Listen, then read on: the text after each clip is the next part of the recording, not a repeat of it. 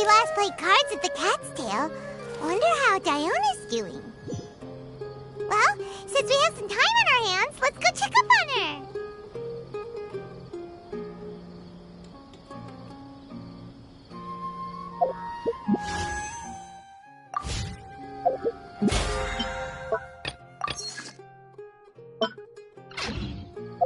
Some...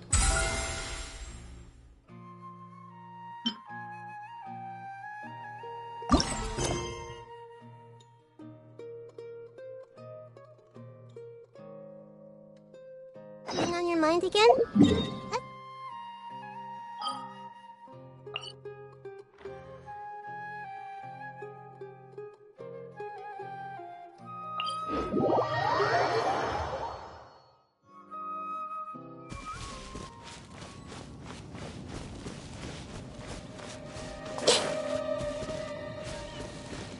Everyone hold hands!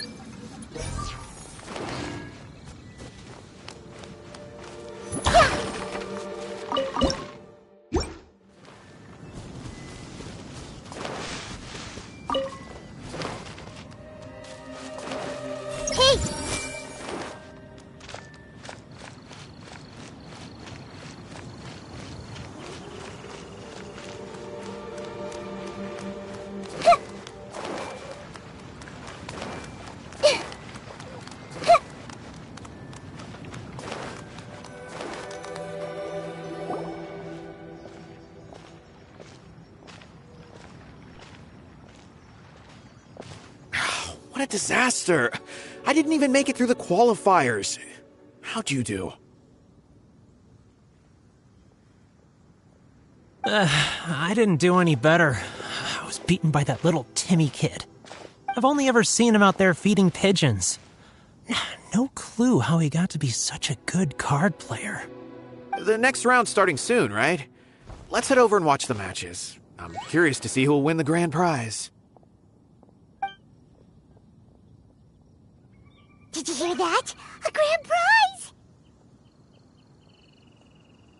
Sounds like they were talking about a card competition. They must be talking about Genius Invocation TCG. Should be, but let's go ask Diona for details.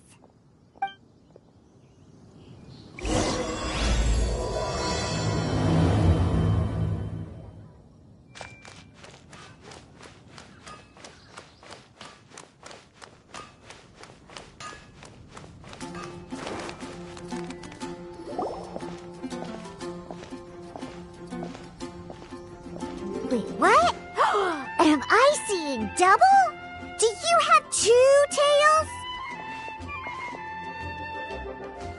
Your eyes are working just fine.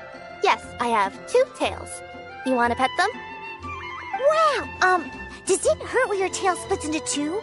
Which one did you grow first? Oh, and what do you do when they start moving around while you're asleep? Oh, well, sorry if those were tricky questions. I've just never seen anyone with 2 tails before. Who's Diona chatting with?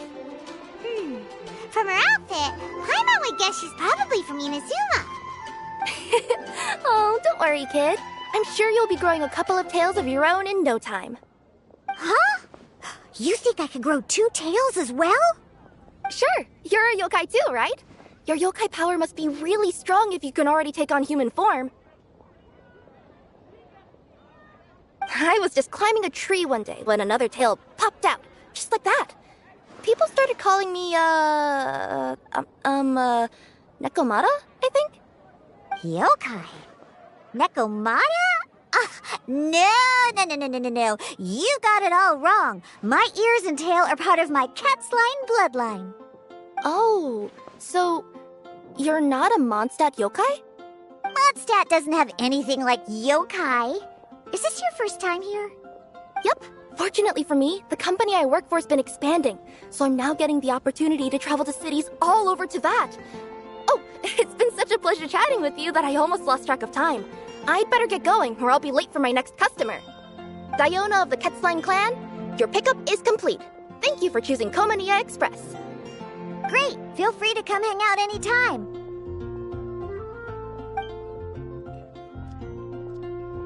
Do only yokai have tails in Inazuma?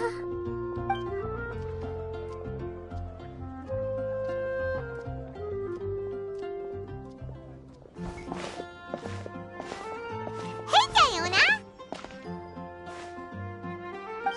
Oh, Traveler and Paimon! Hey, what brings you back to Mondstadt? Well, we figured it's been a while since we visited the Cat's so we thought we'd come and say hi! Oh, and by the way, who was that just now? Oh, she's a courier from Yomiya Express. They're an international delivery service operating out of Inazuma. Huh? Is the Cat's doing international business now? No. A customer left some goods with us and arranged for Yomiya Express to pick them up. That's all. I didn't mind. You've been to Inazuma, right? Did you, see lots of yokai like her there?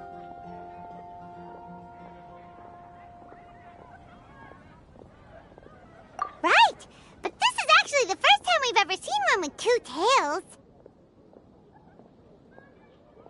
Whoa! I'd love to go see for myself one day. Anyway, what were you two here for again? Did you need me for something? Oh, yeah! Paimon almost forgot. Do you know anything about a Genius Invocation TCG tournament? Apparently there's prizes and stuff. A tournament? Oh, you must mean the one being organized by the Adventurers Guild. It's a pretty big event. They even had posters imported from Inazuma. But I'm busy with things here, so I didn't sign up. I don't know all the details. Maybe try asking my boss. Got it! Well, with any luck, we'll win some more, and then we'll treat you to some yummy food. Huh, what do you mean, luck? I'm the one who taught you how to play, after all. That's meow like it. Okay, you two should probably get going now. Head to the Fountain Plaza. My boss usually takes a walk around there at this time of day. All right, we'll go there right away.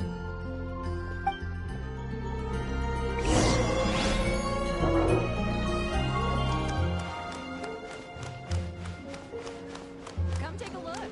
There will definitely be something. Hey, Margaret. We thought we might find you here. Oh, if it isn't the Traveler and Paimon. It's been a while, hasn't it? Let me guess. Back to play some cards? It's not like we only ever come back to Mondstadt to play cards. Oh, really?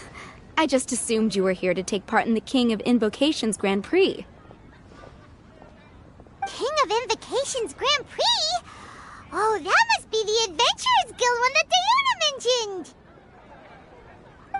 That's the one. Genius Invocation TCG has been attracting more and more players lately. The Adventurers Guild arranged for venues in every city to hold a regional tournament for the King of Invocations Grand Prix. The rewards are quite substantial. Mondstadt is already at the final stage, so I'm afraid you might be a little too late to get that prize. Really? Oh, darn! We already promised Diona we'd treat her to some food with the Muro we won. It's all right. There's bound to be a next time. This card game came out of nowhere and has already taken the world by storm. Who knows where it'll go next? The game's creators must be ecstatic with all this success, don't you think? It's unbelievably popular. Yeah, and it only gets more fun the more people there are to play it with. Well, you may have missed the boat on the official event, but there's also an unofficial tourney organized by some players. Would that interest you at all? Unofficial tourney? That's right. With all the excitement surrounding the main tournament, players can hardly contain their enthusiasm. So they've set up an unofficial tourney aimed at a larger player base.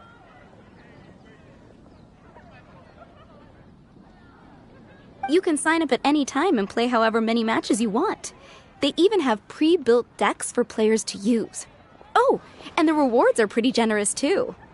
Ooh, Paimon likes the sound of this. Thanks for the info, Margaret. We'll go check it out. You're welcome.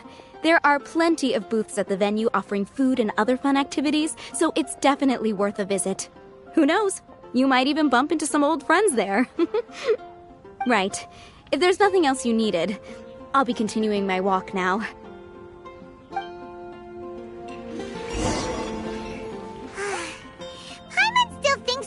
abilities, winning the grand prize in the official tournament would have been as easy as pie. Just imagine it. Honorary Knight defeats foes and emerges as tournament champion. The headline practically writes itself.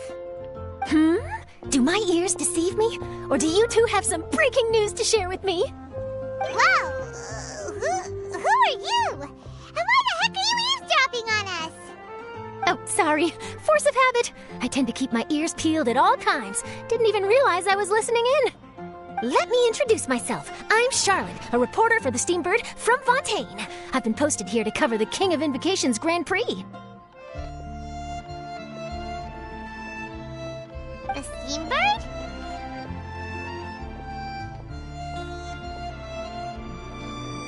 The Steambird is a major news outlet headquartered in Fontaine and widely acclaimed all over Teyvat. We even have regular columnists based right here in Mondstadt. Ooh, okay. Paimon's name is Paimon, and this is the Traveler. What was that you were saying about some breaking news? Oh, looks like I've managed to pique your interest. Well, the truth is that my keen reporting senses are telling me that this competition will be chock full of huge news stories.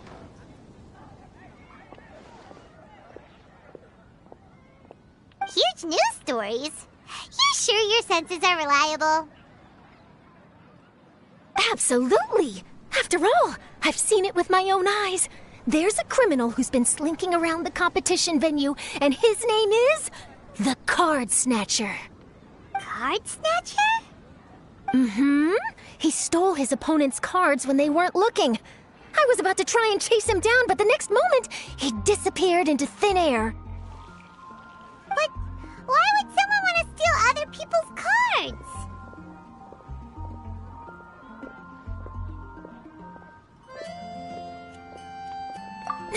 Whatever the truth of the matter, it's my job as a journalist to dig up all the gory details and turn them into my very own exclusive news piece. So, what do you think? Want to join me in my quest to uncover the sensational story that's hiding behind the scenes? That does sound interesting. But why us? Any reason you singled us out in particular? Are you kidding me?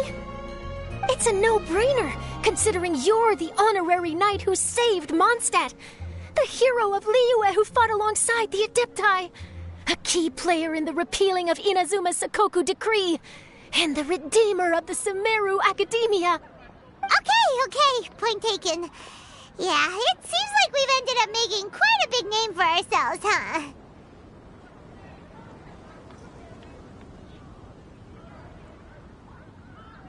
Hey, we've got better things to do than listening to that. I promise you, teaming up with me will be a great move for you. For starters, when my exclusive news article is published, you'll be credited as contributors. Not to mention that being in a news agency makes me pretty well connected. That'll come in real handy if you're ever traveling in Fontaine.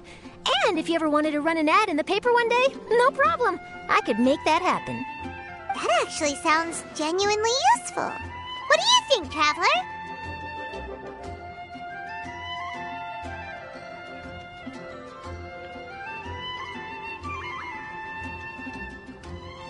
Great! Then welcome to the news crew. I've heard that the Traveler always lends a helping hand, so it's nice to know that you live up to your reputation, but even nicer to experience it for myself. Now then, before we start investigating our card snatcher, I have one other small task to take care of first. That Mondstadt columnist who I mentioned earlier is a longtime favorite of the Steambird's readership. Management thought that a cash bonus was in order, so I brought it along with me. Oh, so we're gonna go meet them now? Yep, I have the address right here. We just need to make a slight detour to drop off the Mora, then we'll be on our way. I thought you would have figured out who it is I'm talking about by now. From what I've heard, you're quite well acquainted. Oh, it's someone we know? That doesn't narrow it down much. We know lots of people in Mondstadt. Never mind. Just lead the way, Charlotte.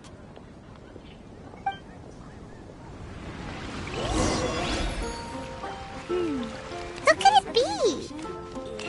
One of your rich friends, I'd assume. After all, you gotta be pretty well off to live in the city, right?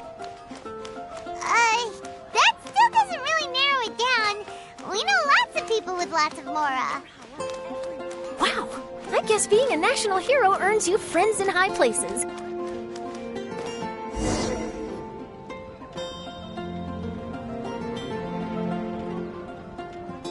Here we are. Wait here a moment. I'll go hand over the cash.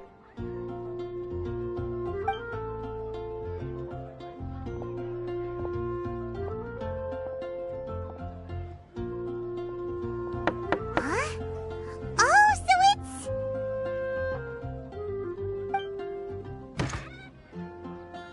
Who is it? Can I help you? Oh, Traveler and Paimon, what brings you here? And I'm sorry, I don't believe we've...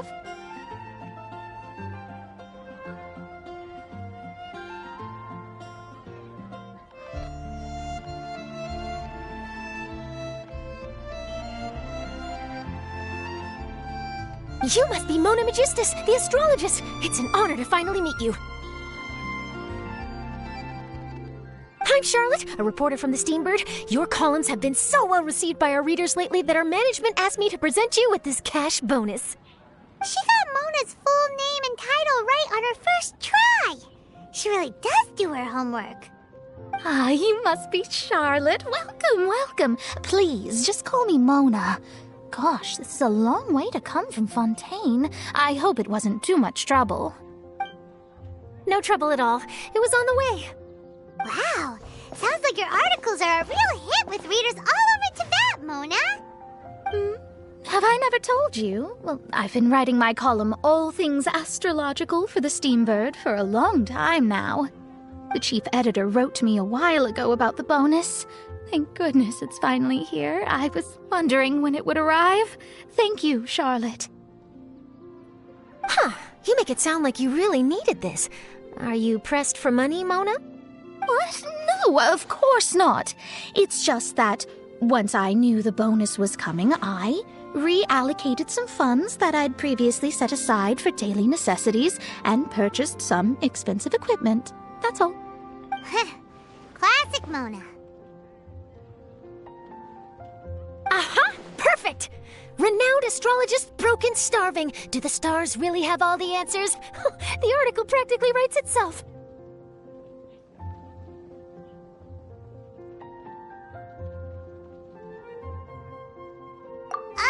Mona's actually super rich. It's just that astrology research is really expensive. Super rich is a bit of a stretch. Anyway, enough about that. What brings you back to Mondstadt this time, Traveler and Paimon? Originally, we just came to catch up with a friend of ours. But some things have come up, and now we're helping Charlotte investigate the case of the Card Snatcher. Speaking of which, will you be competing in the King of Invocations Grand Prix? Where it is that the prizes are pretty stellar. I'm much too busy with my research these days to dedicate time to a competition. Besides, even if I did enter, there's no guarantee I'd actually win a prize, is there? Isn't there? I'd have thought you'd be certain to win with astrology on your side. You'd know all of your opponent's cards ahead of time. What do you take me for? No self-respecting astrologist would dream of abusing their beloved art for such crude purposes. Besides, it wouldn't be fair to the other contestants. Well said. Spoken like an accomplished academic and a conscientious citizen. Well, yes, obviously. Anyway, if past precedent is anything to go by, you're the ones who ought to be wary of what's around the corner. Especially if you're chasing after this card snatcher, was it? Sounds like bad news. Shall I take a glance at what you're up against? Thanks for the offer, but there's no need. Relying on your astrological skills for all the juicy details would make this story a Mona exclusive. But that's not quite the kind of exclusive report I'm going for here. But don't you worry. They call it investigative journalism for a reason. We journos have our ways. All right, well, best of luck with your investigation, then. Thanks again for bringing the bonus, Charlotte. Do give my regards to the chief editor. I will, and yes, we should. I'll hold you to that.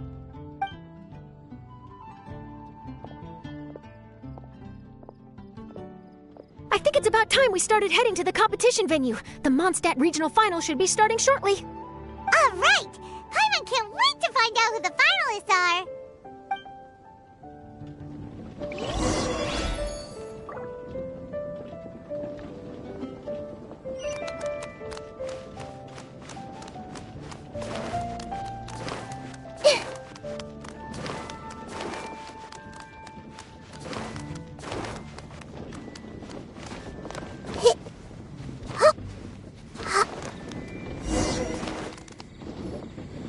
Wow, so this is the venue, huh? Seems pretty lively here.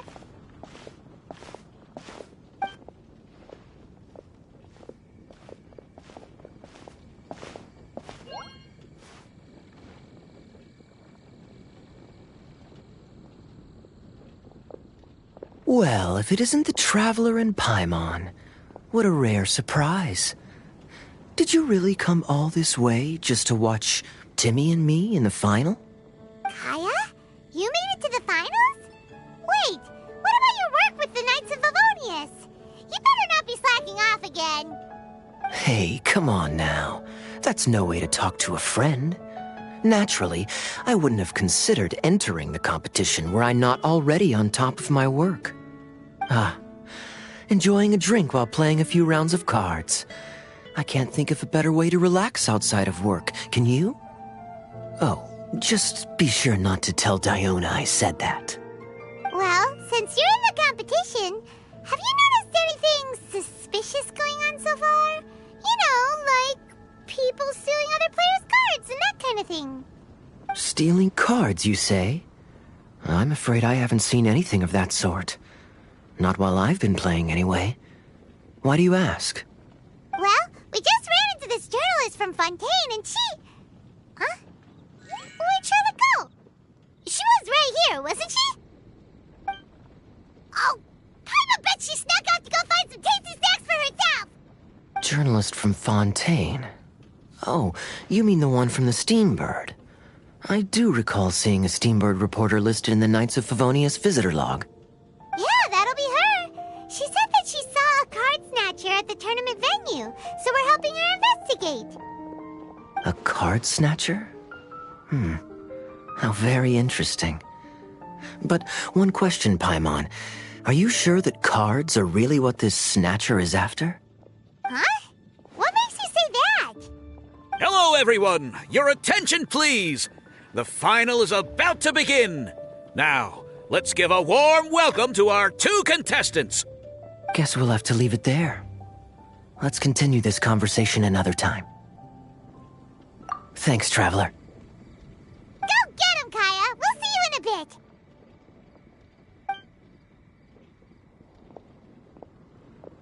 So, Traveler, who do you think is gonna win? Yeah, Kaya's quite the crafty one. He must have some tricks up his sleeve. Either way, whoever wins is bound to make headlines. Wait, speaking of headlines, isn't that Charlotte's job? Huh. Maybe she got caught up trying out all the delicious Mondstadt snacks. Let's go look for her.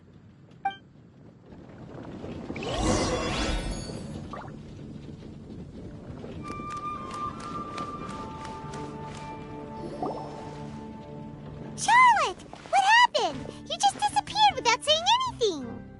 Oh, I just didn't want to bother you while you were catching up with your friend. But Kaya's one of the finalists.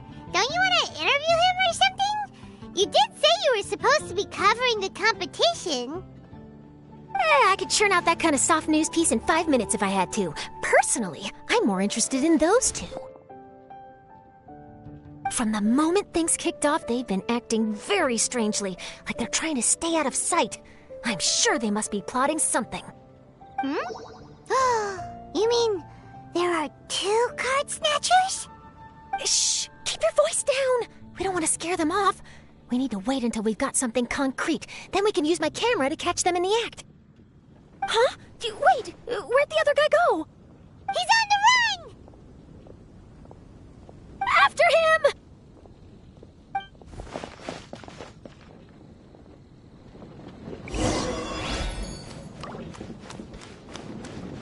Huh? You seem like you've done this before. Do you spy on people often? Oh, you're too kind. You should see the celebrities in Fontaine, the lengths they'll go to try and avoid the public eye. Compared to that, this is nothing. That wasn't supposed to be a compliment.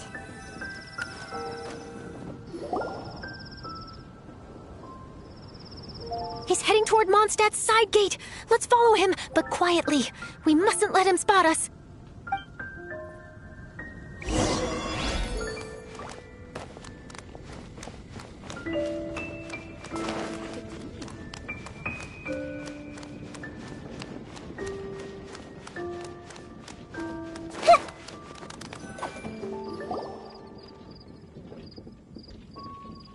Now he's heading away from the city! How long are we gonna follow him for? At this rate, we're gonna miss Kaya and Timmy's match!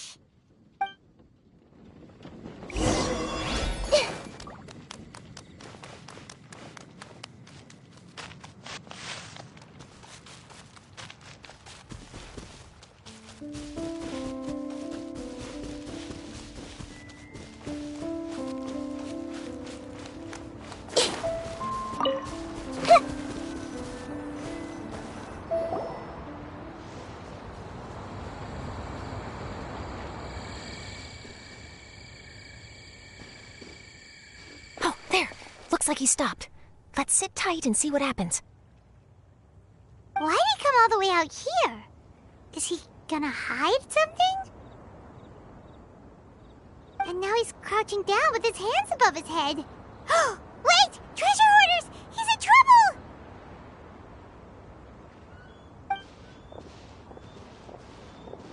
Quick! We need to rescue him!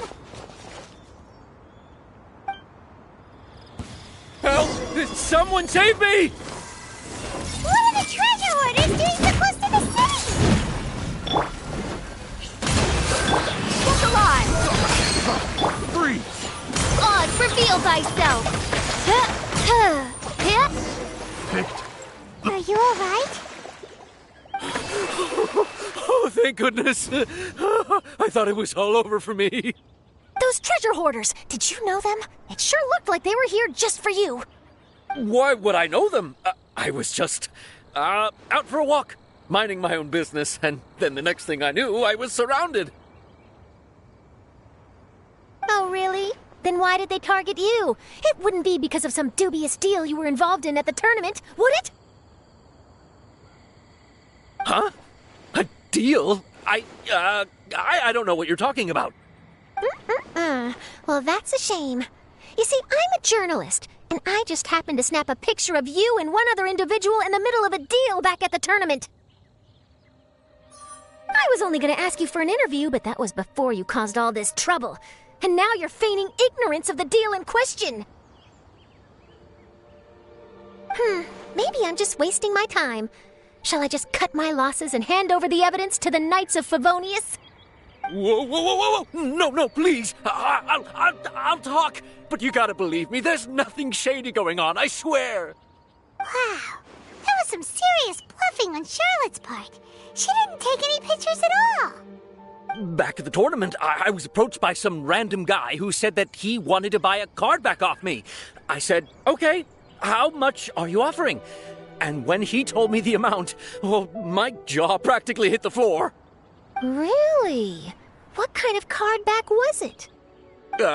Nothing special. I just picked it up at the general goods store. It had a treasure chest design on it. I only bought it because it was dirt cheap. This guy offered me 3 times what I paid for it and handed me the Mora right then and there. I could hardly believe my luck, so I decided to head somewhere less crowded and check the Mora was real. That's when I ran into the treasure hoarders. Did you ask him why he wanted to purchase this item from you? No, I didn't. Genius Invocation TCG has been getting pretty popular lately, and some people will pay good Mora to make their decks look flashy. It didn't strike me as that unusual. But after I gave him the card back, he let out a sigh of relief and said something about, that's all the Mondstadt ones. Next stop, Liyue, or something like that. Or something like that? He either said that or he didn't. How certain are you?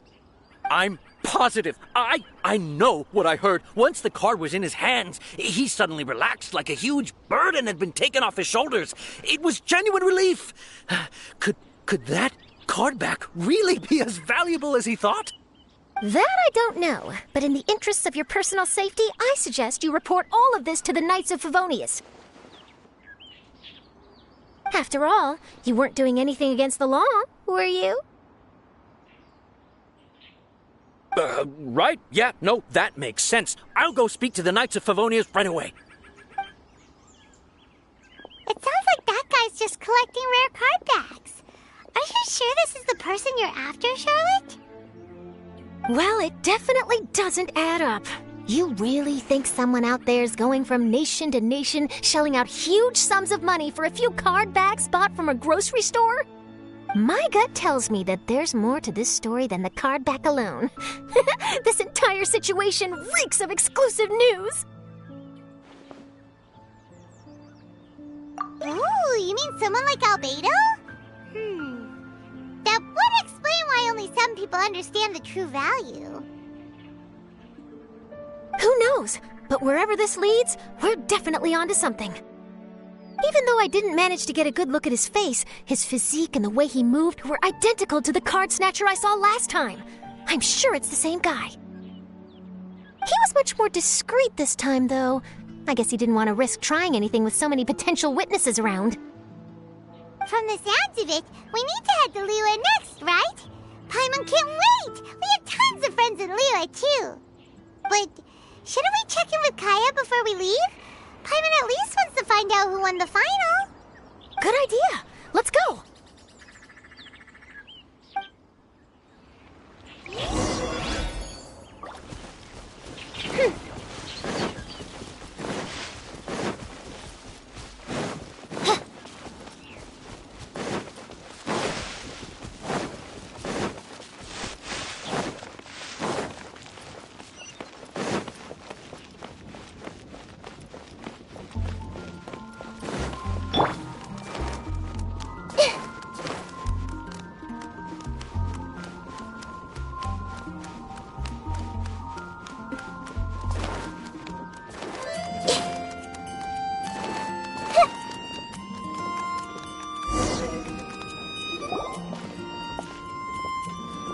I hereby declare the winner of the Mondstadt Regional Final of the King of Invocations Grand Prix is Timmy! Wow, Timmy won! That's amazing!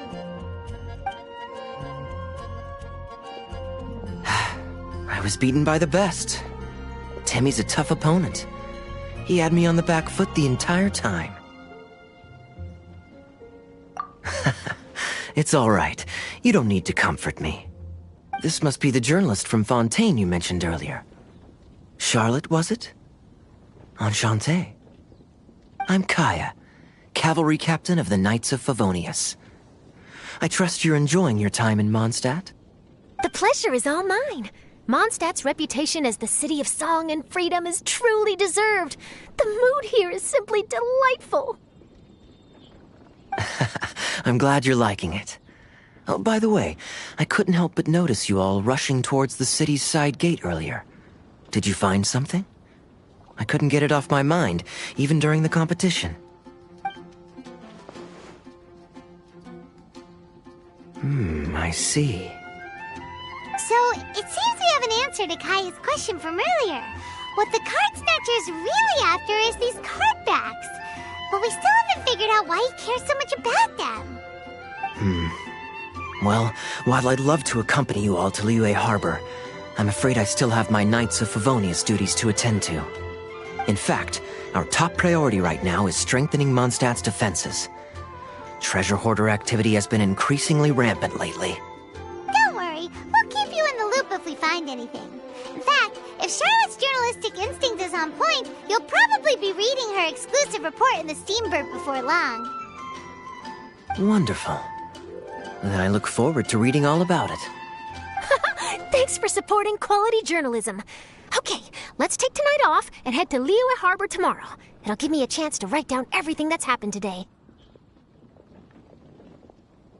Oh, Paimon wanted to ask.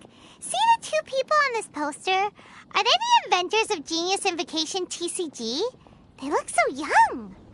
Maybe, but very little is known about either of them. Whether they've been living under a rock this whole time or just aren't interested in fame, I don't know. But hardly anybody has ever seen them. The poster's probably just an artist's impression to capture the general look and feel of the duo. Beyond that, I doubt it's very true to life. Sounds like they're a couple of socially reclusive scholars. If Paimon were in their shoes, she'd be showing up to all the events, signing autographs, selling cards, and probably getting complimentary food and drink. I approve. And to top it off, you could play a few rounds of Genius Invocation with everyone. I was reading up on the game's inventors before I came to Mondstadt. I was originally hoping to arrange an interview with them.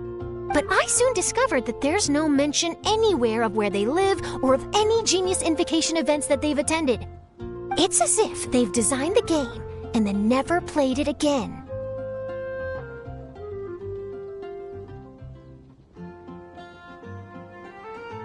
Either they don't want to play the game, or they're unable to. But they must have their reasons. I wonder if they'll show up at all during the King of Invocation's Grand Prix. Maybe, if you get lucky. And based on my experience, the Traveler seems to have no shortage of that. Oh, really? Well, that gives me one less thing to worry about. Anyway, our focus is still on tracking down the Card Snatcher. I heard Snezhnaya has an old saying, if you try chasing two rabbits at once, you'll only end up empty-handed. Well, the Traveler and Paimon can always split up and chase one rabbit each. Oh, okay. Now Paimon's feeling hungry. We can worry about all this later. Right now, it's time to get some grub. You can always trust Paimon to know where life's priorities lie. If it's food you're after, I recommend taking a look at the nearby stalls. The tournament has brought quite a crowd, so there's a lot of fun to be had around the venue. Sounds great! Thanks, Kaya!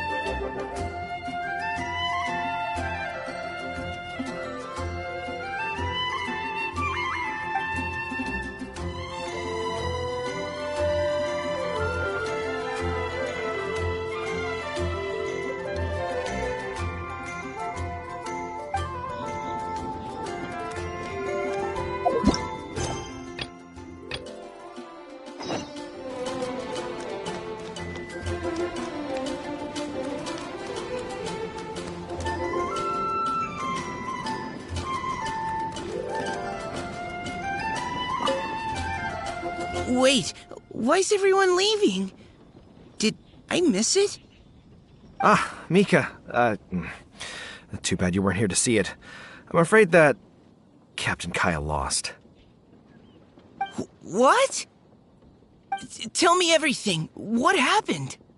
Well, I don't know much about Genius Invocation myself, but I did try to follow along by listening in to what everyone was saying. Captain Kaya took out one of Timmy's character cards right at the start, giving him an early advantage. But I guess that was all part of his opponent's strategy? In any case, Timmy spent the first few rounds stocking up cards in his hand and then swung the game with a brutal offensive right at the end. But, maybe the match was already over from the moment they flipped the coin and determined that Kaya would go second. Whew, I need a drink. Calm down, bro. Now's not the time to start drinking your sorrows away. Knowing Captain Kaya, he wouldn't want to see you upset over his loss. Hey, why don't we learn how to play too? Maybe then we'll get to play against Captain Kaya someday. Though, I'm sure we'd lose pretty badly to him. Yeah, you're right, Mika. Not a bad plan.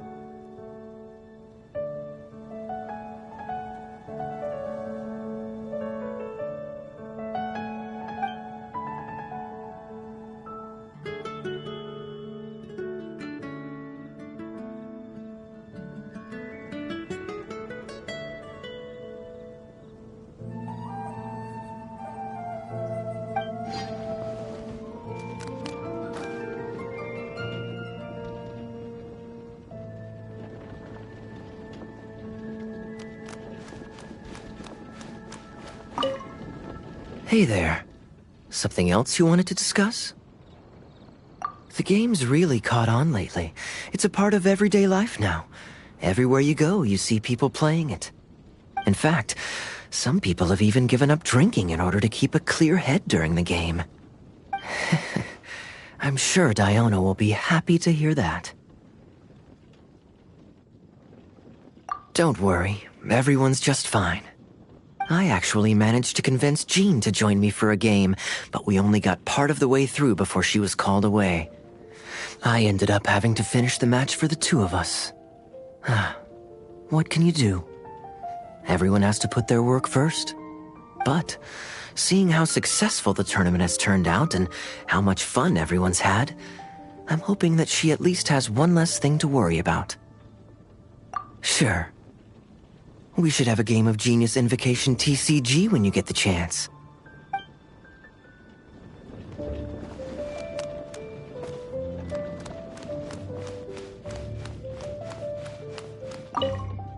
City on the Lake teams with talent in TCG tournament as young prodigy best Favonian cavalry captain.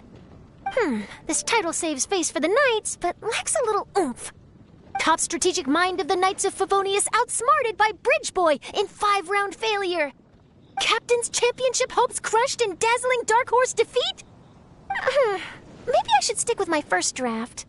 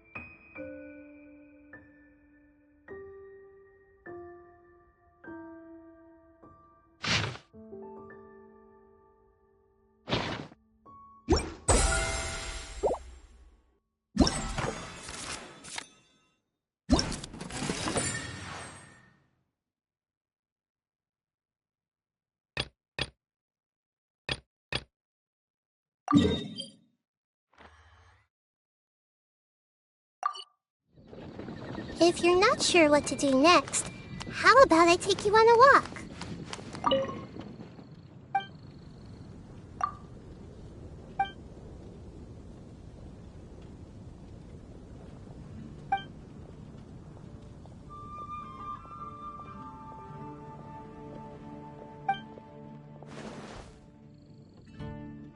So you're the one I'll be playing against. It's a real competition this time, so you'd better be ready.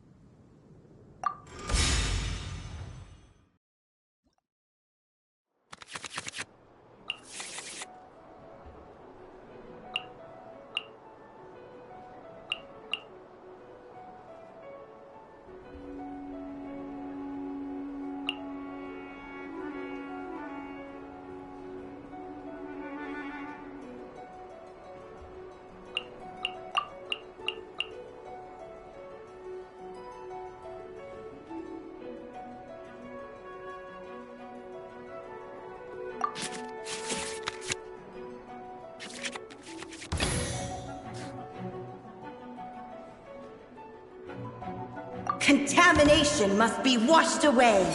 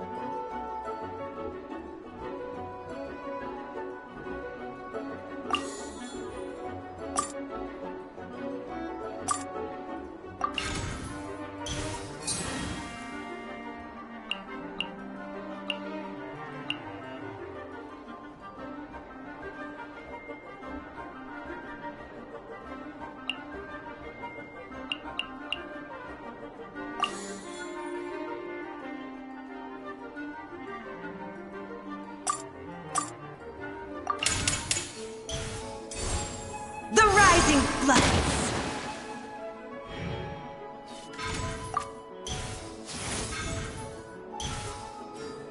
Time for a showdown! No escape!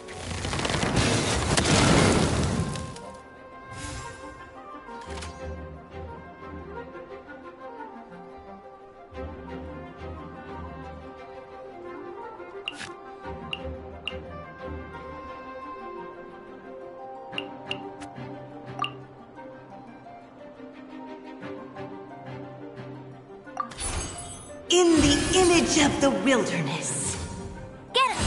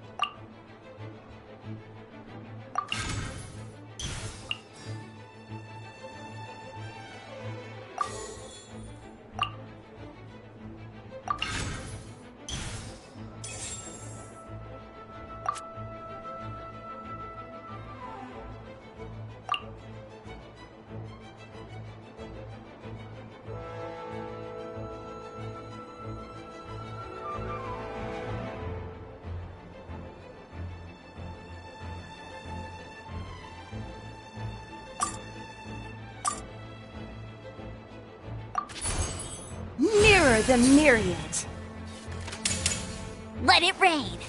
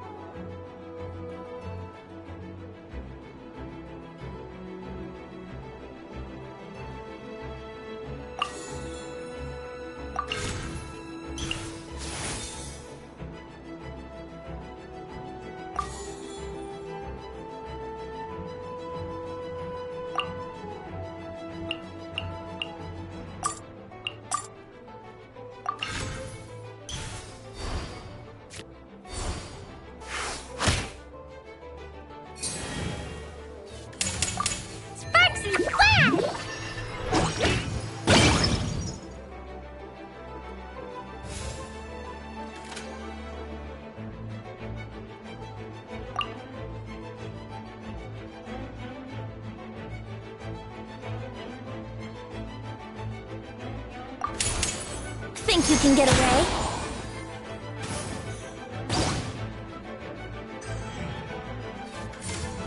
Jumpy Dumpy Go! Oh, no. My lyre is broken. Evil I've been practicing really hard.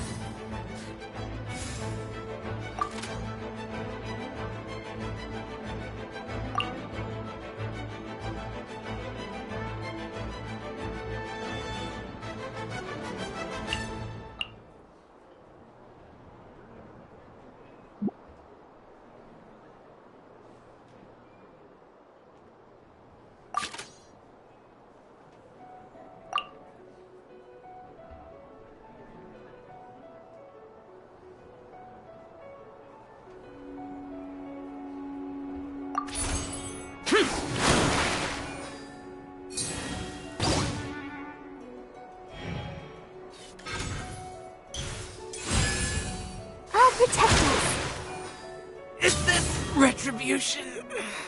Contamination must be washed away.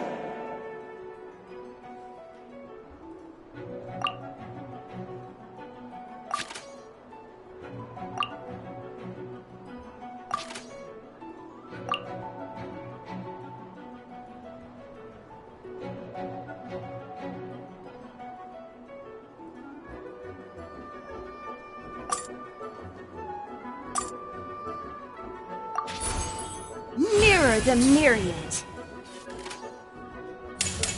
Ready, steady, go!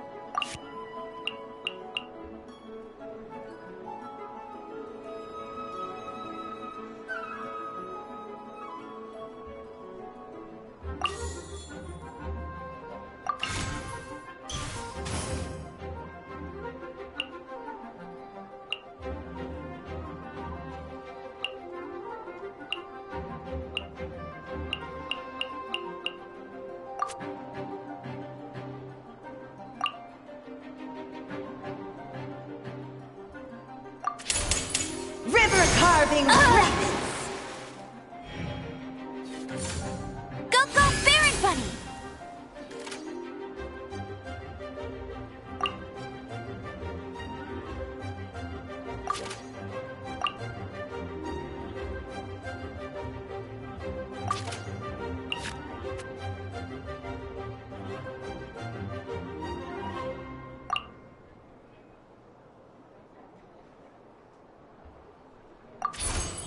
Water's form is ever changing.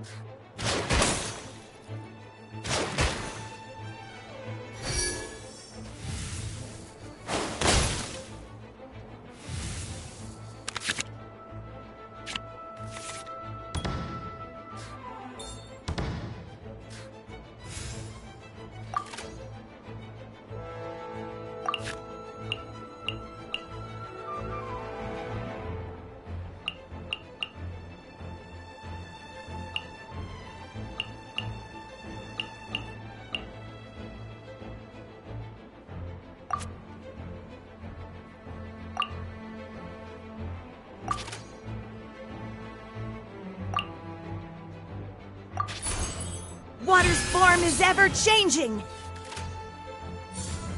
I'll protect us. Where is the Pure Land?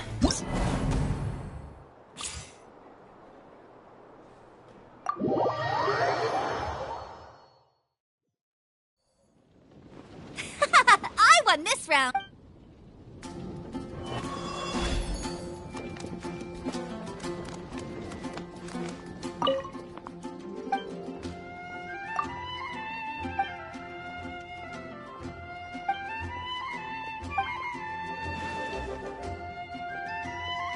So you're the one I'll be playing against. It's a real competition this time, so you'd better be ready.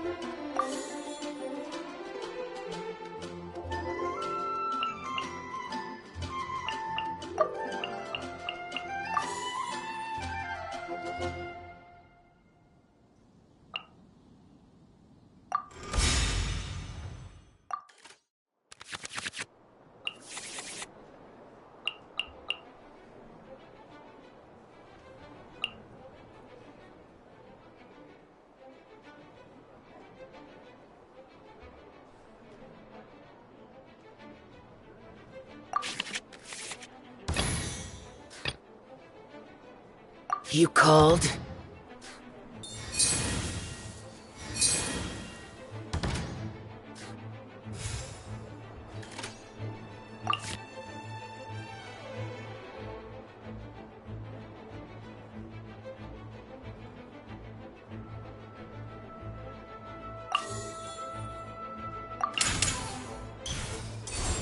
Evil conquering!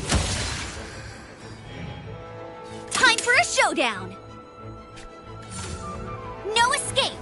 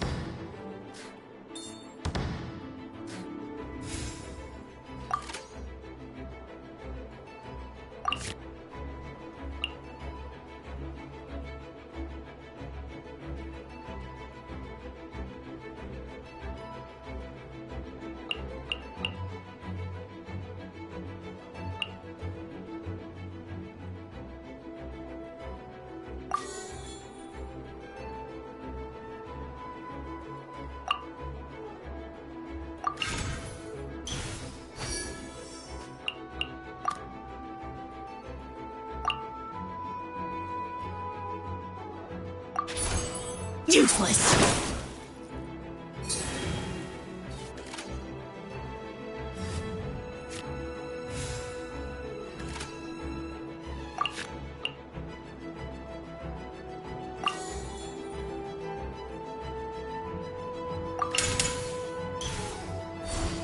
Evil conquering!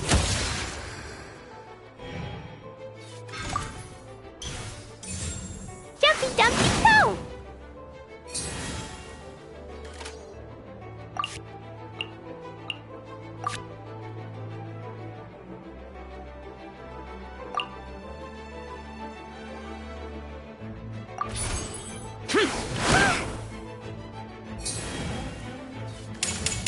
Blazing delight!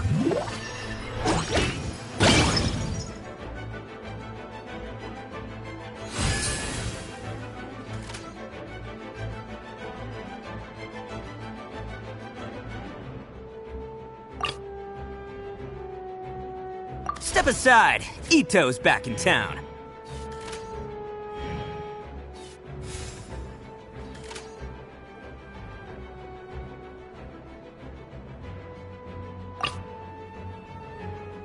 Contamination must be washed away.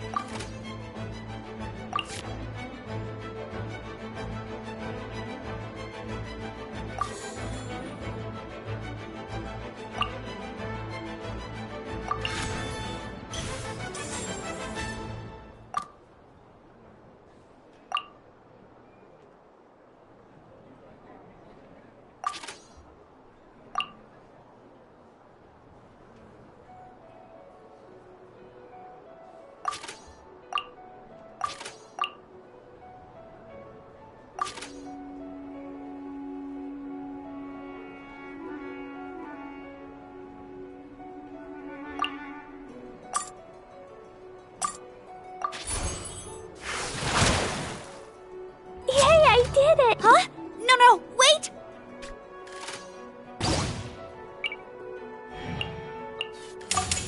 No escape!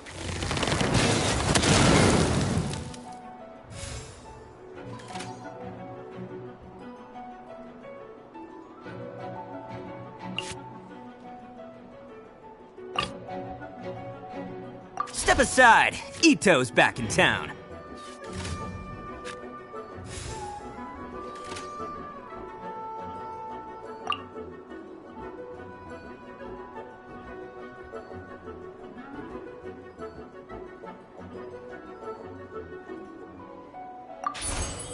Bam!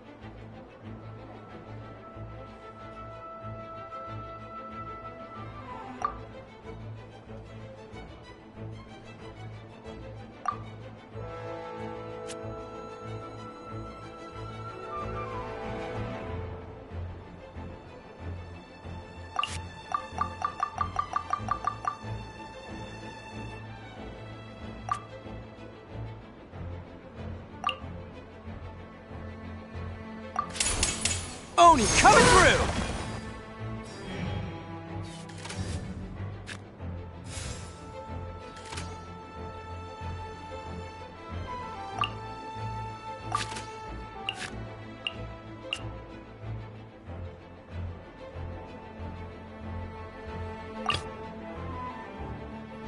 There is no escape.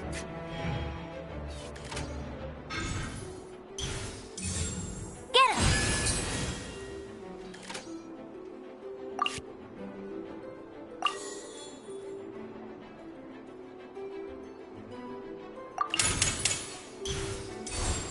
River carving rapids! No one escapes my sights!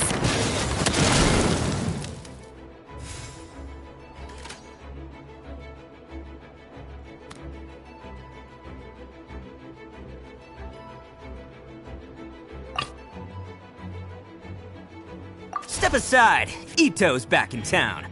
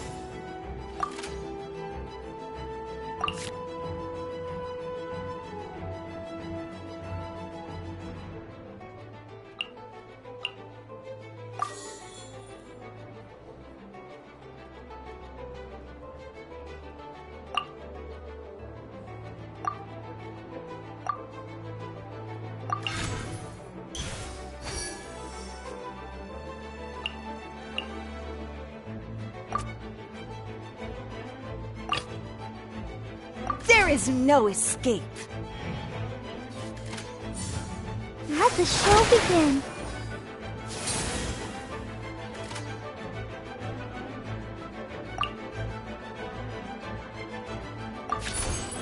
Water's form is ever changing.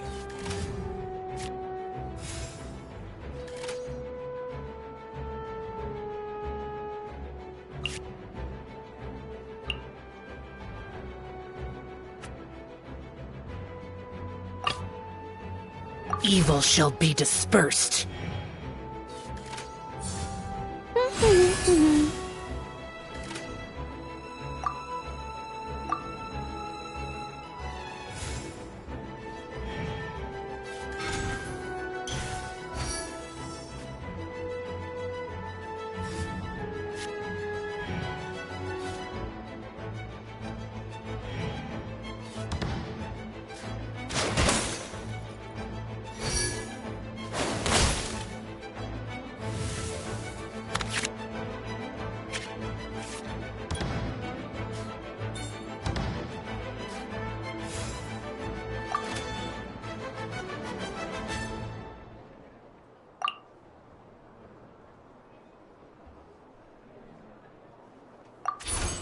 Useless!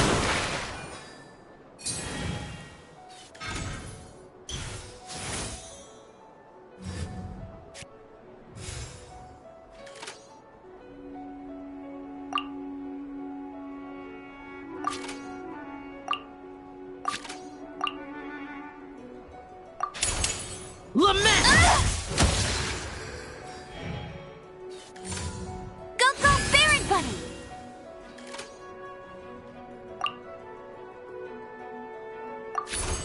Useless!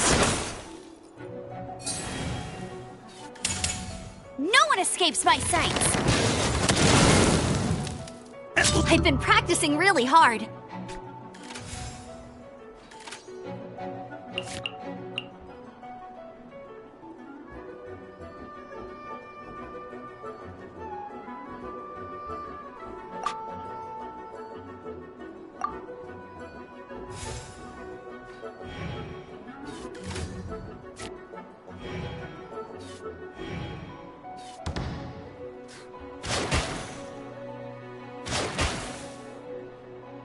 Has everyone stopped singing?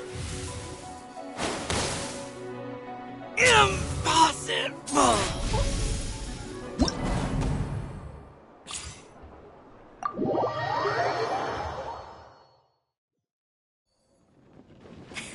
I want...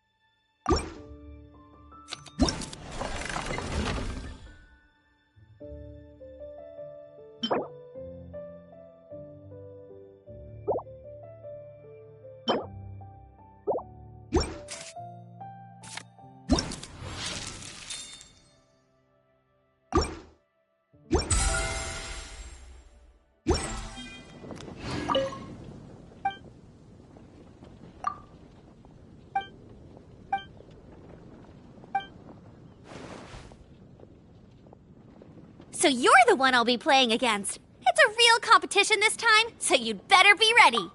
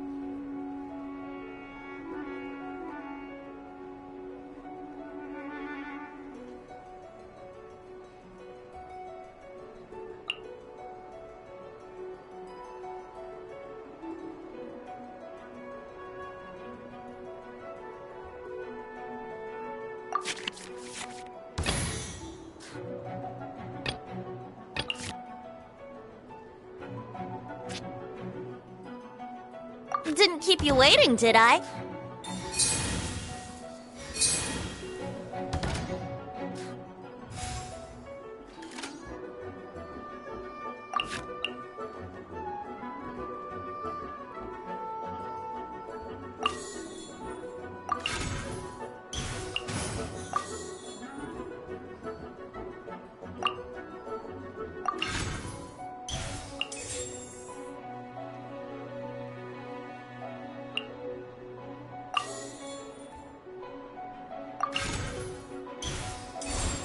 Let's play!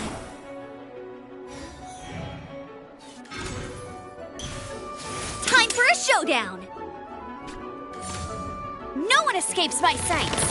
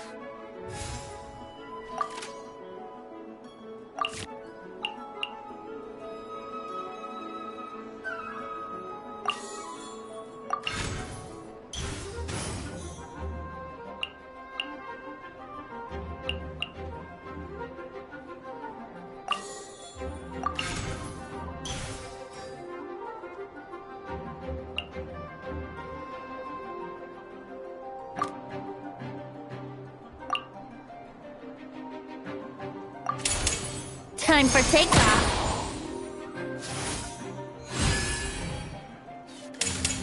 Blazing delight!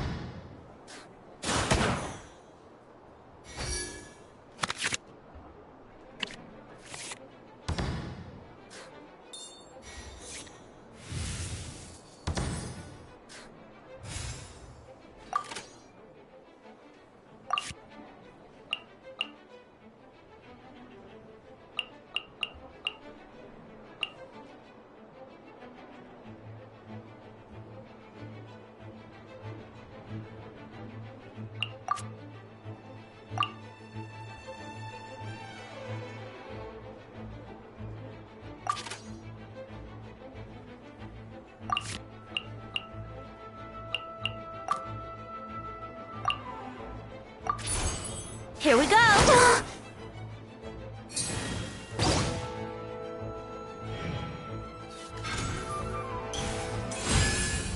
Let's dance!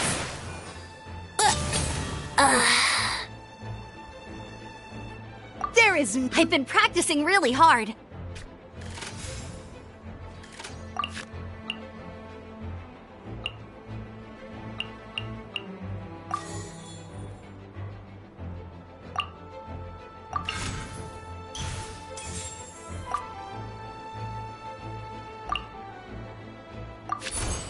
In the image of the wilderness.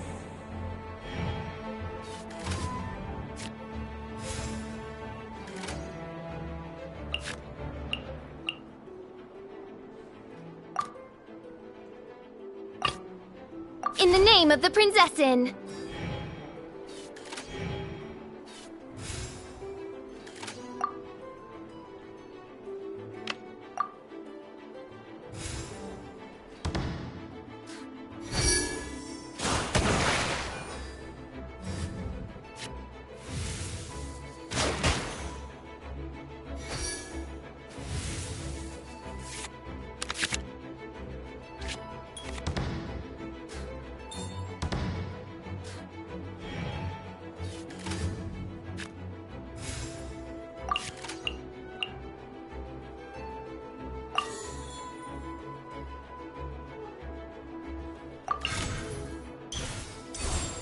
No rest for the wicked.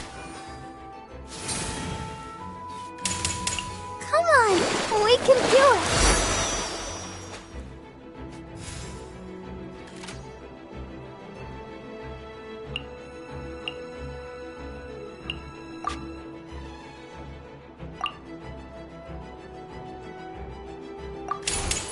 As you wish, Fräulein.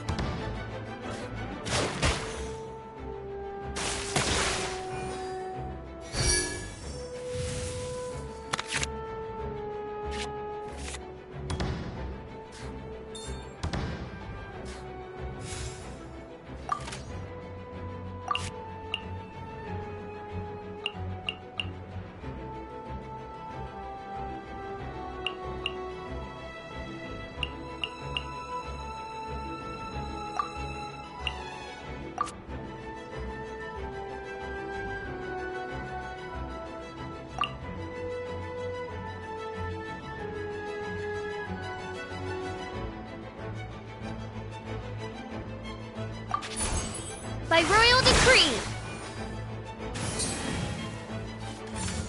Get him!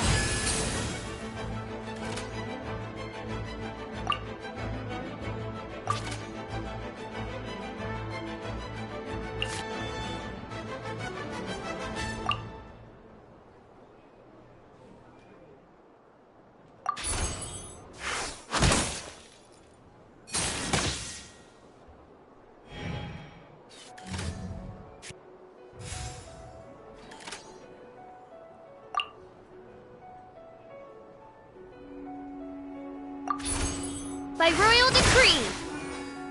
Oh no, now my thoughts are all jumbled up.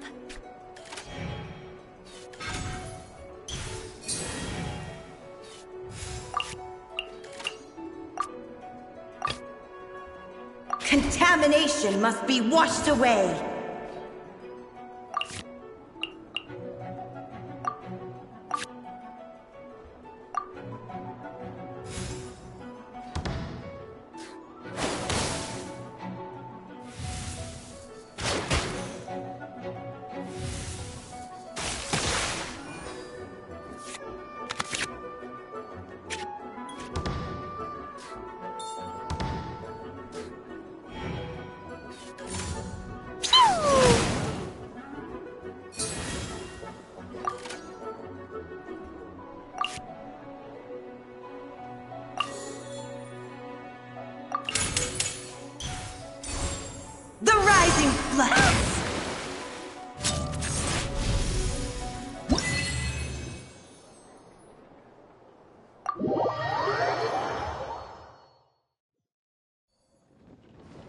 Wow! You're so much better than everyone I've played against.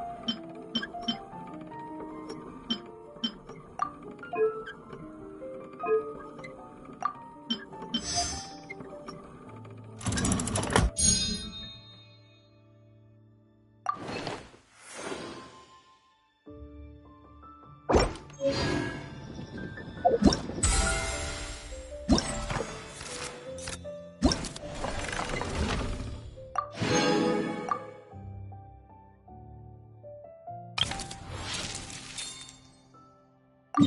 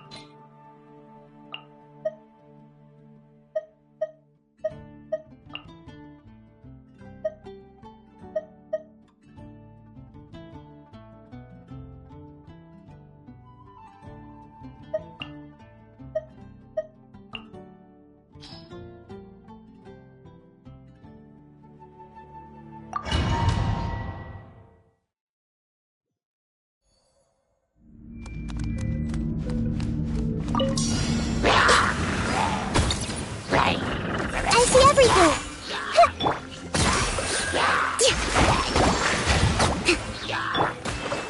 Buckle up! By royal decree, I summon thee!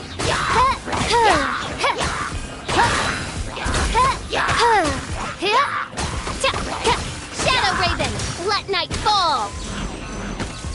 Everyone hold hands! Yeah!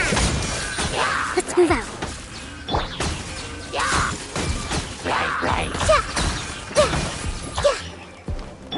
Look alive! Hi!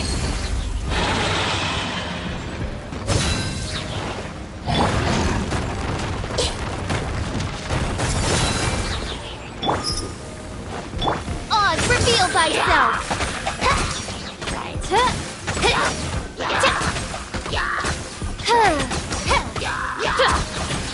As you wish, mein Fräulein.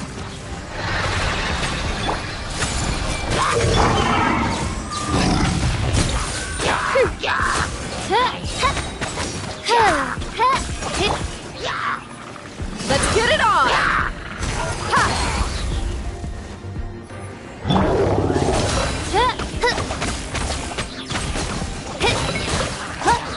Midnight Phantasmagoria.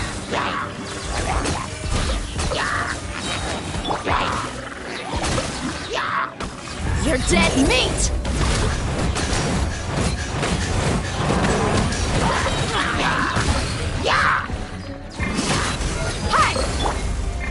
By royal decree! Shadow Raven, let night fall!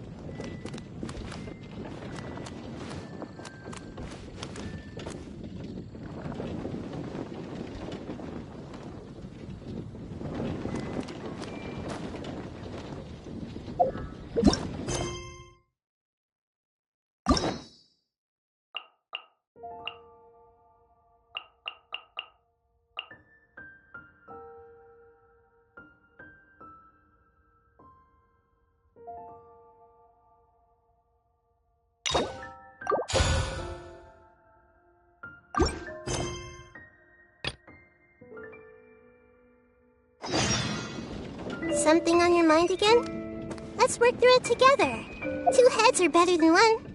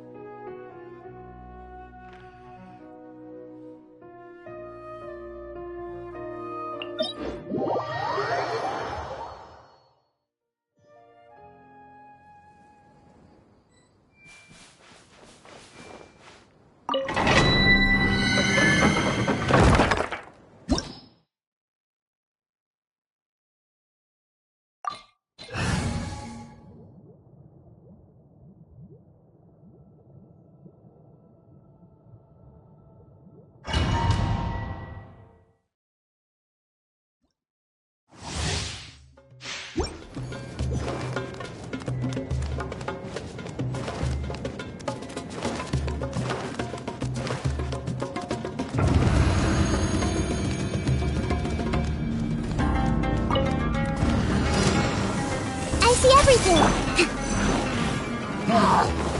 Allow the... What's alive?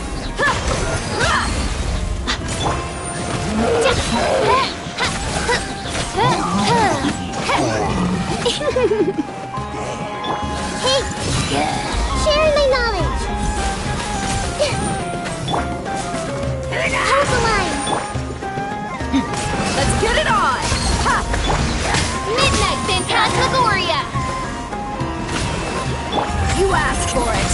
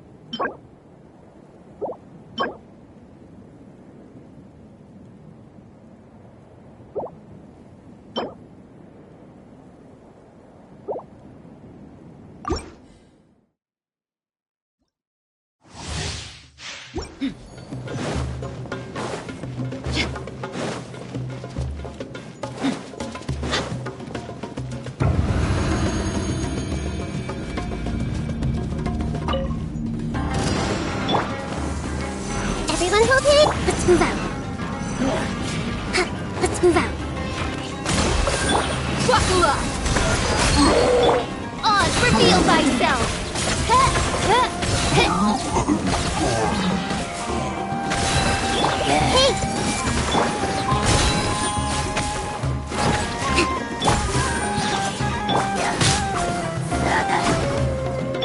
I see everything! Make yourselves at home! Allow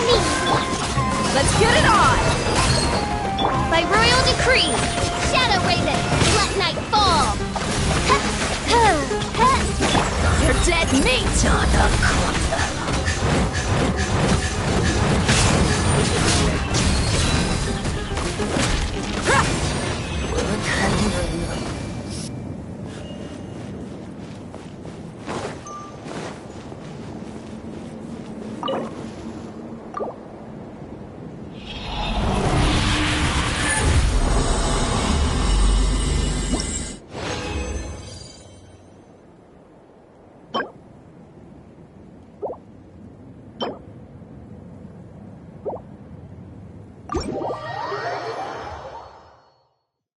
Stay close. No going off on your own.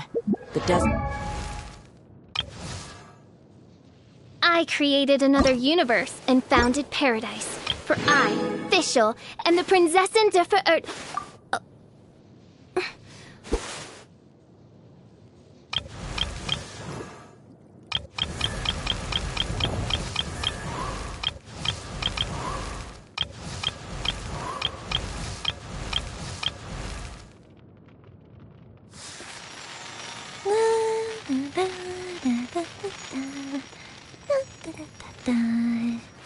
Oh? Oh.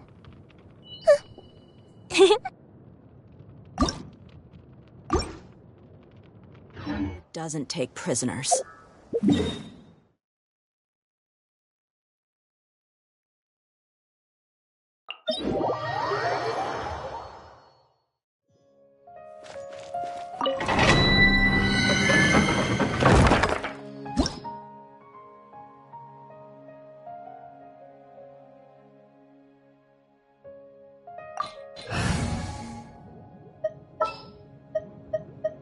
What is the situation?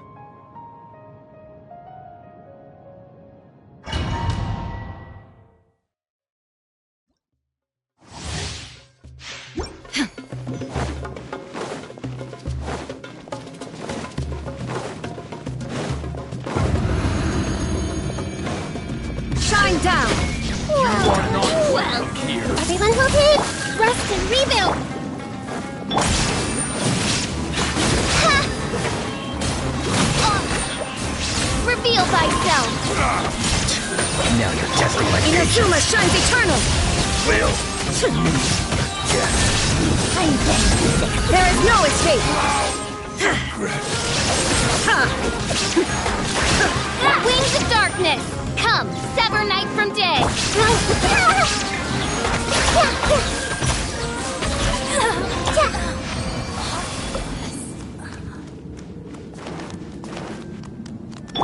Allow me!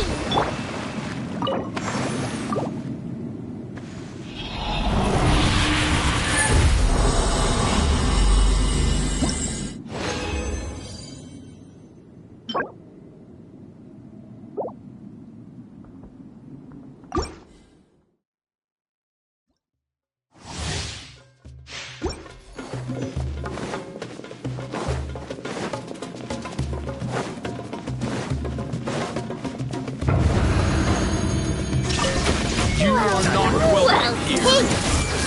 Sharing my knowledge!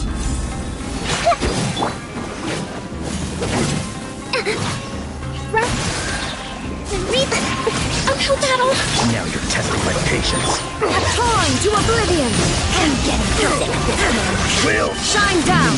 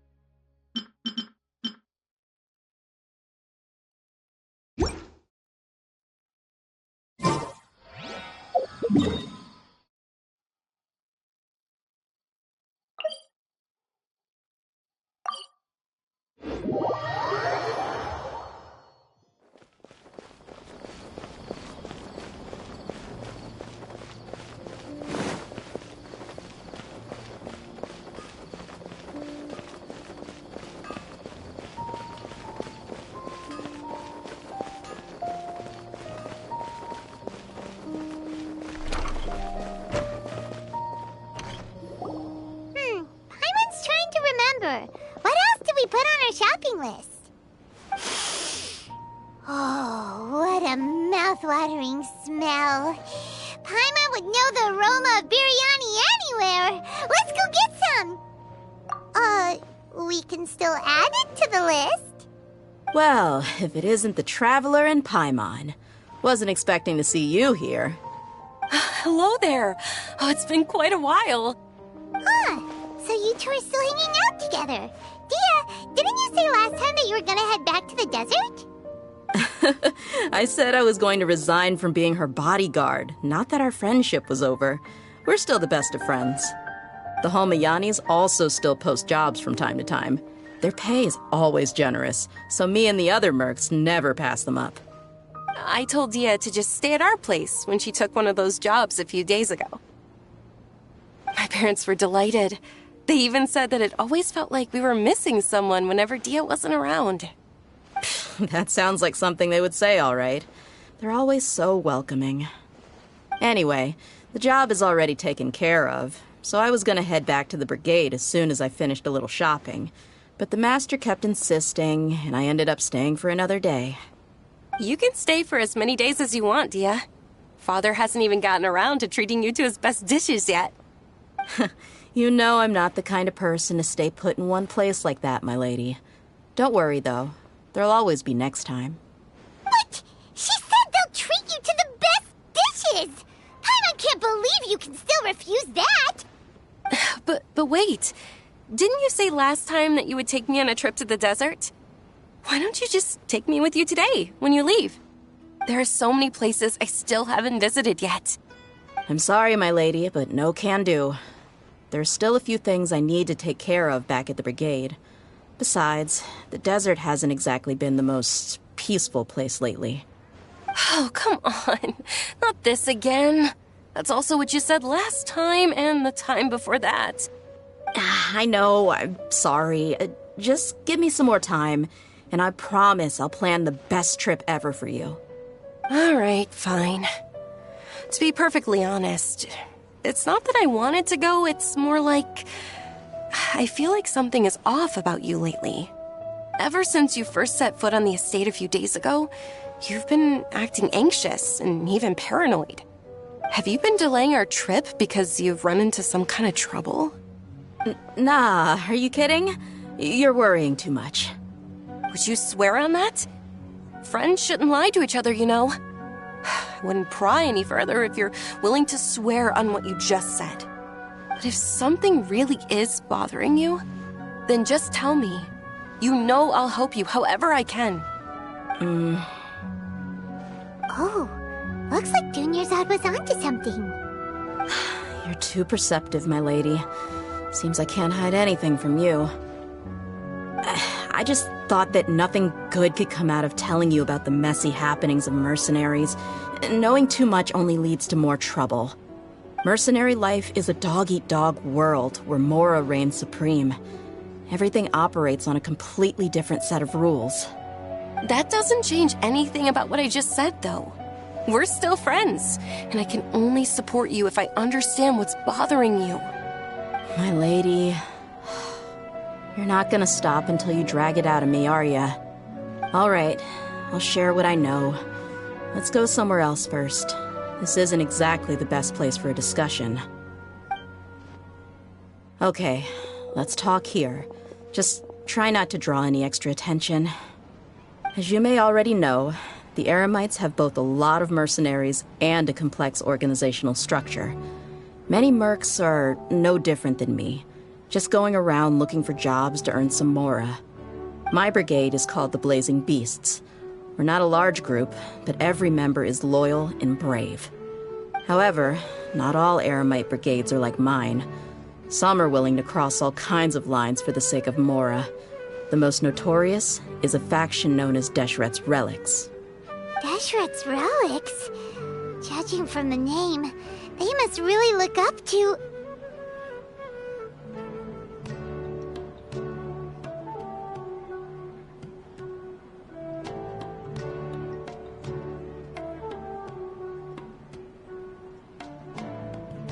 Yep, you got it. I've heard that you've already crossed paths with Ain al-Akmar. They're one of the groups under the Relic's banner. Oh, you mean the group that tried to sell us the Divine Knowledge Capsule? Yeah, they weren't friendly at all. Deshret's Relics is composed of many smaller brigades like Ain al-Akmar. The Relic's headquarters issues orders to all brigades under his control. On any other day, I would want nothing to do with them. Unfortunately, though, the brigade that's stirring up trouble now is none other than Dekhan al-Akmar. Dekhan? I think it means beard or something. Believe me, it's a really stupid name. I found it insufferable for years. Anyway, the real issue is that Dekhan al-Akmar is led by my father, Kusela. Say what now? I think I'm starting to understand your anxiety now. But what did they do? I won't go into details, my lady, but they've been involved in a lot of violent incidents. We're talking hundreds. Hundreds? Yep. The scenes tend to be quite gruesome, too. They strip the victims of all their valuables before murdering them. Not only have they targeted merchant caravans and ordinary citizens, but other mercenary brigades as well. That's beyond terrible. They won't even spare their own kind. I don't know how Deshret's Relic sees it. All I do know is that Dekhan al-Akmar has become more and more aggressive over the last few years. If I don't do something about them, then even my brigade or the people of Aru village could become their next target. I just wish I knew what's driven him to do this. Yeah. How can your father do such terrible things? I don't know. People change. He's always been pretty pathetic. But at least in the past, there were still a few lines that he wouldn't cross. That's setting the bar pretty low.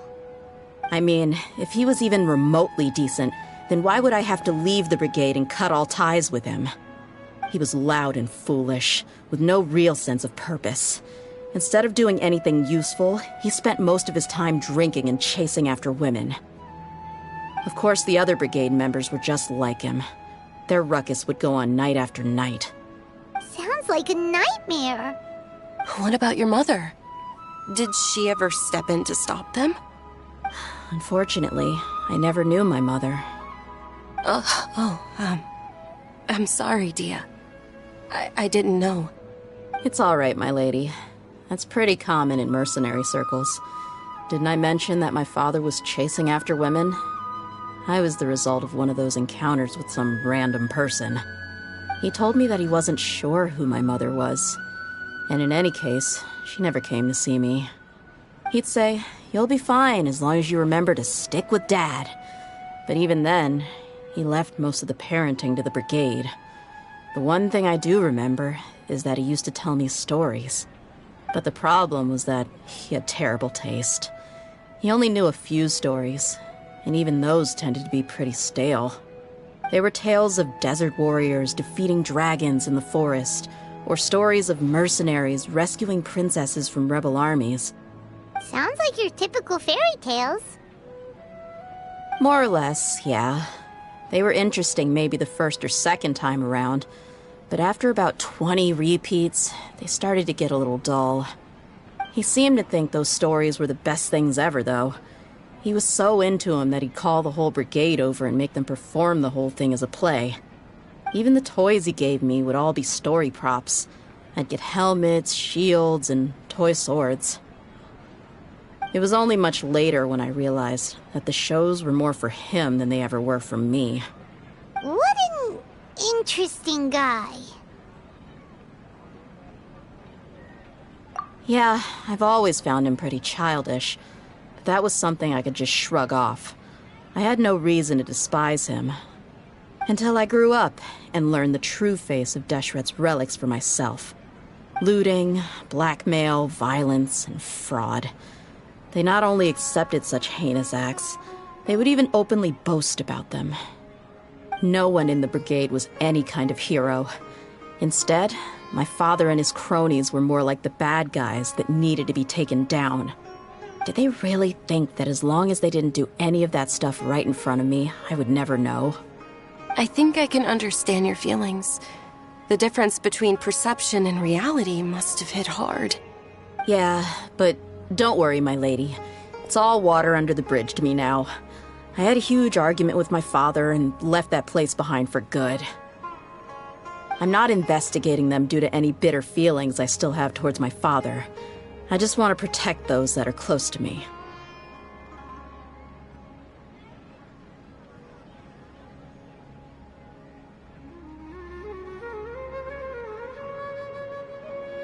Yeah, I told the boys to gather as much information as they could. Most of the reports concern violent incidents, but there's also some talk of smuggling. I see. But isn't this investigation incredibly dangerous? It is, but every mercenary lives life on the edge. It's a lifestyle that I enjoy. That may be true, but it'll be impossible for those who care about you not to worry. Well, now you get why I didn't want to share any of this with you. What should we do? They both have valid concerns. Huh? But there's no need for you to get caught up in this mess, too. Well, she's super tough, so if she went into the desert with you, then Paimon bets the problem will be solved in no time. I'm inclined to agree. I'd feel a lot more at ease if you took her along to help. I'll wait for news from you in the city until then. Please, stay safe. I'm honored that you care so much for me, my lady. All right, then let's get moving. Our first stop will be Caravan Rebot, where we can catch up a bit with my fellow mercs.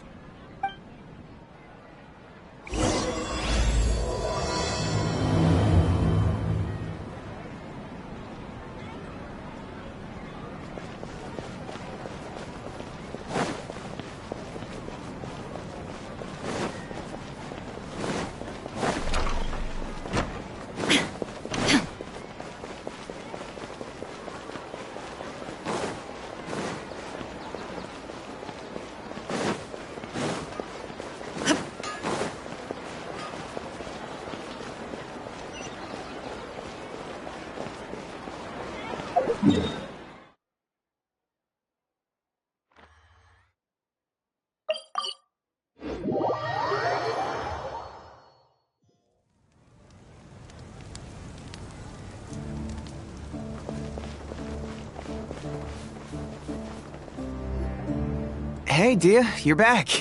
Are these two friends of yours? Oh? So you've already become like one of us, then? Well, that's good to know. Anyway, since we've got a newcomer, let me fill you in on what the Khan al-Ahmar's been up to lately. They've become extremely aggressive. Apparently, even their own now have become acceptable targets. They even attack other relics brigades, just the same as any other mercenary brigade. Even the most ferocious beasts still protect their own. And it sounds like they've thrown that straight to the wind. That's right. Once they've collected enough loot off the other mercenaries, they sell it off to a different brigade, or turn to merchants on the black market. A portion of their profits is immediately exchanged for more food and weaponry to be used in their next violent operation. That's terrible! Yeah, and it really makes you wonder why they're so desperate for Mora. A few days ago, Isham and I trailed them for a while, and even disguised ourselves as merchants to conduct trade with them. We were able to learn a few things from the exchange. Rather than saying they're out to plunder and hoard Mora, it'd probably be more accurate to say that they're experiencing an internal power struggle. Wait, a power struggle? You heard me right. The vast majority of their victims are mercenaries from the other brigades of Deshret's relics. If their only goal is Mora, they could have gone after anybody. The targeted nature of their attacks points to a power struggle between the different brigades within the relics. That's the only plausible explanation we have. Unfortunately, we weren't able to find out anything more specific. It seems they're also trying to keep things under wraps. Oh, one last thing we discovered was that over the past few years, as the Khan al-Ahmar became more and more active, Deshret's relics as a whole became a lot weaker. It sounds mighty strange to me, too. Harun, you can leave the rest of the investigation to us. Gotta say, though, I didn't expect you to go on a whole undercover mission during the few days I was gone. Sounds like you were really putting your necks on the line, no? Nah, it was nothing. We're just as concerned about the situation as you are. The Khan al-Ahmar is your father's crew after all. What he said. Besides, Deyha, haven't you done more dangerous things than all of us combined? What we did is nothing compared to your experiences. Yeah. And while they went to talk with Khan al-Ahmar, I took a look at the last camp they attacked. Any survivors of the attack were already long gone. There was nothing of value left in the camp. Ah, Hisham and Khalaf. You're here too. We rushed over as soon as we saw you come into Caravan Ribat. Although this new friend of yours looks a little green behind the ears, I'm sensing a special vibe from her. Now that we know you'll have a capable partner with you, we can also rest easy. Hey, what about Paimon? Feel anything special?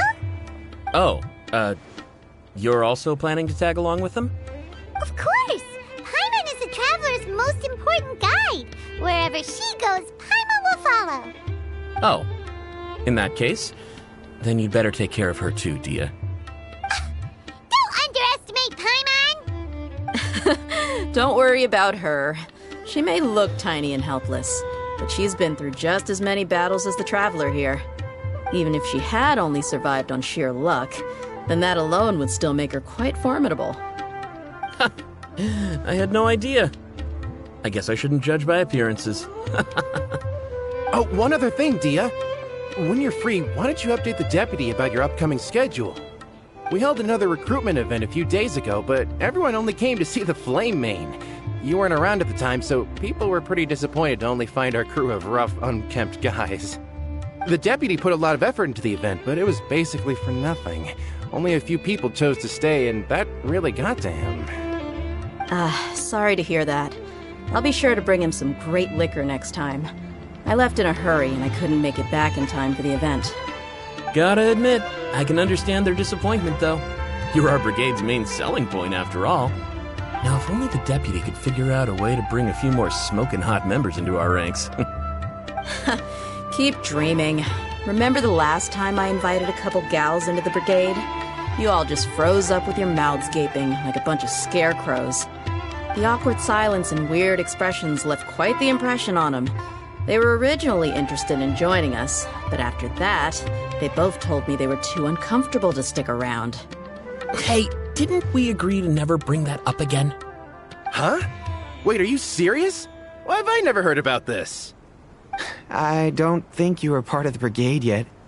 Are you kidding me? I missed a once-in-a-lifetime moment like that and you weren't even gonna tell me? All right.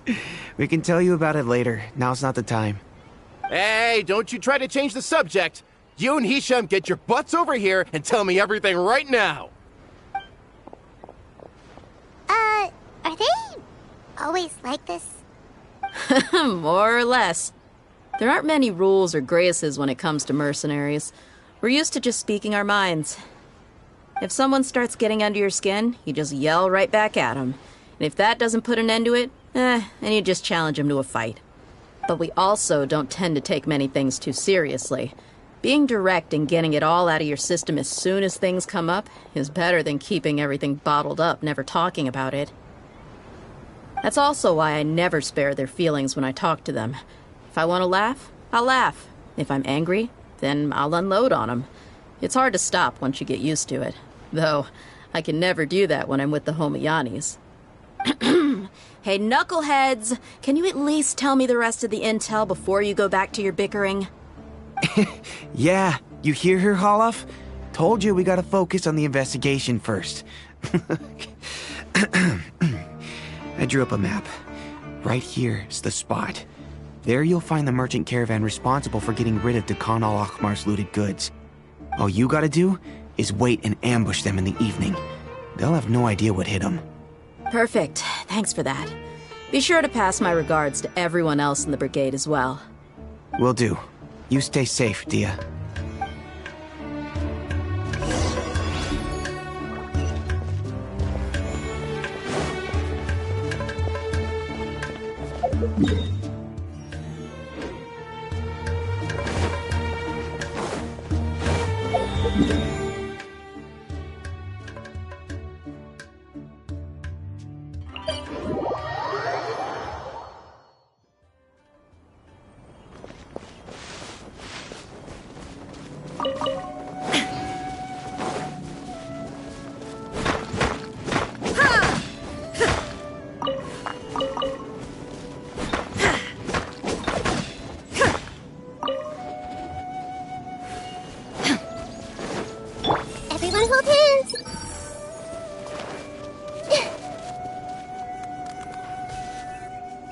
This should be the place. Let's find a spot to hide and bide our time. It's gonna come down to a fight one way or another, so let's all be careful. No need to worry. She knows her way around a fight. I'm not worried about that.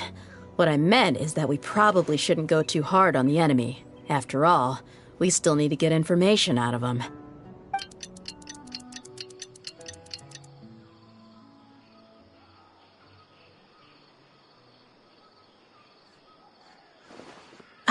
Here they come. You ready? Let's not give them a chance to react and end this quickly.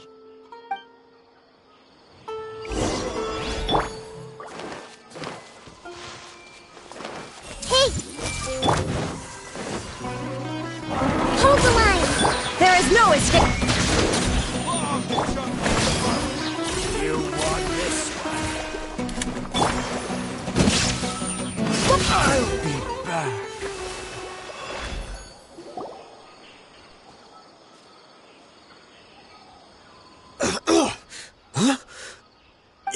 You're the Flame Bane. Good. That saves me an introduction. All right, time for a little talk. Are you buddies with Dekana Lakmar now? Tell me, what are they after?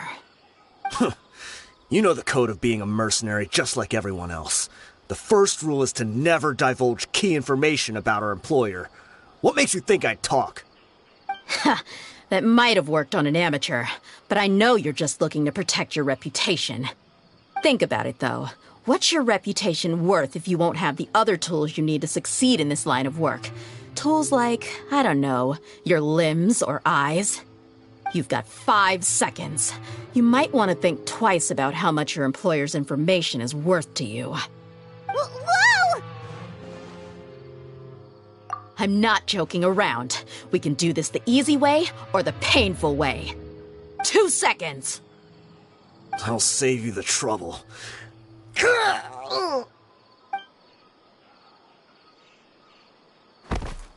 Huh? Are you crazy? He tried to bite off his own tongue.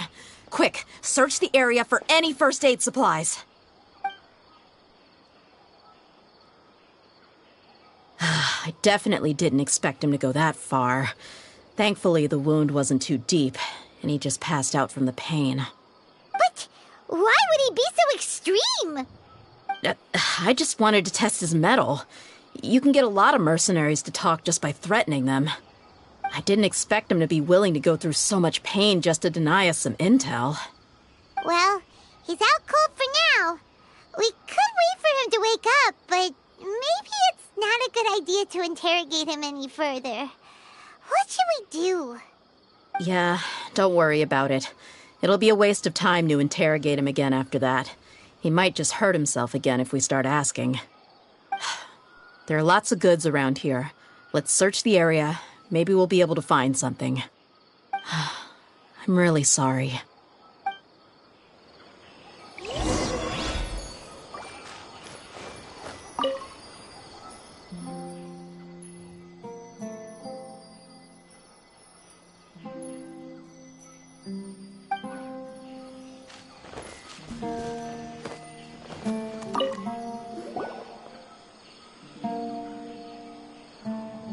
We found a piece of paper with a bunch of names on it.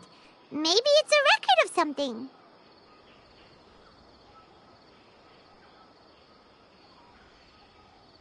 Let me take a look. If this really is a merchant caravan, they should have a record of their transactions. Yep. I see an entry for Dekana Lakmar right here. Kusela, Idrisi, Bashar, and Takriti.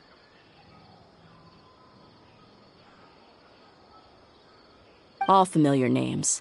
Dekana Lakmar has been trading for a hefty supply of food, weapons, and medicine. It seems that in the past, they used to receive some canned knowledge as well. This caravan is just one link in their logistics chain. Once in the rainforest, the caravan will exchange the looted goods for mora, and the funds will then be passed to a specific person. That person will then pack the caravan full of necessary goods, which will then be brought right back to Dekana Lakmar. Wait, why is there no mora value recorded for the final transaction? No value? Yeah. Every transaction before the last one was marked with an exact amount of mora, but the final one, where they paid for everything to be brought back to the desert, was simply marked as delivered.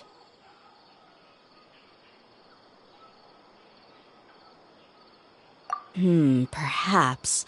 But they couldn't have known how much they would make off selling the loot. Do they not care about profit margins at all? Anyway, the next part's the records of the goods themselves. There are a lot of entries. Everything was probably sourced from the rainforest. Huh? What's wrong? Shazamon Homayani? Homayani? You mean Dunyarzad's family? Could it just be another family with the same last name? I'd be surprised to find someone with the exact same first and last name. Shazamon Homayani is Dunyarzad's father, and the head of the Homayani family. Just what the heck is going on here? I'm sorry, you're right. I'll consider what we found and not jump to conclusions just yet. But what this piece of paper confirms is that the Homayani family has been providing goods to Dakana Lakmar. What if the Homayanis have been kept in the dark and don't know they've been trading with Dakana Lakmar? That's a possibility, but if that was the case, why is this caravan specifically named Shazamon as their person of contact? They could have just as easily bought goods such as food and medicine directly from Caravan Ribat or Port Ormos.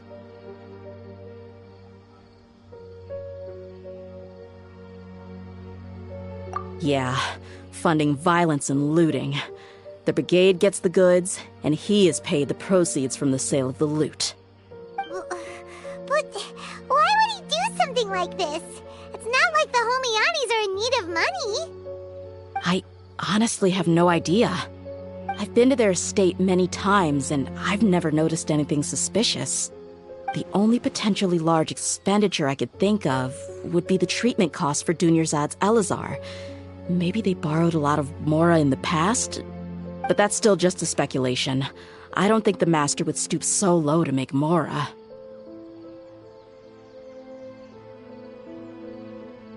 You're probably right. I know my lady's personality, and she wouldn't deliberately keep something like this from us. But what should we do now? All we found is just another mystery.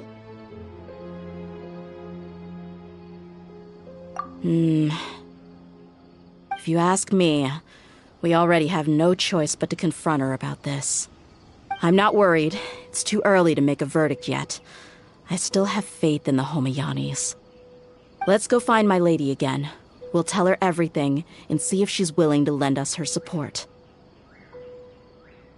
If we're lucky, we can not only figure out the mystery of this paper, but also follow the trail of breadcrumbs to the people responsible at Dakana Lakmar. Deyha, are you sure this is the best decision? What if instead of getting the help we need, we just end up revealing everything we've discovered to the enemy? I've considered that possibility. But even still, I want to tell her what we found. I think I owe her that much. True friendship is built on trust. She showed genuine concern for me when we first brought up the topic. I can't repay her kindness with doubt and suspicion. That's not how I deal with people. You're right. Paimon wants to trust Dunyarzad too. Yeah. Let's pay another visit to Sumeru City.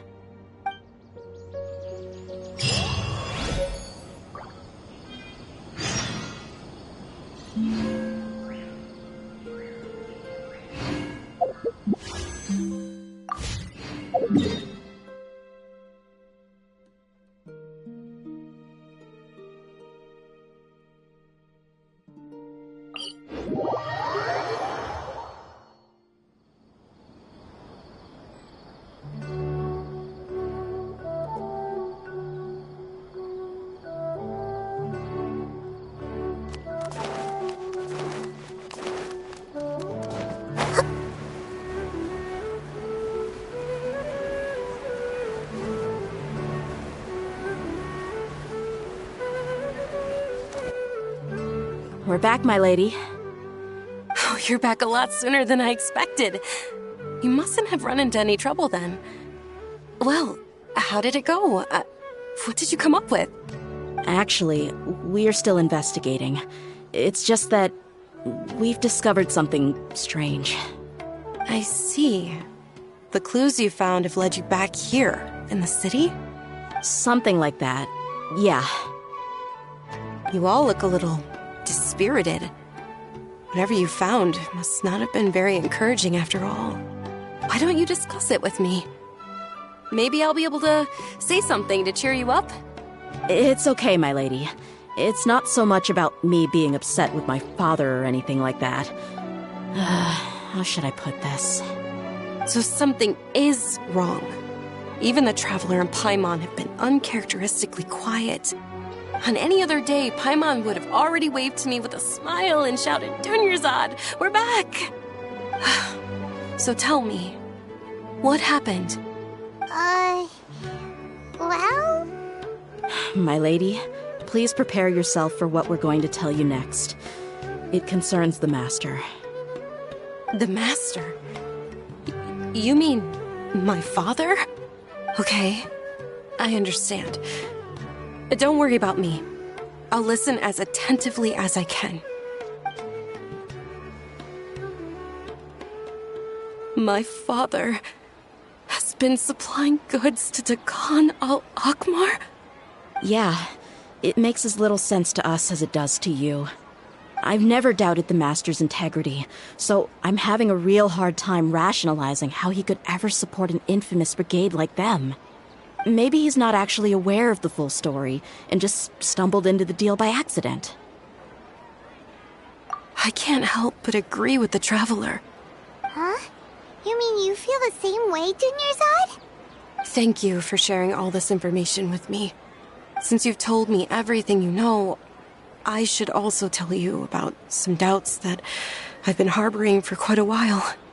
In the past, I thought that my father hired a bodyguard for me so that I wouldn't run away and get lost. However, there are plenty of capable mercenaries in the Corps of 30. Why did my father go out of his way to hire Deyha? About that. Well, the Homiyanis really needed bodyguards, so they reached out to the Blazing Beasts. Later, the Master told me that I was one of the best mercenaries he'd ever seen, and that I should stick around to become one of his bodyguards. He offered me a pile of mora, so I just signed on. Well, but that didn't really answer my question. Just think about it. Why did my father specifically reach out to the Blazing Beasts? Maybe the Corps of 30 just didn't have anyone available, or maybe someone recommended us. I've never given it too much thought. I think I get what you're saying. You think none of this was a coincidence. Precisely. At first glance, nothing seems strange or out of place. But there are many parts of the story that don't actually make any sense. If my father had always been in contact with Dakan al-Akmar, then it would make sense for him to bring Deyha into our house. You mean the goal all along was to get Deyha to be your bodyguard? No, that's too much of a stretch. I cut all ties with my father a long time ago. He has no control over my life anymore. But that still doesn't rule out the possibility that your father has still been trying to influence your life without you knowing. So, the Master was not likely an innocent victim in all of this? Sorry we put all this on you so suddenly, Dunyarzad. It's okay, Paimon. I should actually be thanking you. Regardless of his reasons, if my father has truly been funding a violent group of mercenaries, then it's my duty to bring him back to reason. But is that really the right thing to do? My father has committed many atrocities and deserves all the punishment that he has coming to him. I have zero sympathy for him. You may call me an ungrateful child, but my feelings will remain the same. However, the Homiyani family has treated me with nothing but generosity and kindness. If we decide to investigate this further, we could end up implicating the entire Homiyani family. I would be biting the hand that's fed me over all these years. All right, Deyha. If anyone were to ask, you could always just say that I'm the one who instructed you to get to the bottom of this. You don't have to do that, my lady. I'm not conflicted because I'm afraid of taking responsibility. Besides, you're the one we should all be worried about right now. Hey, it's still too early to give up hope. What was the thing about friendship again? Right, yeah, trust! You said that yourself, Deyha. Besides, there's no point on getting all riled up before we've confirmed all the facts.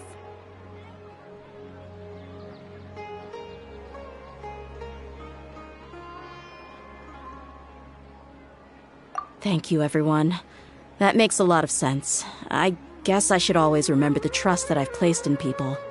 In which case, my lady, could you ask the Master to come out and have a chat with us? Sure thing. I also hope he'll be able to give us a logical explanation. Let's meet at the usual place then. Usual place? Ah, right!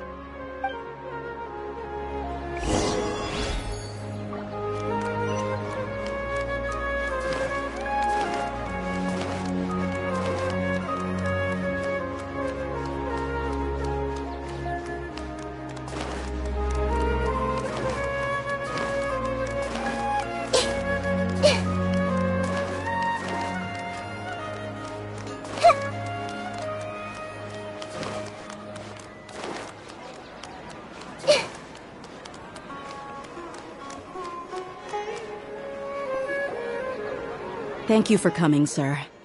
Please allow me to introduce these two. This is the Traveler, and next to her is her travel companion, Paimon. Ah, yes, my daughter has mentioned them from time to time. It's a privilege to finally meet them in person. But we may skip all the pleasantries for now. What is the important matter you wish to discuss with me today? Well, we wanted to bring this transaction record to your attention. There's something on this record that we're all pretty curious about. So, that's what you found? Huh. Seems like I can't keep everything from you much longer. If you wouldn't mind, we'd like an explanation. Well, it's a long and difficult story. And to be perfectly honest, I'm not sure if I'm doing the right thing. What I do know, though, Deyha, is that the truth will bring you no solace. If anything, it will likely cause you a great amount of anguish. Wait, me? Yes. I understand perfectly why you came to see me. And I am touched by your collective commitment to do the right thing. But knowledge always comes at a price. And sometimes, as they say, ignorance is bliss. Your father, Kusela, and I both believed that. Of course, you have the right to seek and learn the truth, but I must warn you. The facts of this matter may reduce everything you've built for yourself into sand, blowing in the wind. If you must proceed, then Kusela's heartfelt efforts will also fade into the wind like a fleeting mirage. His heartfelt efforts? I'm sorry, sir, but I'm not sure I follow. I've made it this far in life without a single drop of my father's support. I have my own ideals and ways of looking at the world, as well as people and causes that I've chosen to cherish and fight for. None of these things have anything to do with him. I came here today to support you as the head of the Homiyani family. No warning will change my stance on that. I understand. Then let me tell you a little story. Our family once needed to take a trip to the desert when Dunyarzad was just a baby. Along the way, we were attacked by bandits. They had superior numbers and quickly overpowered our bodyguards. When all seemed lost, a group of passerby Eremites lent us their support. Those Eremites were Kusela's brigade, Dekhan al-Ahmar. Kusela's men told me that the attackers were Eremite mercenaries, just like themselves. I was shocked. Why would Dekhan al-Ahmar go so far to save us and not spare the fellow Eremites? Kusela was grinning and walked over to play with baby Dunyarzad. She was startled by his unfamiliar face and nearly started crying. Really? I never knew. He said that he had no particular reason to help us. He just took pity on us because he had a daughter about the same age. We started talking about our children, and I sensed that he was a devoted father. To repay his kindness, I hired his brigade to help out at our estate for a time, and offered everyone generous remuneration. So, that's what happened. It was many years before I saw him again.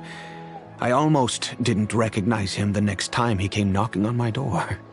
The man I knew to be strong and healthy had been reduced to a shell of himself. He couldn't even walk anymore without his cane. So, what happened to him? He was perfectly fine when I left the brigade. I'm not too sure myself.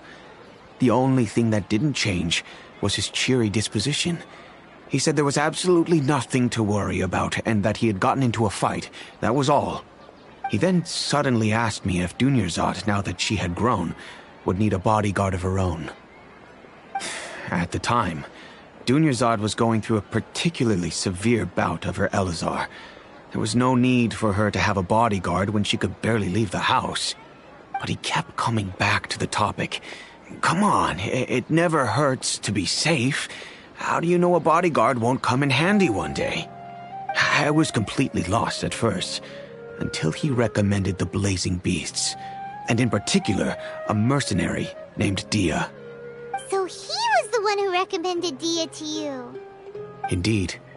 He didn't say it out loud, but it was clear that he saw Deshret's relics as an evil group who would eventually corrupt every member in their ranks. He was already beyond redemption, but he hoped that he would be able to detach his daughter from the vicious world of mercenary life. If Deyha could stay in my house and keep working as a bodyguard, then gradually her affinity for the desert would decrease, and she'd be able to leave her previous life behind. And that's why you offered her such generous compensation? Yes, but not just because of that. From the moment that he asked me for that favor, I also began to see Deyha as my own daughter. And that's also why I tried to persuade you to stay when you asked for permission to leave. I was willing to spend however much it took. Kusela saved my daughter and I all those years ago in the desert. I could never refuse him entrusting his daughter to me. He was always like that, acting like he's oh so smart and self-righteous. Kusela said that he'd reimburse me for a portion of Deyha's fees. I refused to take any mora from him, but he'd always send me funds anyway. Eventually, I just accepted them as a token of his gratitude. And that went on for a while until I received another letter from him a few years ago. The letter contained a request to help him buy food, weapons, medicine, and even explosive materials. Wait! Isn't that around the time that Dakan al-Ahmar started becoming more aggressive? That's right. When I started to hear some nasty rumors, I became wary. I wanted to meet him face to face to discuss things. But by then, he was no longer receptive to my requests to talk. If I had to guess, it's probably because he doesn't want to put Deyha at risk.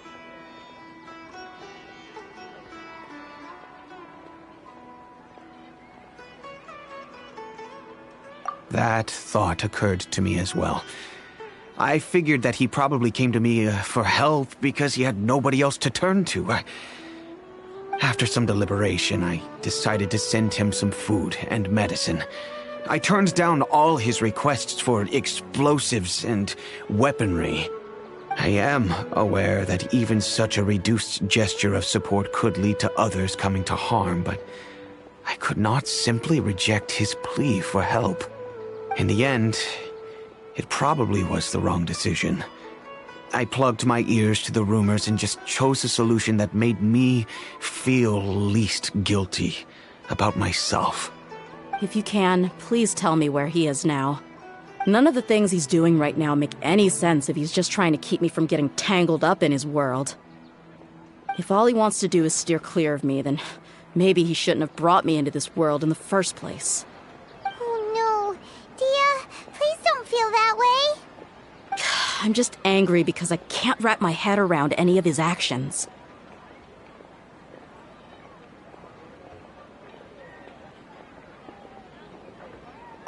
I don't know. I really don't know. I don't think I can do it. But I guess you do have a point. We haven't uncovered the whole truth yet. We still need to figure out his exact actions and reasoning for these last few years. I'll do my best to help. Of course, anything between the two of you would need to be resolved between you and him alone. I don't know Kusela's exact whereabouts. Outside of supplying his brigade with some goods, I tried my best to avoid getting involved any further with him. However, there's a man on the list named Jawed. He used to be a mercenary in the desert and is now a member of the Corps of 30. He's responsible for supplying weapons and liaising with the Dekhan al-Akhmar's merchant caravan. I think he should know Kusela's whereabouts. I've heard that he likes to have a few drinks alone and enjoy the cool wind at night outside the tavern. Maybe you'll be able to find him there. Understood. Thank you, sir. Then I guess this is bye for now, unless... I'll stay and be with my father here. To be honest, I'm still a little dazed and haven't finished processing everything quite yet.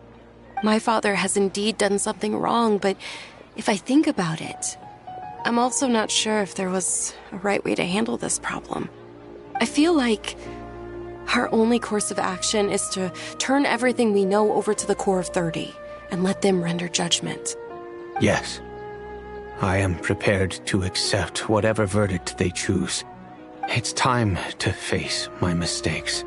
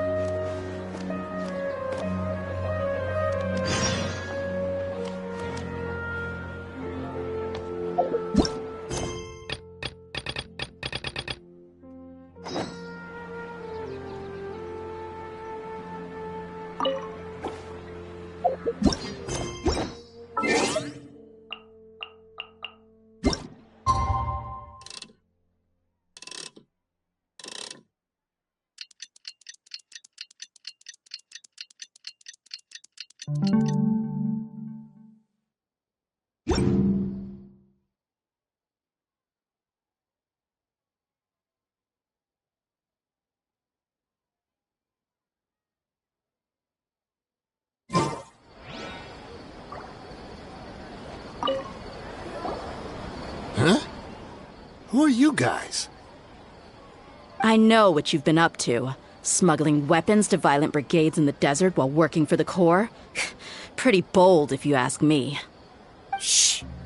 Keep your voice down. How do you know all that? Come with me. We should take this elsewhere. I'll be happy to talk things over once we're somewhere private.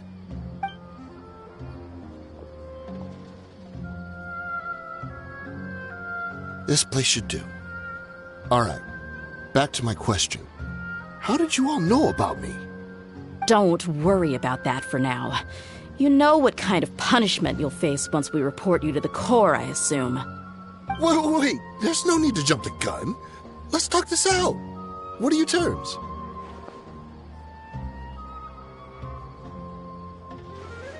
So what's in it for you anyway, Mora? Well, I was a little tight on money at the time, and Kusela took good care of me in the past. I weighed it in my mind, and I couldn't find a reason to turn the opportunity down. I wouldn't only be helping my benefactor, but I could also make some quick Mora. Let me tell you how it is. We're investigating Dekhan al-Akhmar, and we're gonna put an end to their operations. If you provide some help for us, then we might just put in a good word later to reduce the terms of your punishment. Hey, why don't we discuss this a little first? Listen, I made quite a bit of Mora from my last run. You just give me a number, and I'm sure we can... Shut it. My patience is running out. You should know when a mercenary is after something other than money. All right, sheesh. But you gotta promise you'll put in some nice words for me later. They're always on the move. Here's the spot they were at the last time I made my delivery to the desert. Feel free to go have a look. I'm just telling you, though, it's not on me if they're not there anymore. Sure. And then you can forget about any nice words from us. Hey, come on. Now you're just being unreasonable. Really? And how do I know you're not leading us straight into a trap? Don't forget, you're the one with no bargaining chips. All right, I get it. Why don't you go take a look, and if they're not there anymore, I'll try to figure out something else for y'all. Now that's more like it. Let's move. And as for you, try to stick around the city until we get back. You don't want us to call the folks from the Corps and have them drag you back to the city.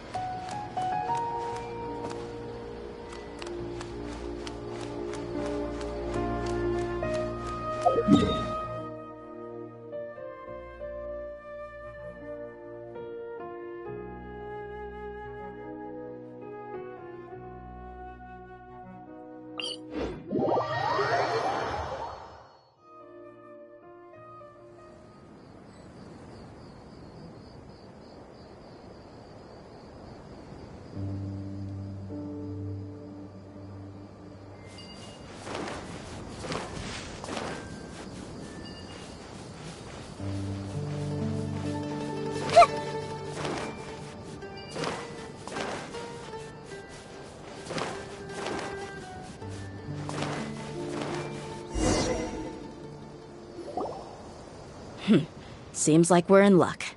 That should be their camp right up ahead. Let's go. We'll finally get to the bottom of this ourselves. I'm here to see Kusela. Tell him to get out here. Deyha, why are you here?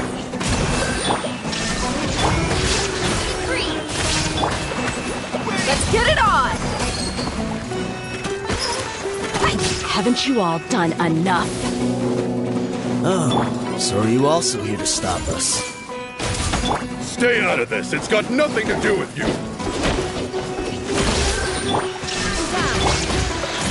Midnight Phantasmagoria!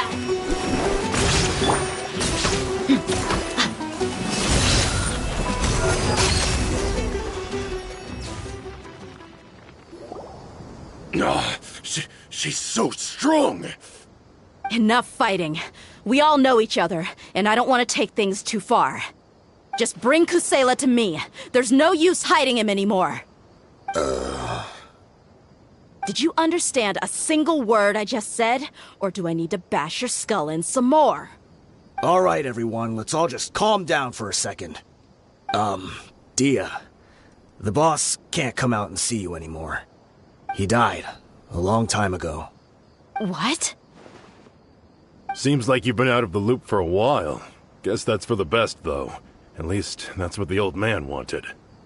When did he die? What happened to him? A few years ago, Kusela broke up Dakan al-Ahmar and went to the Deshret's Relics headquarters by himself. So is that when you guys started acting up? We would prefer to call it taking revenge. Every last person in Deshret's Relics must pay in blood for what they did.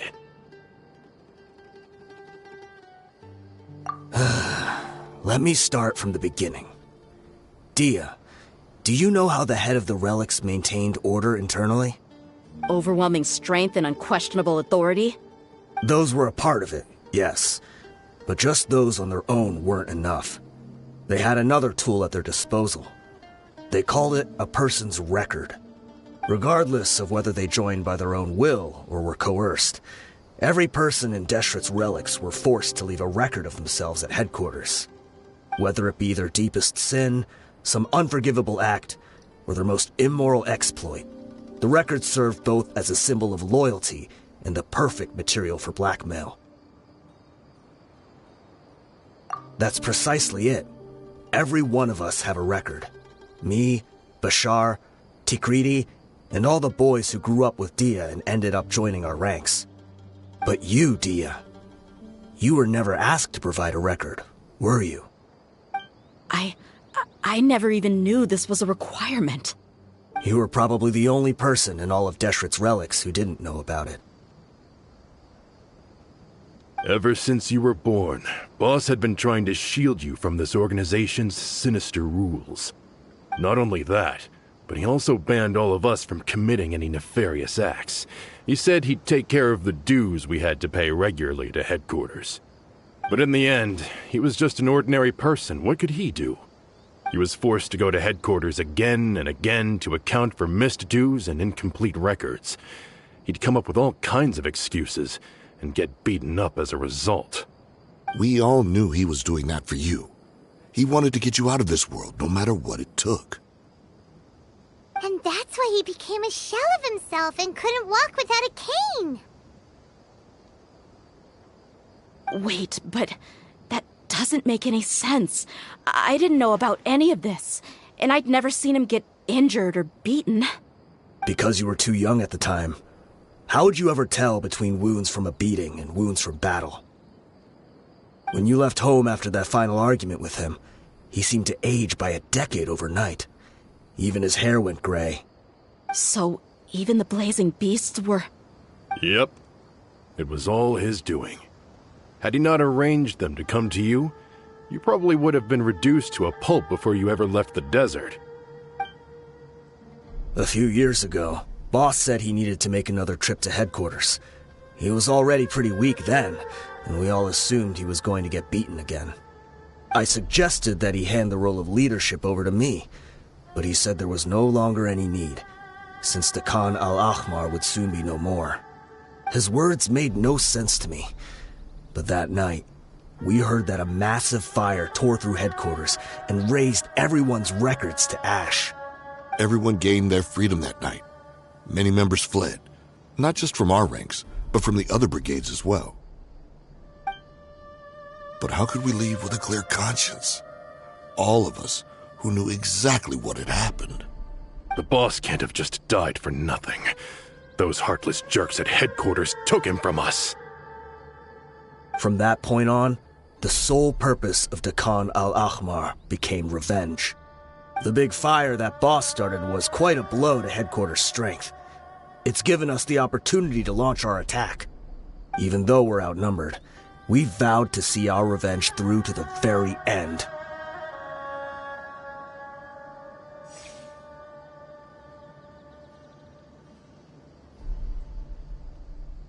There were people from headquarters who changed their names and went into hiding. Some fled to other brigades, and others escaped to the rainforest. But we won't let any of them escape our wrath. They'll all pay for what they've done. We've suffered plenty of losses as well.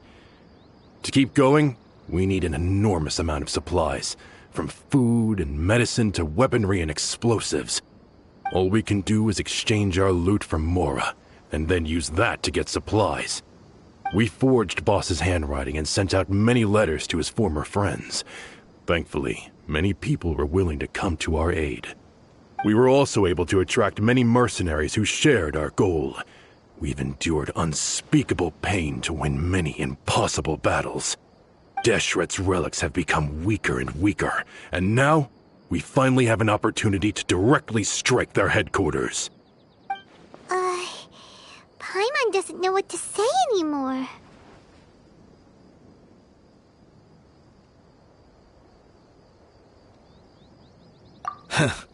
We do know right from wrong, but we were sinners from the very beginning.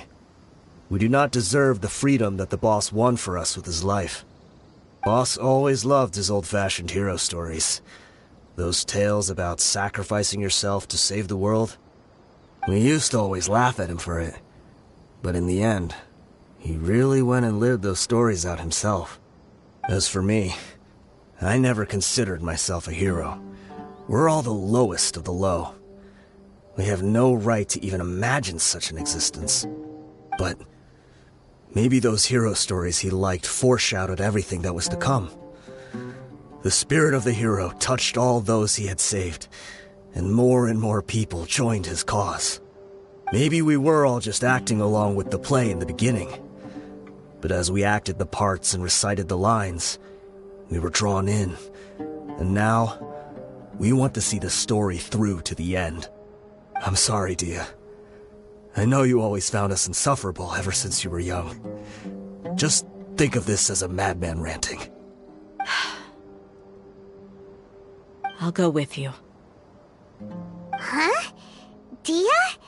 You wanna go with them? I grew up with these guys, and I know they're not bad people.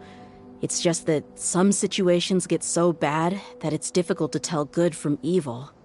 All I know is that Deshret's relics must be destroyed. Furthermore, I want to go see the place for myself.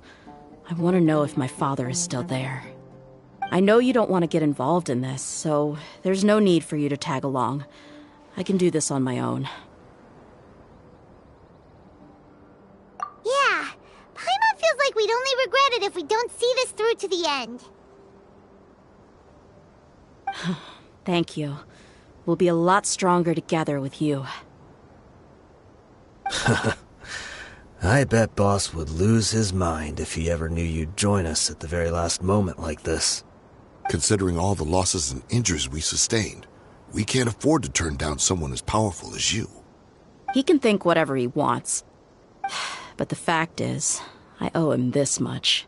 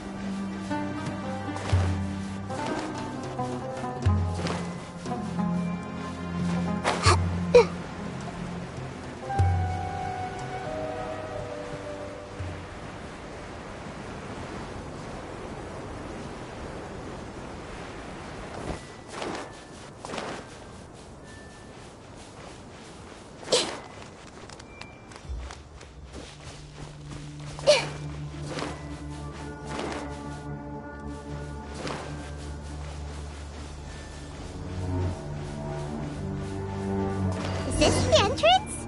We sure didn't run into much trouble on the way here. Should be. I don't think they have enough manpower left to post guards and defend their perimeters.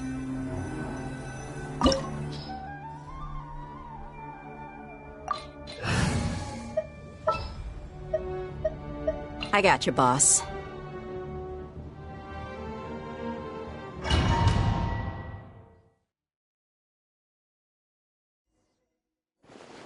Wow. Paimon didn't expect it to look like this on the inside. They should all be holed up in here. Don't know how many people they've got left, though. Who cares? We'll round up all of them. Still, we should be careful. Even if they've only got one shot left, it could still take us out.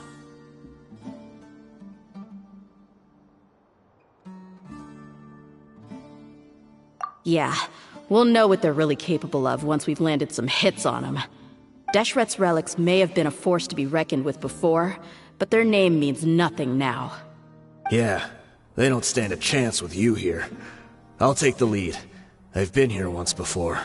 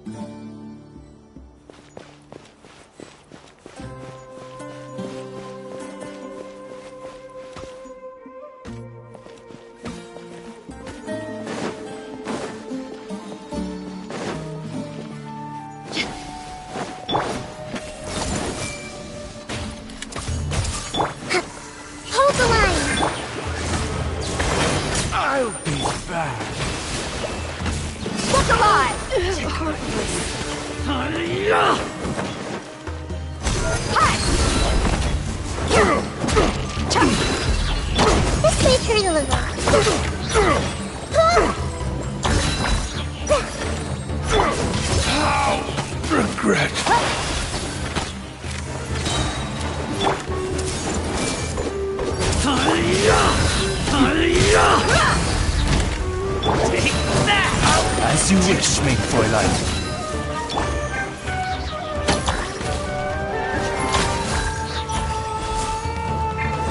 Everyone hold hands. Where do you think you're... No rest for the wicked. Allow me. Let's get it on! Hi! You want this one? Gloves off! You want this one? This way, follow me. We're almost there. Wait!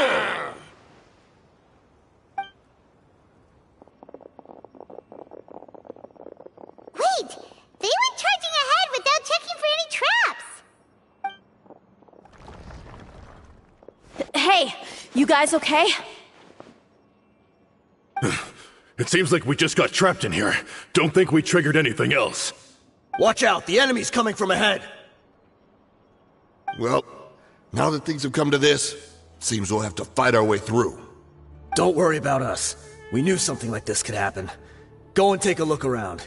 There could still be another way through. Let's go! We can't let the boss down! Let's check if there's another way! The sooner we can make it through to help them, the better! Let's see. I think I see a way through over there, but it's being blocked by something. Let's try our luck with that mechanism. Okay, let's go!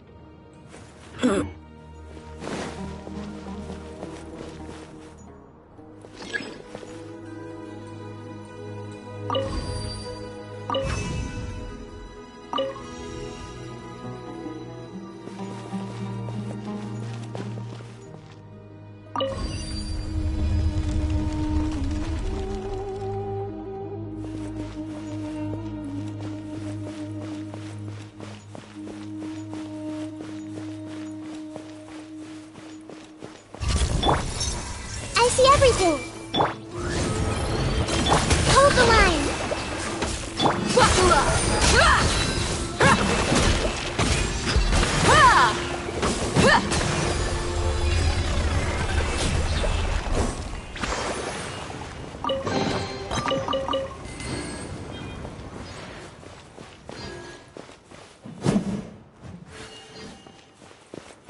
Another mechanism like the one before, but this one's being blocked off in the middle. We just need to adjust it a little.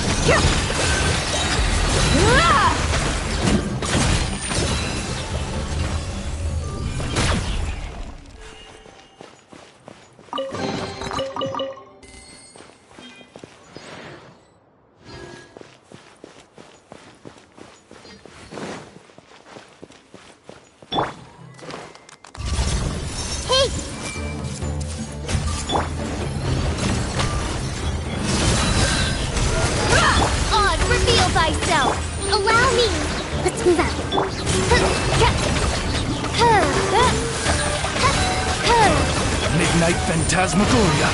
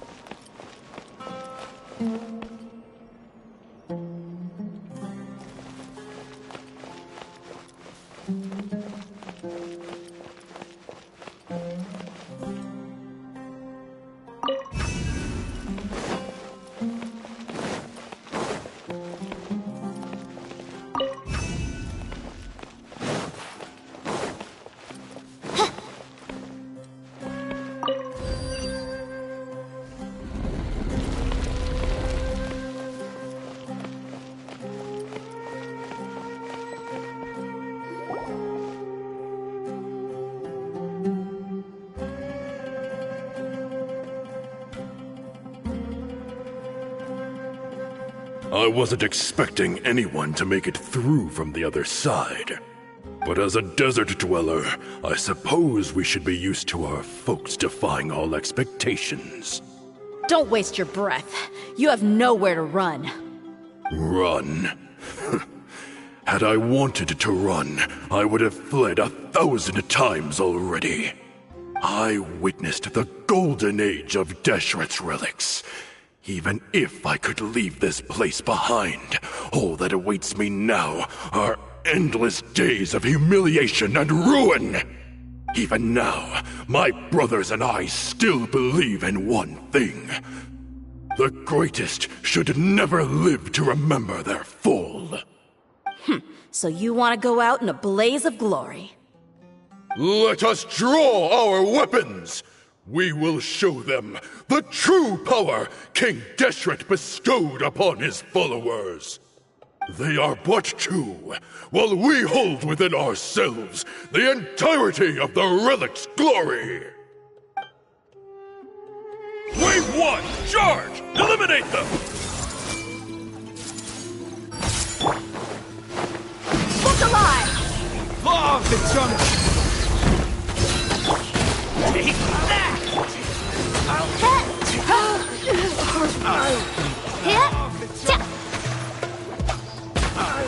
You don't think that you won. You're just getting started.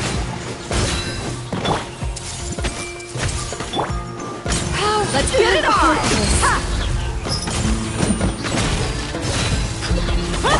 Rest and rebuild! They're dead meat! How? King Deshret will not abandon any one of his followers. Take that! Is that all you've Hold got? the line! By royal decree! I'm getting sick of you! Buckle up! Look alive! Brothers! With me, this is where we prove our faith. Do you all just want to die? None of us plan to leave this place alive! Take the storm! You asked for Your it! sacrifice is ready. Where do you think you're going? Goodbye. We'll meet again. The golden slumber. The commander has finally fallen. But they're still coming at us! This place is like a gladiator's ring. They just keep coming no matter how many we beat! Yes, keep fighting! There's no need to fear, and no need to back down! This is our last stand! When the next wave comes, try to draw away their attacks. I'm going to see if I can take out that high platform.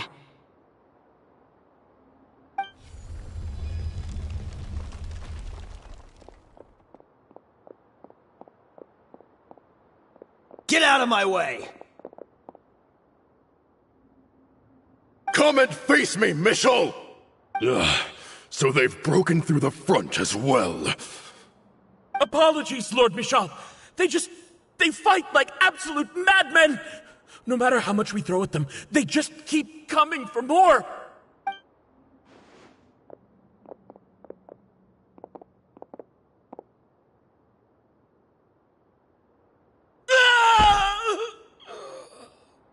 So, it would seem like this is the end.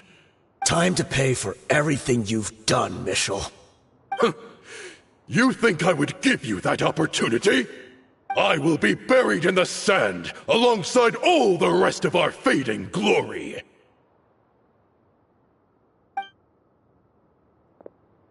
Hey, wait!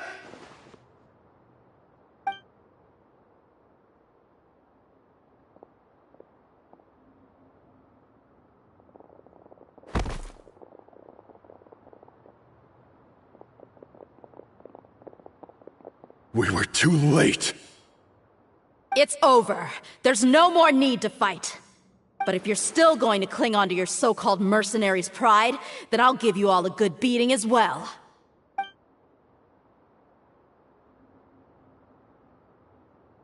Hey, Deyha! I found the mechanism. I'll get you all back up here right away.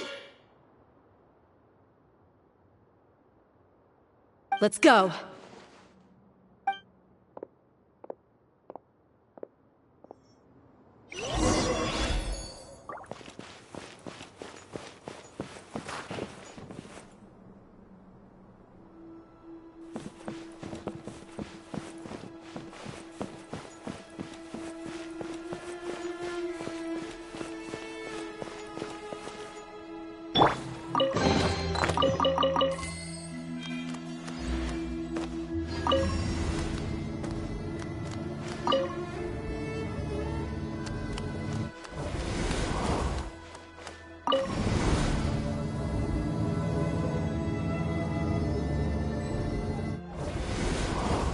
Who are you filthy rats? And why are you always pestering us?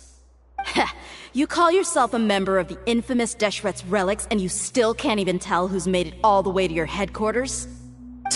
Who knows what intent a bunch of rats may have? We try to catch a couple, and you all just show up on the other side instead. How are we supposed to figure out what you're after?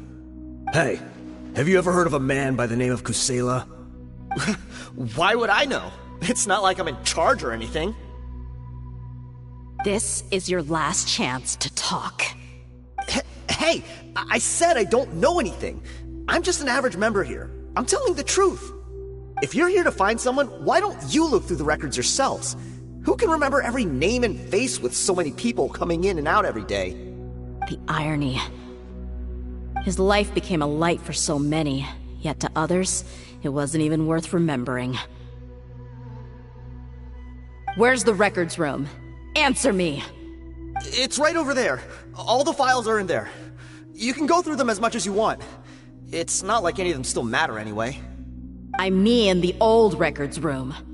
The old records room? You mean, the one that got burned down? Kusela. Ah, yeah, I remember him now. The guy who could hardly walk. Watch your mouth. That's our boss you're talking about. He was definitely faking it. We all let our guard down as soon as we saw him come hobbling in. But in the short time it supposedly took him to take a dump, he'd already gotten away and started a fire in the records room. He couldn't have possibly outrun us if he wasn't a fraud. And after that, Deshret's relics fell into complete disarray. Stop wasting our time. Every one of us here is perfectly aware of what he had done. Tell me, where is the old records room? It's just over there. Go see it for yourself if it means that much to you. There's nothing left in there but ashes. No human could ever survive that kind of inferno. Bashar, Tikriti, let's go. We'll leave the others here to guard these guys. Spare them no mercy if they try anything.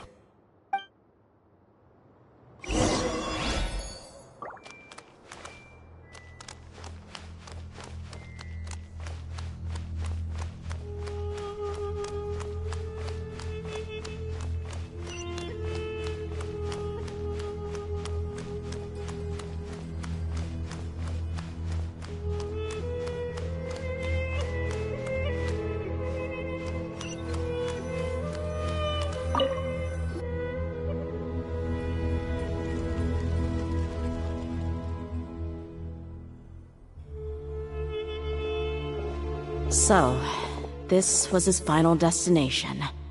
How did he do it? Getting past all the guards with a limp and sneaking in here to start a fire? If he was nimble enough to do that, then he must have been able to get out of here after starting the fire, right? Deyha. I'm sorry. I know it's just wishful thinking. Let's look around. Maybe we can find something that's been left behind.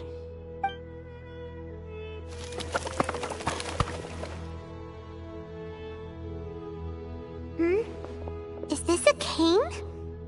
It must be the one that Deyha's father used. Kusela. Thanks for everything, boss. We're fortunate to somehow find that cane after that fire. Let's split up and look around some more. What if something else has been left behind? But what else could survive a fire like that? Huh?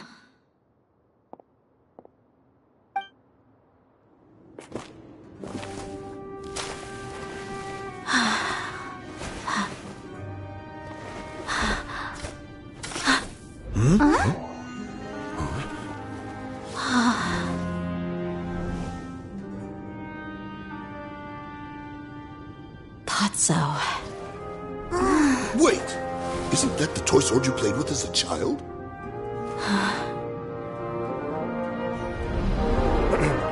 The dragon is no more, for Princess Deyha has slain it. Its head now hangs above the city gates. Her bravery has brought eternal peace and prosperity to us all. Deyha, come on. This is the most important line. You can do it. But Deyha, you defeated the dragon. Everyone's waiting for your speech. Still too shy, huh? All right, I'll do it. I hereby proclaim our victory. Evil shall plague us no more.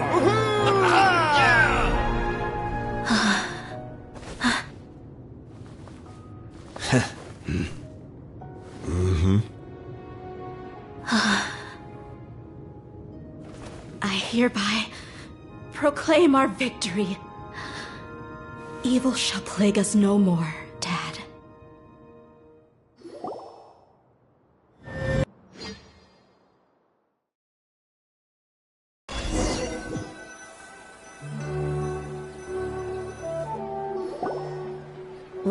What's this? Don't you remember? You asked Paimon what she would do if she were to wake up tomorrow with loads of money. And Paimon said that she would get boatloads of tasty snacks. You looked super confused at the time, but said it was an adorable thing to say. These opportunities don't come by often. So today, Paimon's gonna treat you to a special crash course on Paimon's life philosophy. Hey, come on! Paimon's not that stingy. Anyway, the point is that you should eat to your heart's content. You'll feel better for sure once you've gotten something in your tummy. Junior Zad will also be here shortly. She's already heard that we're back. Aw, thanks, you two. Honestly, this is very unlike me. I just had a lot on my mind on our way back, so I didn't know what to say. My chest was filled with all kinds of intense emotions. They just shook me even more than all the feelings we've shared during our previous adventures. But when everything came to an end, those emotions also vanished without a trace, and I was left feeling more empty than ever before. It was as if I'd lost the thing that was most important to me. Yeah, you're right. To many mercenaries, Mora is the most important thing in the world. But perhaps to us, it's the most worthless thing of all. Idrisi and the others all used to say that they would quit if there was no Mora to be had. But when it came to avenging my father, there was no Mora to be made anywhere. My reality shattered when I found out that the father who always told me hero stories was in fact a bad guy. But look at me now. Am I any different? Despite all my promises about never forgiving him, and never trying to understand him, I still went to such lengths to find out the truth, and nearly even shed tears for his sake. We're hypocrites, all of us. Yeah, you're right. It's just a pity that we often only recognize our true feelings after it's already too late. You're back! Are all of you all right? Ah, there she is! Yeah.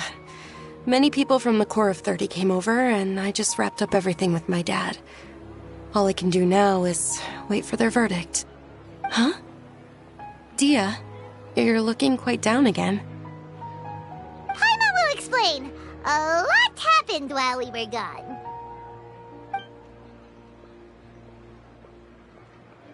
I'm sorry. I really should have controlled my emotions better. I just... It's all right, my lady. You were hurt by all of this as well. Truth be told, I'm starting to feel a little guilty watching you cry like this. But Deyha, your pain must be even worse. You shouldn't need to comfort me. Hey, don't worry about me. If anything, this whole thing has finally shown me the difference between illusion and reality. My father probably thought that people could settle into new lives as long as they moved to a new environment. That thought has even crossed my mind a few times. It's like saying, what's wrong with adapting to a new life? However, there was always something deep within my mind that refused to accept it. This impulse brought me great turmoil, and even made me feel ashamed for turning my back on your father's kindness. But now that I consider it again, it all makes sense. The desert sands are a part of who I am, and I will never be able to lead a peaceful existence. I understand how you feel. That doesn't mean I won't be making any changes to my life, though. As an example, I'm now thinking about taking on some small odd jobs. It's just like Idrisi said. I also want to catch up to my father and become a character in his play. Even if the ending of the story may be childish and ridiculous, it won't really matter. Isn't that neat, though? Oh, you'll be a whole new kind of mercenary, one that's not out for Mora. Why don't we go for a change of scenery once we finish eating? What about stopping by the Grand Bazaar again? Right. You said you wanted to get a rug for your family. We'll come along too.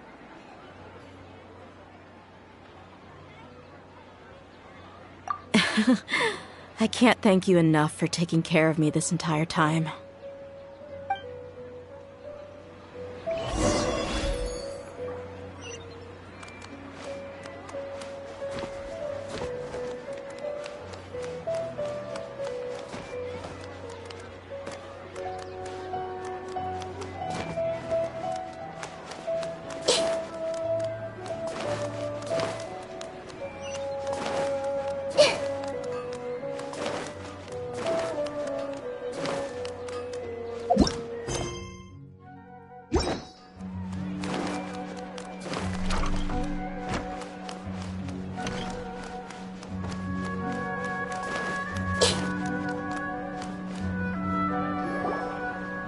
This rug here is quite something. The craftsmanship is exquisite, and the fabric is also of high quality. Ah, here you are. Finally, I found you. Hey! Aren't you that mercenary who bit his tongue? You can still talk? Wait, are you here to take revenge on us? What are you talking about? Do I look like I could take you all in a fight? I just came here to give you something. I'll be on my way to give myself up to the Corps after this. Once I woke up, I hurried to the Khan al-Ahmar's camp, hoping to alert them to your presence. But when I got there, I found no one except the members who were still too injured to move. Ah, so you probably got there after us. Yeah, they told me that they had exacted their revenge, and everyone had turned themselves in to the authorities. Even that last camp was not going to last for much longer.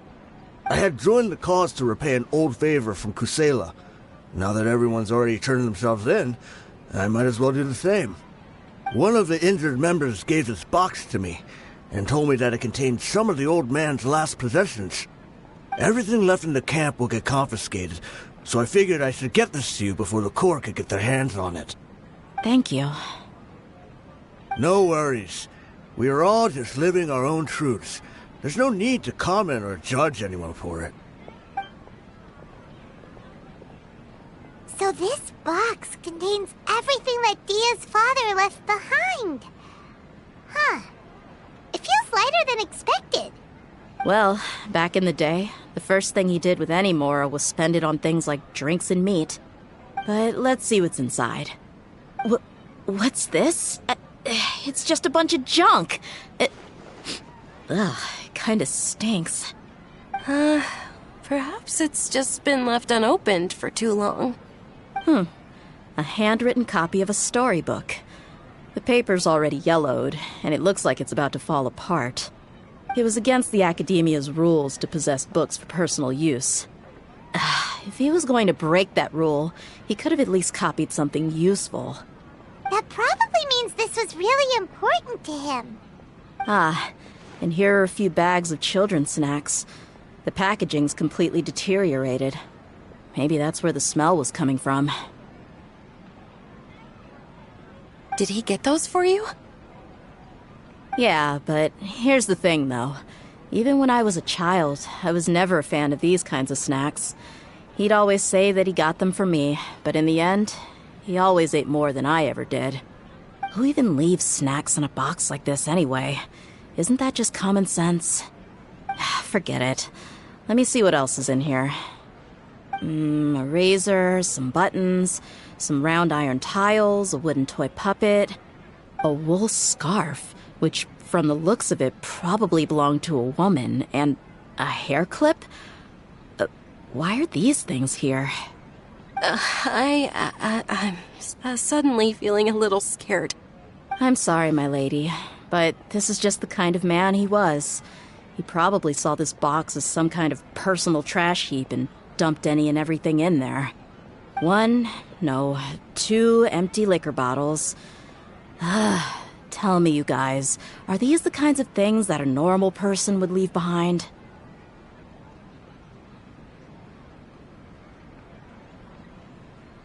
Huh? There's something in the bottle! Oh, you're right. All right, I got it out. It seems to be a piece of paper with some writing on it. The bottom part's all damaged from moisture, though. Let's hope the writing didn't smudge. I was suddenly seized with an urge to write a letter after finishing this bottle. I just folded it up and left it in the bottle, though. If I end up forgetting about it, it won't really matter. To Deyha. It's a letter for me? It's all right. I'll just read it out.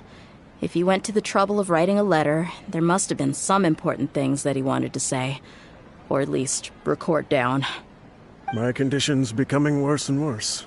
Can't even walk without a cane anymore, much less go out and have fun. Guess I don't have many days left. If you're reading this letter, then I suppose I'm already long gone. You were adorable as a baby. Everyone loved you. And regardless of whether you were crying or laughing, everyone enjoyed having you in the group. But once you grew a bit older, you were no longer nearly as happy or cute. It's probably Idrisi's fault. He was never up to any good. Can you believe this guy? He can point the finger at himself. Anyway, back to the point. To summarize, I'm writing this so you would know not to feel sad for me, even if you end up finding out the truth. The reason being that I was never your father to begin with. Wait, what? Surely, he must be joking, right? I don't know. I was quite formidable when I was young, and 100 times cooler than some so-called flame main. Really felt like the whole world was under my feet. With just a teeny tiny bit of effort, I felt I could rule over the entire desert.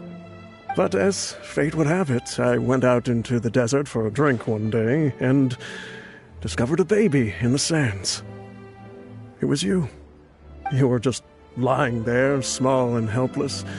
You were so tiny that if the wind blew for just a little while longer, you would have been buried forever. But your cries were so loud they made my head hurt. Now that I think of it, you really were a bundle of energy. Sounds like he's serious.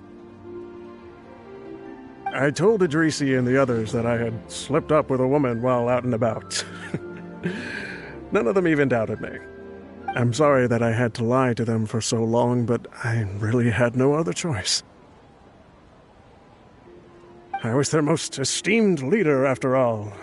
It's not like I could just tell them that I suddenly wanted to play at being a father. At this rate, I'll puke up all the liquor I just drank from this bottle. Anyway, Deyha, you possess the kind of freedom and kindness that we could only dream of. As far as how you should live your life, that'll be up to you to decide. That's the end of the letter. In the end, he was still thinking of me as a little child.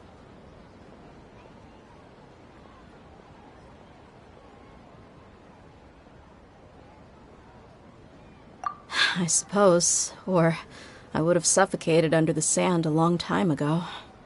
He was a good father to you. The fact that he wasn't a blood relative doesn't change that. Yeah. It's just a pity that we had to learn the truth of everything like this. Do you already have some ideas about the decision that he wanted you to make? I do. If he first found me alone in the sands, then I want to try my hand at finding the person who abandoned me. I just have one wish. To tell them a story. That there once existed a childish and foolish jerk with a heart of gold. And that only under his care was I able to grow and mature into the person I am today. If you end up finding any leads, can you share them with us? We go on adventures all the time. Maybe we'll be able to find some information for you. Sure, I appreciate it. I wasn't expecting you to be so enthusiastic. I'll help too. Thank you. All of you. Thank you so much. My life has certainly had its twists and turns, but I've always considered myself lucky. Because no matter where I've gone, I've always been surrounded by incredible kindness.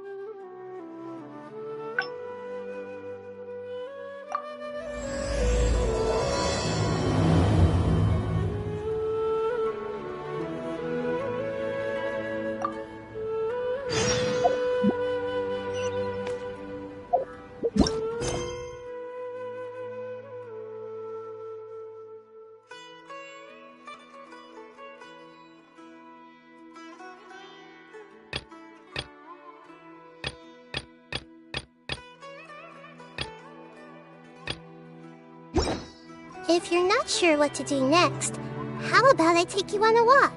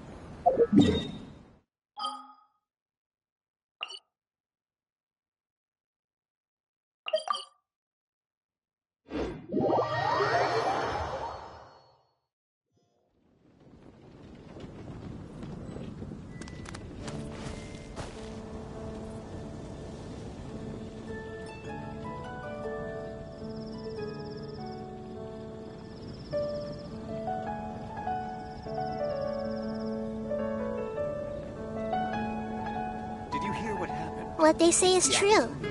You have to see the world for yourself to appreciate how beautiful it is. What happened this time?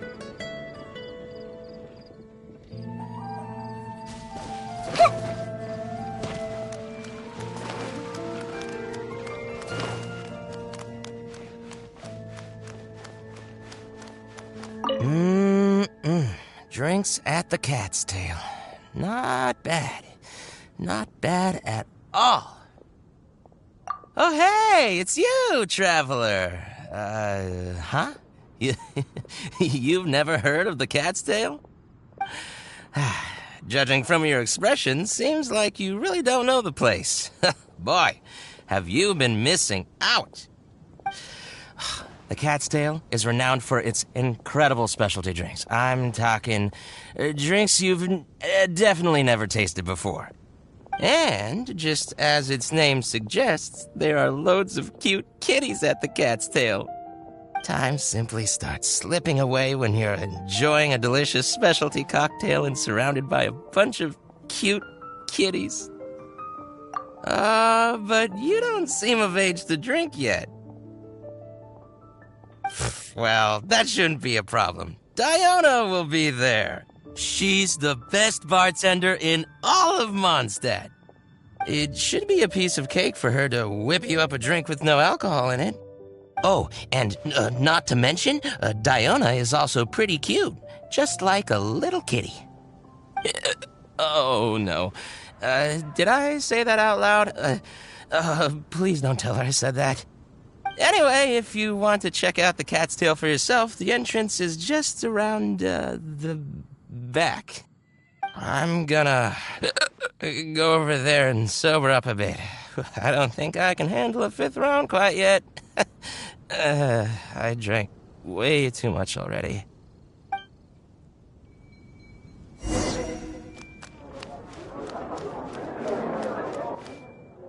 All out of ingredients. Again. Ugh, I really don't understand why these adults love to drink so much. Because all the drinks you make are so delicious. All it takes is just one sip and they're hooked. And I thought self-control was the most important quality of being an adult. Well, it just so happens that self-control often falls by the wayside when someone's enjoying one of your delicious specialty drinks. All that means is that they're nothing but a bunch of drunkards that don't know when to stop. Hey, who you calling kitty? Haven't you seen anyone of the Cat's Line bloodline before? Oh, hello there. Are you here to visit the Cat's Tail?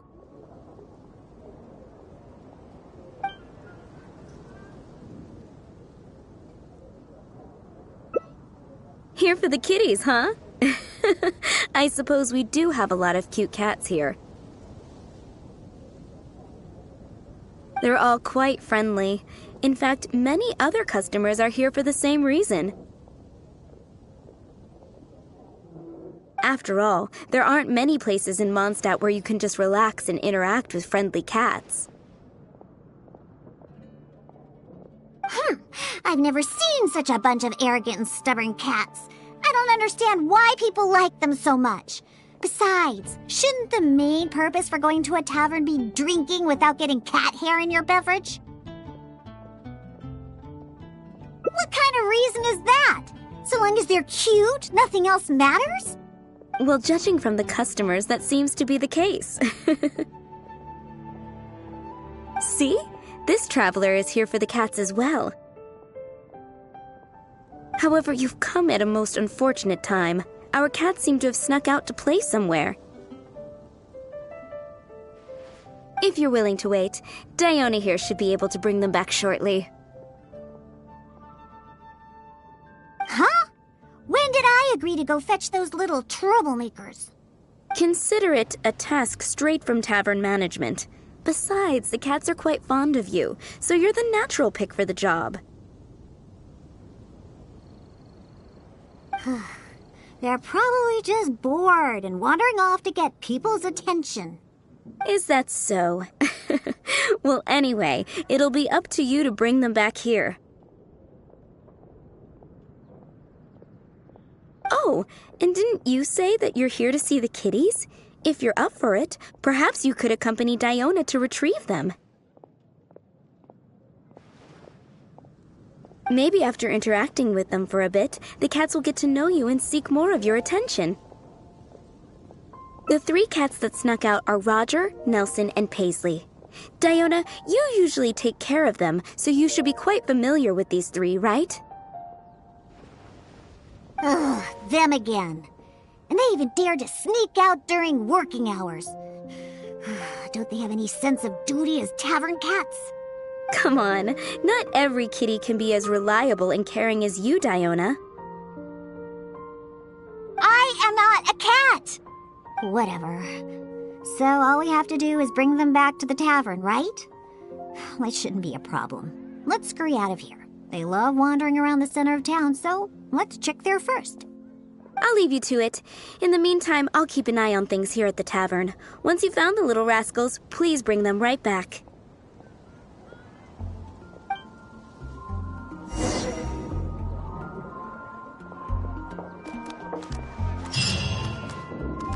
Come take a look.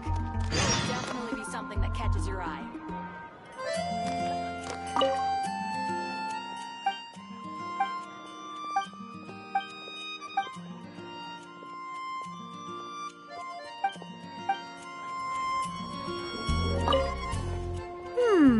Their tracks end here.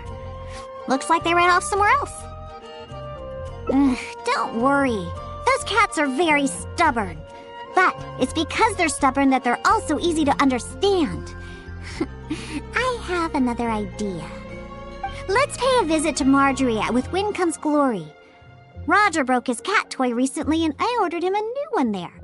Maybe he snuck out because he didn't have anything to play with. I only know these things because I want them to do their job and not mess around.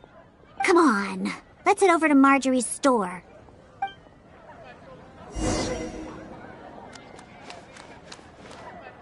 Oh, hello, Diona. You must be here for the cat with this one for quite some time. Much appreciated. Margaret will come and settle the fees later. No problem. So, that cat named Roger, is he usually at the Cat's Tail? That's right. He's almost always in the tavern. Wonderful. I'll definitely make some time to head to the tavern and play with him. Oh, I see. Well, you're welcome to visit anytime. I gotta say, you're awfully particular when it comes to taking care of that cat. You even provided me a list of materials to use for his cat toy.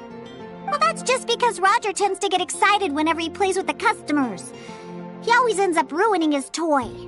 This time we needed to make it more durable so that it would last longer. He usually just lounges on the cabinets when no one's around.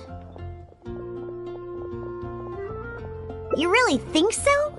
Well, I'm not interested in figuring out what those cats are thinking. They're just stubborn. That's how all cats are.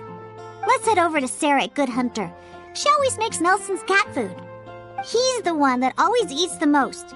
And even though he's always eating, he somehow weighs the lightest. I really have no idea what he's up to all the time.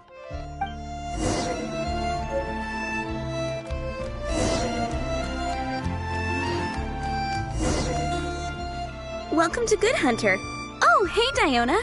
How can I help you? Hello, Sarah. I'd like some more of that cat food I bought last time. Oh, is my favorite kitty Nelson hungry again? Hold on one moment. I'll have the kitchen prepare it for you. All right, here's the cat food. It hardly takes any ingredients to make, so it's on the house. But please, if you can bring Nelson with you next time, everyone wants to pet him. Sure, I'll see if he wants to come. Nelson's not usually very fond of people, but as soon as he smells some dried fish, he'll do anything you say. And once he starts eating, he doesn't ever stop. Someone has to drag him away from the food. Kinda like the old drunks at the tavern. But the amount of food isn't too much this time, so it'll be fine if he finishes it all. All right, we have all we need for now. Let's go find Roger and Nelson. We'll deal with Paisley later. Roger always likes to sit in high places. Maybe we should go check the rooftops. Do you know how to get on top of the buildings here? If not, you can just wait down here and I'll take care of it. Really? You don't look like much of a climber, but if you say so. Let's go up and look for Roger together.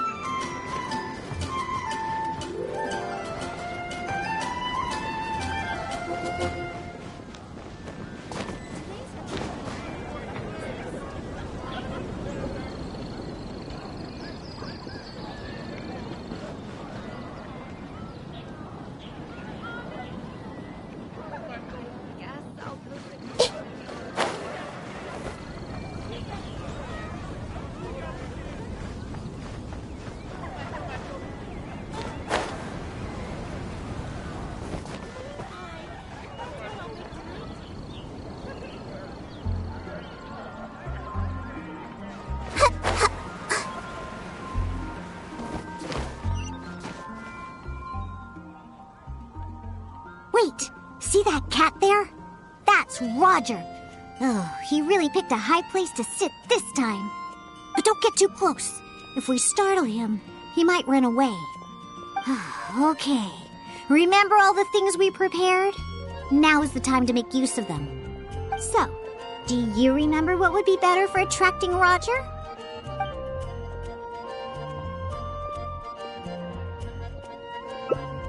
Cat food? Are you sure? Like I said, Roger would probably prefer the cat toy.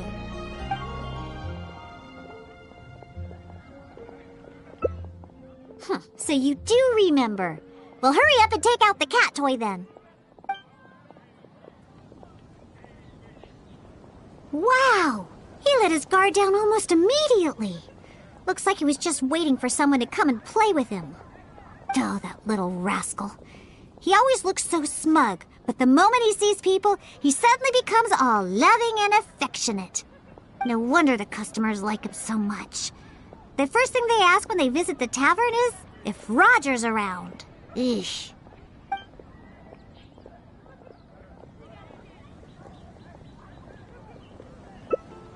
Yeah, that's the problem. Who cares about specialty drinks when you have these fluffy little kitties to play with, right? If you ask me, the tavern doesn't need any more new drinks to attract customers. Just get more cats and people will come. All right, let's bring along Roger and go find Nelson. Now, Nelson likes places that are warm. In fact, the last time I went looking for him, I found him in the bush next to the blacksmith. So, let's go look for him there.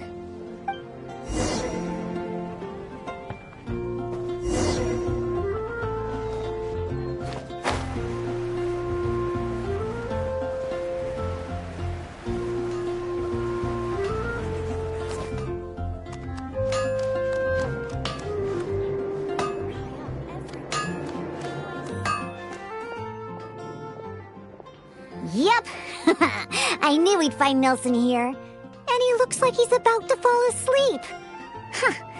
Could it really be more comfortable than in the tavern? Anyway, let's take out the things we've prepared. I'll let you choose which to give him. That's right, Nelson loves eating this stuff. The cat food will definitely make him happy.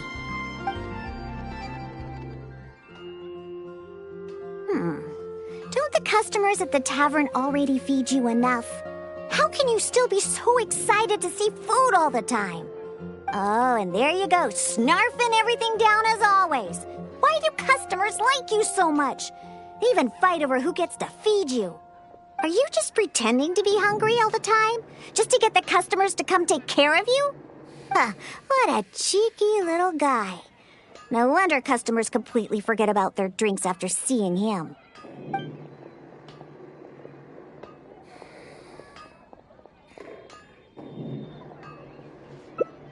Take a hint? From him? Forget it! We should probably just get more cats at the tavern. They seem to attract more customers than my drinks. Go ahead, pick him up. He doesn't weigh much. I really have no idea how he stays so light. All right, let's go find Paisley. He used to always sneak out to go to the cathedral before. So, let's start there.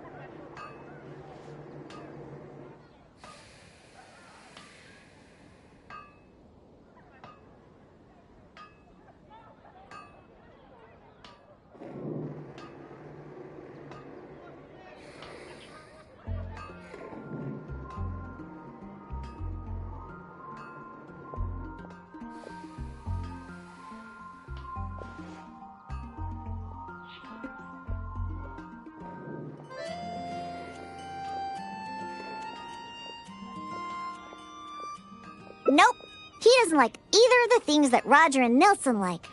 I'll tell you more when we get there.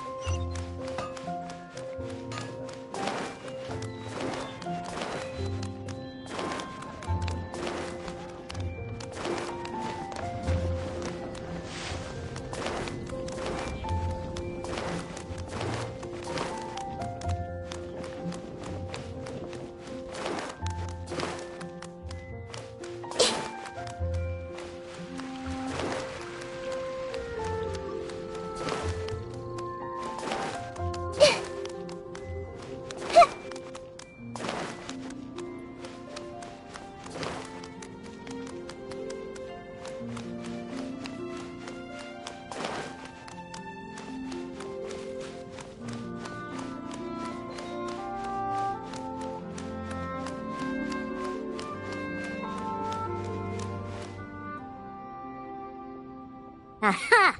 Just where I thought I'd find you, Paisley. We don't need to do anything. Paisley doesn't fancy anything special. He just does whatever he's in the mood for. To sum it up, he's just a self-centered little cat.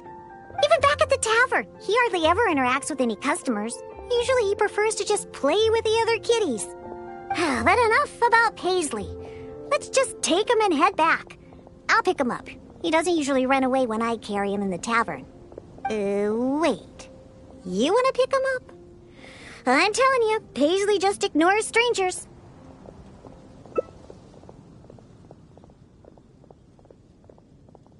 See?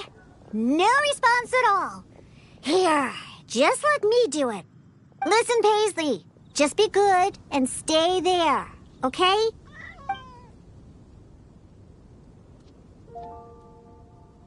Aw, good kitty. That'll do.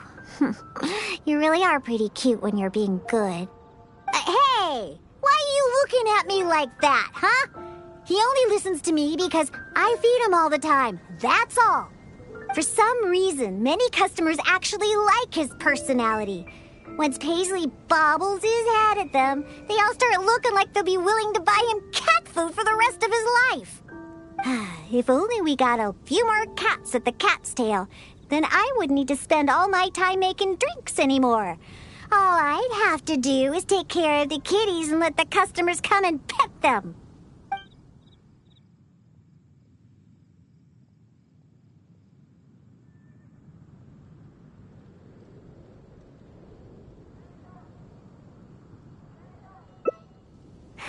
Well, of course. If it weren't for the more my drinks bring in, how would we pay for their toys and food? You know what? Just bring the cats back to the tavern. That's why you came in the first place, right? To see the cats. I'll walk back myself. I have to hurry back. I convinced the tavern to hire a few more cats. They're the key to attracting customers, after all. Cocktails. No need for those anymore.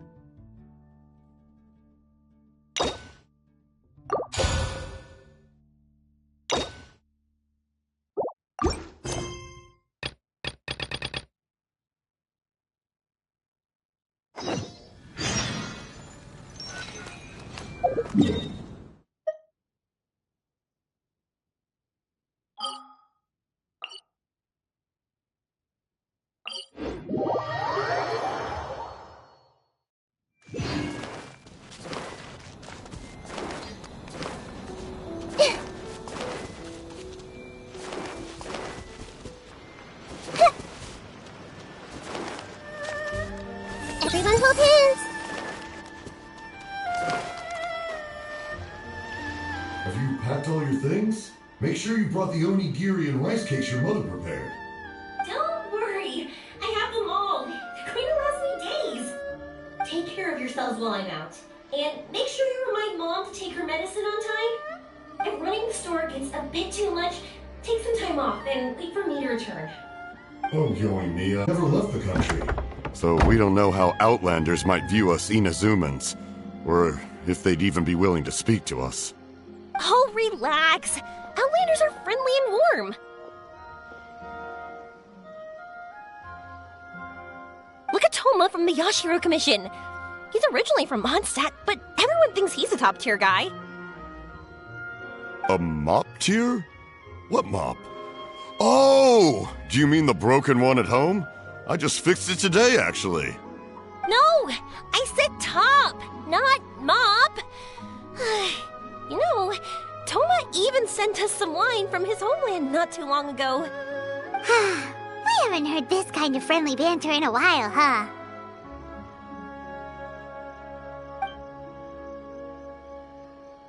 Oh, hey you two! It's been a long time, hasn't it? I'm excited because I'm going on a trip soon. Many things have changed. Lots of Outlanders have come to Inazuma, and lots of Inazumans have gone out as well. You two have been adventuring all over Teyvat, so you might not be able to understand, but for us, this is a long-awaited chance to go out and fulfill our dreams. That's right, the Sakoku decree is gone. Ah, I remember you two. You're Yoimiya's friends, yes? Word of your incredible accomplishments has spread throughout Inazuma. My daughter's a big fan of yours. She said she'd love to be like you two. Come on, Dad. Who's never dreamed of becoming a hero? Oh, thanks. But I'm just your average artisan. The quiet life suits me better. But if an opportunity presents itself, why not try to show your stuff, right? All right. Did you two come over today to order some fireworks? Oh, sorry. I got carried away. Well, I'm gone. Dad's in charge of making fireworks. You've seen how skilled he is, so there's nothing to worry about. Oh no, we aren't here to do business or anything. We just happen to be passing by. Oh, so we're all here with time to spare? What a treat! In that case, let's chat some more. I'm not in a rush anyway. Sure. So, where are you planning to go? No clue. Huh? I say that, but I do have a travel goal. To see Teyvat's grandest meteor shower.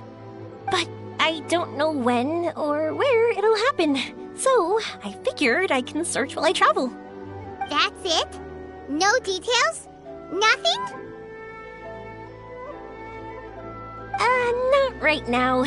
Since this meteor shower was originally something like a family legend. A long time ago, the Naganaharas were inspired to create new fireworks after watching such a meteor shower. Dad says that inspiration is a combination of what you see and what you know. Different people can see the same thing, but have different thoughts. Inazuma today is completely different from how it was in the past. If I can see this meteor shower, I'm sure I'll be able to come up with a new kind of firework. I know, right? Of course, my main reason is that I want to go and look outside Inazuma. No need to be shy about it. You gotta play hard when you get the chance.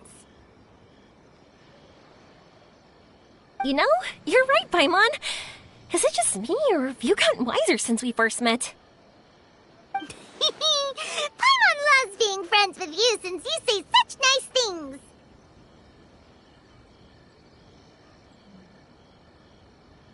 Sumeru. I've heard of it. It has a ton of trees, a super impressive school, and a massive desert.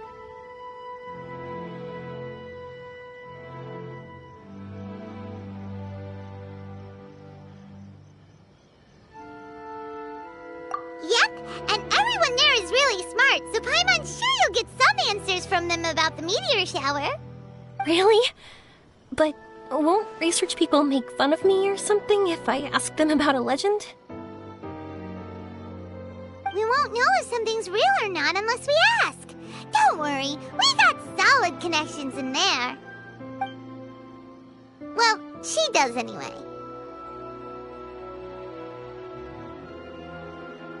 Wouldn't I be taking up your time, though? I doubt this is in your schedule.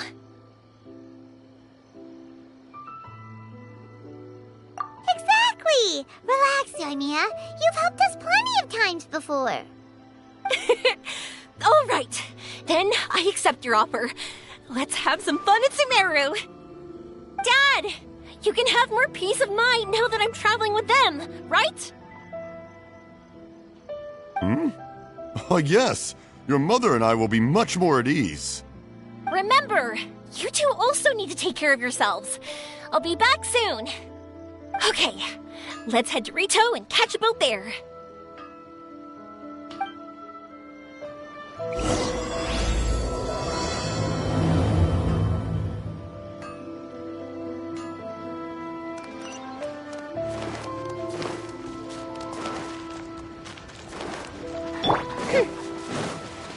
Oz, reveal thyself!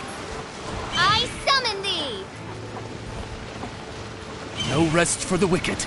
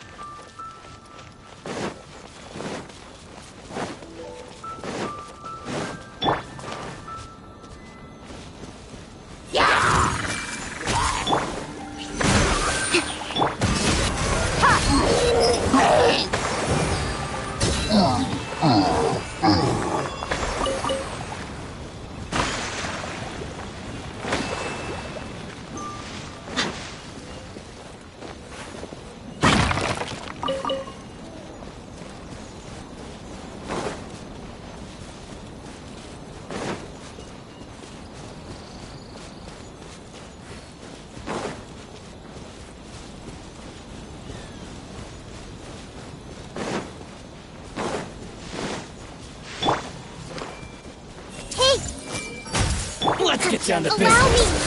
Let's get it on! Hi! By royal decree! Very finally,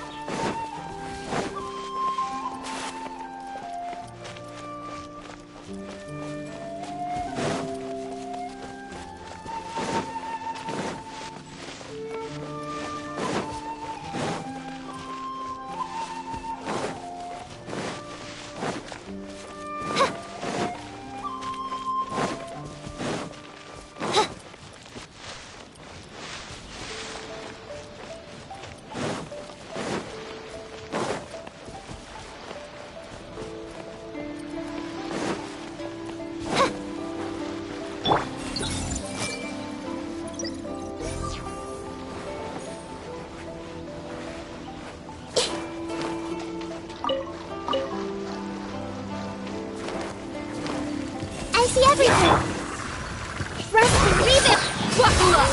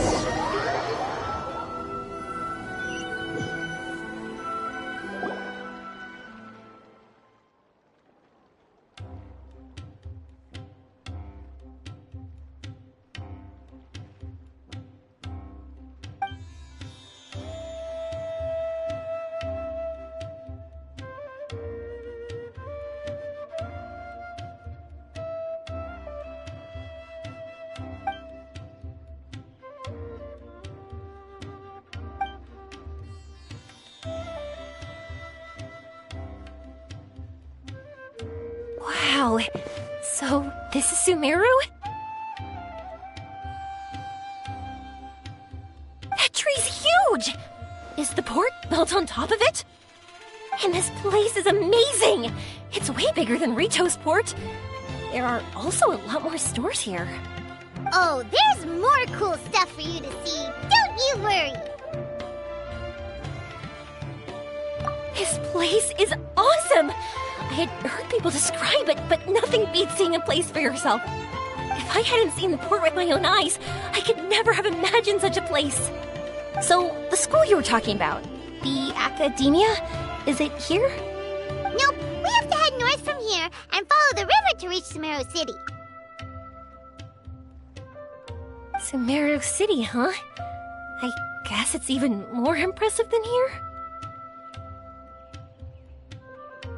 Even bigger? Oh, I wonder if it's as grand as Sangonomiya Shrine. Whatever the case, why don't we go to Sumeru City? Oh, I'm so excited that I don't even know what I should be doing anymore. The important thing about going on a trip is to enjoy yourself. You don't have to think so hard. I'm just worried that if we don't get down to business soon, we'll take up too much of your time. But if you insist, then let's look around.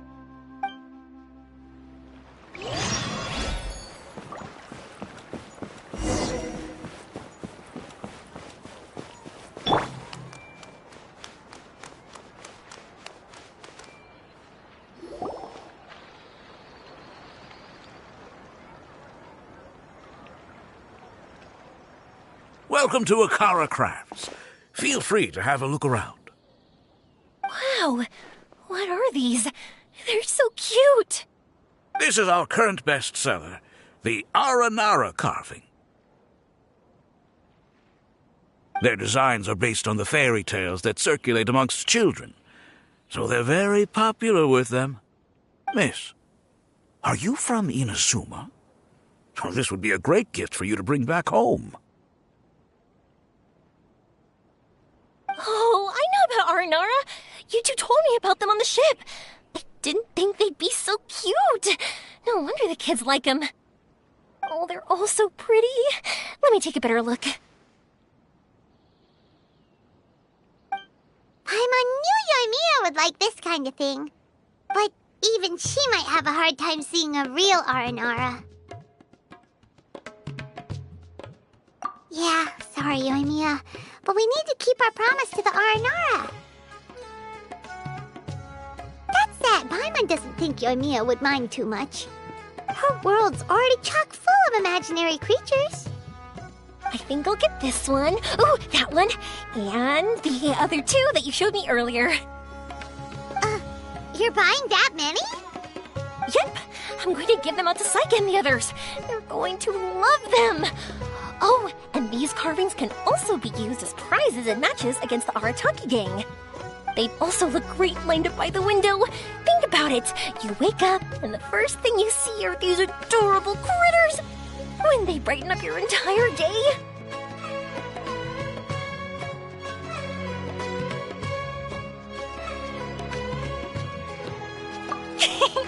Okay, thanks. In that case, you take your pick too. For some reason, Paimon thinks it kind of looks like you, Yomiya. Now that you mention it, it kind of does. Hello, Nora Paimon. My name is Arania. Is that how they talk? Hope I remember correctly. That was really good. Wow, great memory. We only talked about Aranara that one time on the boat. That's because they're so interesting. I'm pretty good at remembering those kinds of things. Of course. Thank you for your patronage. You all are an entertaining bunch. I hope you enjoy your time here in Sumeru. That's about it for Port Ormos. Next up is Sumeru City. All right, let's get to it.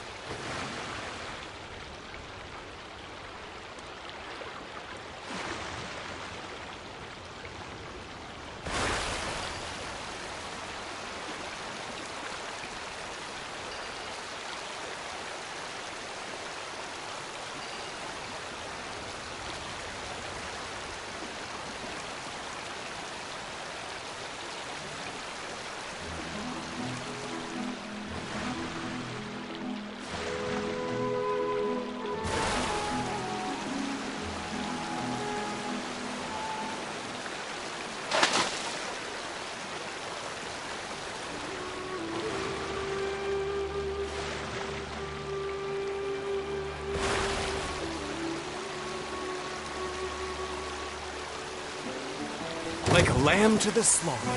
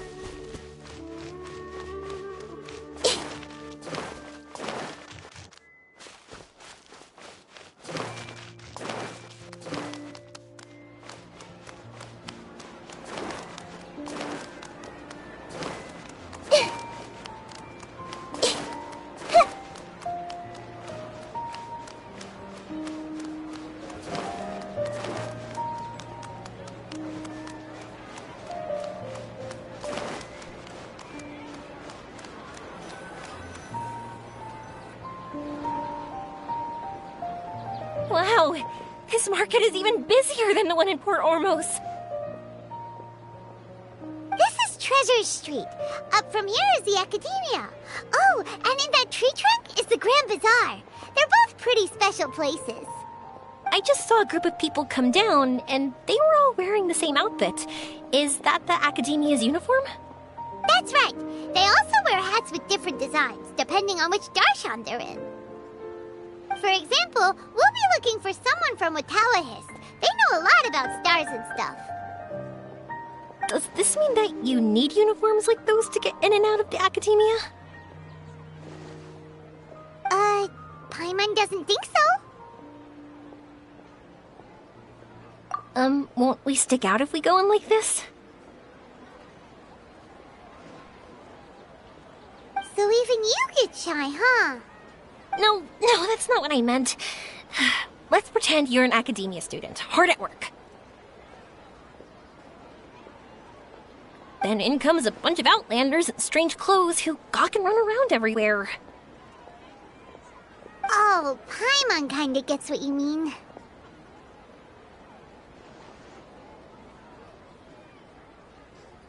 I don't think we have to be too self-conscious, but it's still something to keep in mind. Why don't we look around here first? I've been wanting to see the Zubair Theater anyway. As for the academia, let's go once I get myself a set of Sumeru-style clothes. Alright, but Paimon thinks you're overthinking it. Nilu might have some good recommendations. Sounds good. If we can watch a performance of hers while we're at it, that'd be even better. Alright, I'll be looking around here. I'm leaving the meteor shower inquiry to you two. Thanks a lot. No problem. We'll be right back.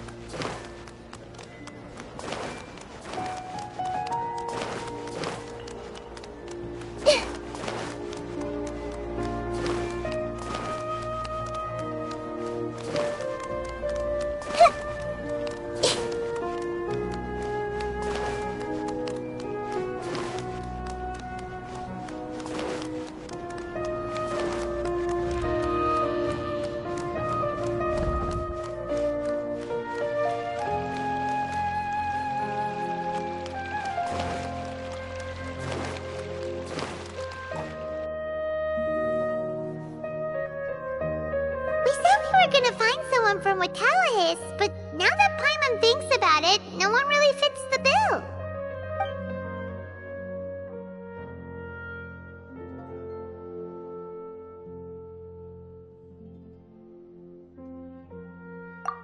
Paimon thinks Alhaitham might know something, but Paimon doesn't want to talk to him.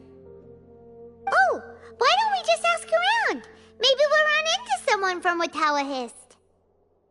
Looks like you two are in the pickle. Why not consult someone who always tells you everything she knows? Nahida! Oh, why are you here? I'm here to meet with some researchers, but when I saw you two looking so troubled, I decided to follow. Looks like I showed up just in time. Okay, we might as well tell you. We have a friend who's come to Sumeru. I see. Your face says that it's gonna be a long time before the next meteor shower. My answer is going to be even more of a disappointment. You may have heard that the stars are related to people's fates.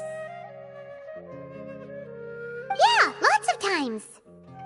If the stars dictate destiny, then do you think that destiny is something that is unchanging and always follows predicted outcomes? You have a point.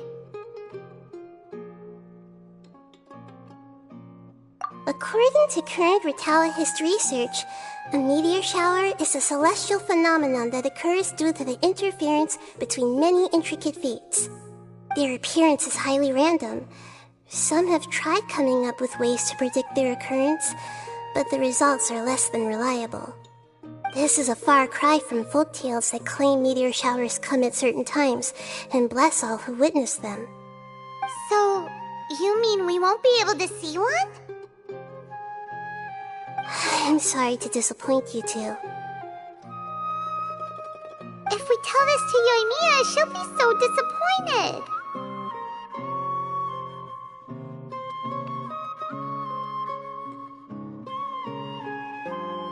What now? There has to be something we can do.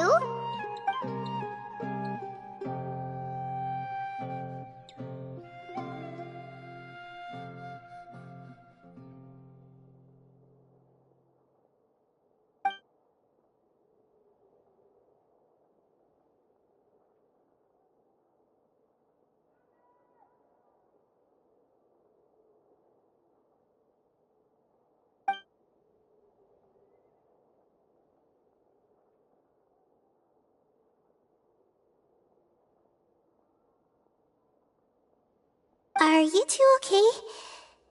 It seems the news hit harder than I expected.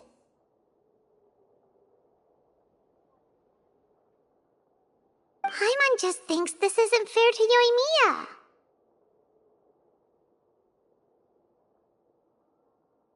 I get it. From how you described her, I can see that she is a kind and caring soul. So, why don't we take a page out of her book and protect her dreams with a well-intentioned lie? Oh? How do we do that? It'll be a story about a meteor shower. You'll accompany her on a brief journey, do a bit of work here and there, and then receive the meteor shower as a reward. Well, I can't summon a real meteor shower, but if it's in a dream, I can help out. Oh, that would be great, Nahida! Compared to what you've done for me, this is nothing. Use the meteor shower as a pretext to take Yoimiya all around Sumeru. Then, when you're ready, blow this.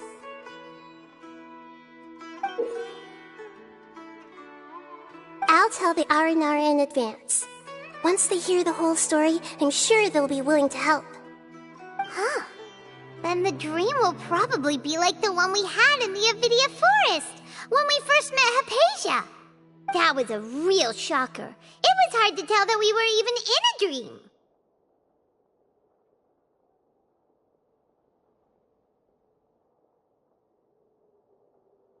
Once the meteor shower ends and you all awaken from the dream, she'll probably realize what had happened. If you tell her the truth at that point, she should be a lot less disappointed. Paimon thinks this is the best way to simulate the meteor shower. Thanks, Nahida! You're welcome. I'm glad I could help. Still, you two should get this story straight before you join up with your friend. If not, she's gonna see right through everything. True. Let's discuss it on the way.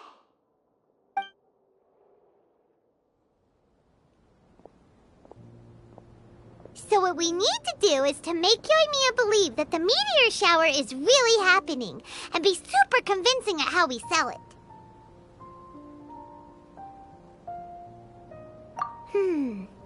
If Paimon wanted to go see a meteor shower, the things Paimon would focus on the most would be... Yes, exactly! We'll say we're trying to figure these two things out, but we'll actually be bringing Yoimiya around to see the sights and enjoy local food. Oh, well, easier said than done. She'll see through it. It'd be best if we could take a unique approach to making it fantastical, just like a real fairy tale.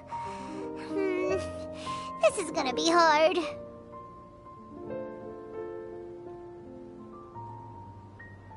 Oh, that's right. Don't people also talk about wishing on a shooting star? If we used wishes as the center of our story...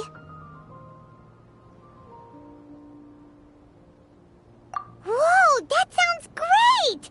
Alright then, we need a specific wishing spot or else the sky would be full of meteor showers. And then, while we're supposedly finding or making this device, we'll go around and have fun and eat good food! This is shaping up to be the perfect plot. After all, the device can be anything, and the location can be wherever. As long as we get Yoimiya to enter the dream at night, things will be fine.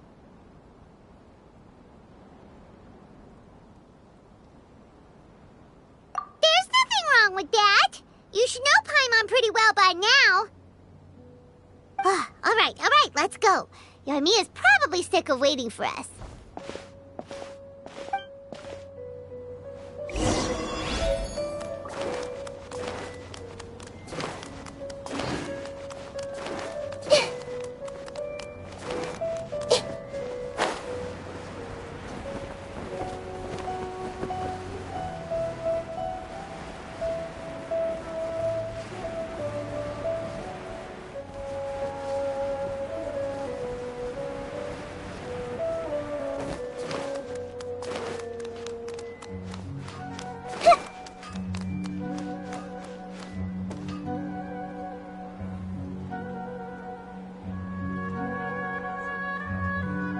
Thanks so much. If it weren't for your help, I would have gotten lost already. It's no problem. I'll be heading home then. Just a minute, wait. This is for you.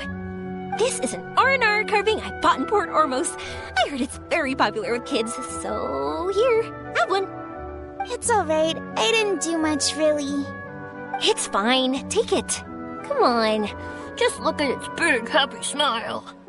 You can display it at home or hang it on your wheelchair. It'll cheer you up. That might sound silly to you. Like, why do you have to be happy just because it is? But that's the magic of a smile. If you don't believe me, try it. Look at it a few times every day, and you'll understand. Actually, I feel like I already do. You love talking, and you love smiling too. I just don't understand why you're so positive. I've never met anyone like you before. Sorry, I'm not very good with words, but since you say so, I'll accept your gift. Want me to take you home? It's okay.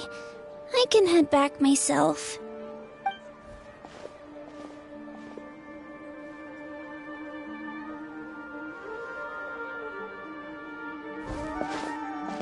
Oh, great timing, you two. Who was that kid? Oh, her? Her name is Aveen. I saw that she was looking quite forlorn, so I wanted to make sure she wasn't feeling left out or alone. She was pretty shy at first, but I explained that I just arrived in Sumeru and had gotten lost, so I needed someone to help guide me. She agreed and we made our way back here. There were so many paths here, and they're all twisty, turny, and up and down. It's hard navigating through them all. No, she didn't want to talk about that, and I didn't ask. I get the feeling that'll bring up some unhappy memories. But if I had to guess, it's probably because she hasn't been able to explore the city for quite some time. All she said was that she's sick and doesn't know when she'll get better. Whenever we passed by busy crowds, she kept turning her head and taking in all the things around her. At first, I thought she was afraid that someone might bump into us. But when I caught a glimpse in her eyes, I only saw yearning and a deep sense of loss. It's hard not to be down when something like that happens to you. At first, she didn't really want to say anything to me at all. She just gave me yes and no answers. But what I really saw was just another child. And asked all the same things everyone else did. About rugs, spices, cooking, and the differences between here and home. Eventually, I think I earned her trust. There were many things that she liked in the city, after all. I say that, but honestly, you two probably caught the majority of what she said. Gotta start somewhere. Oh, by the way, did you guys learn anything about the meteor shower? You bet we did. Big time. You're in luck, Yomiya. You'll be able to see the meteor shower from Sumeru. Really? That's great! If I had gone looking for it myself, I'm sure I would have missed it. Huh? What do you mean? They respond to wishes? Huh, I've never heard that one before. So it's not that you wish upon shooting stars, but that wishes summon them? In that case, I was born ready. Don't you worry. Are you talking about how you want to use the meteor shower as inspiration for fireworks? That's why I'm here, but I wouldn't call that my wish. I don't think that alone will call the stars down for us, right? Yeah, that makes sense. Wow, she's adding her own spin onto this. If that's the case, then we'll have to practice wishing a little. Can you two come with me? Let me put my thoughts together and tell me if you understand. As for what my wish is, it's a secret for now. Yeah, and we'll take the opportunity to show you some views you've definitely never seen before. More places to see? All right, let's go.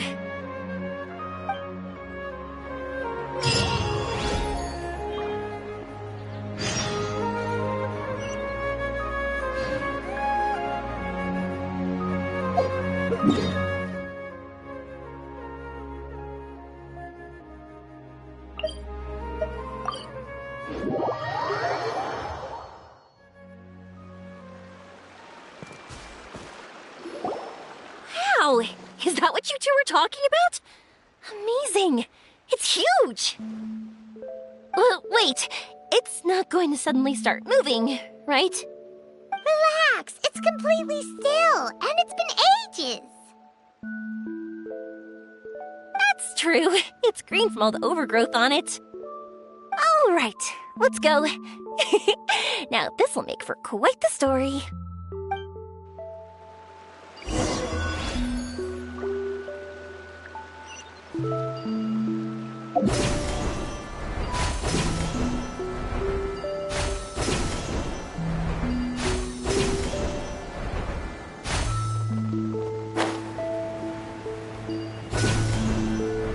I was wondering, have you seen your brother yet?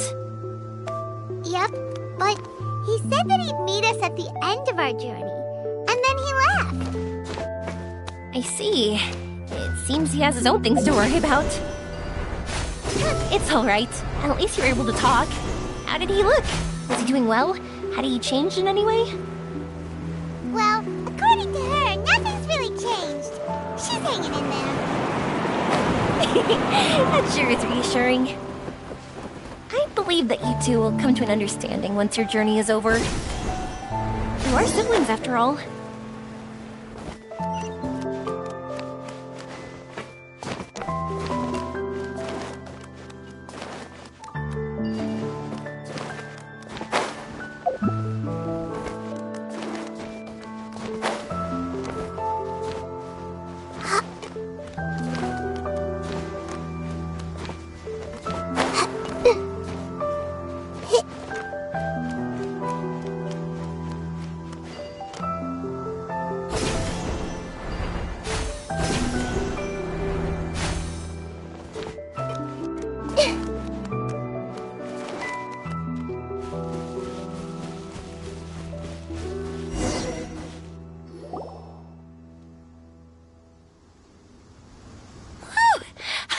We'd be able to climb all the way up here.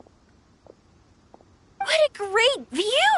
I just want to shout at the top of my lungs! Yeah, and even though we might not be viewing the meteor shower from here, it's a good place to practice. Oops, I was having too much fun and almost forgot about that. Before I left Inazuma, many people heard that I was looking for a meteor shower. So they told me that they wanted to make wishes. I told them that they could write their wishes down on paper. So I ended up collecting several dozens of wishes. Whoa! That many? That's part of it, but more importantly, I've been wondering why people link meteor showers and wishes in the first place. After a lot of thought, I think I figured it out. People use fireworks to remember their most precious memories, and these memories sparkle and shine each time the fireworks fly. In other words, fireworks symbolize the past. And shooting stars make people think of wishes, because wishes carry people's brilliant hopes and expectations for the future. One represents the past, and the other the future. They both bloom in the sky, but have completely different meanings behind them. It's really beautiful, isn't it? It's clear to me that I'm not the only one holding this belief. I'm sure my ancestor had similar views. I think that's how he drew inspiration from the meteor shower. His method was a wish of sorts to begin with, to join the past and future together and combine their beauty. At first, I wasn't completely serious about using the opportunity to travel abroad to see a meteor shower. But it became something like a mission once everyone had handed their wishes over to me. Yomiya. Well said. And here Paimon thought you needed practice. Huh? That was fine? You both understand what I'm trying to say? Honestly, I thought it was pretty messy. I mean, these are all abstract topics that evoke a sense of admiration that's hard to put into words.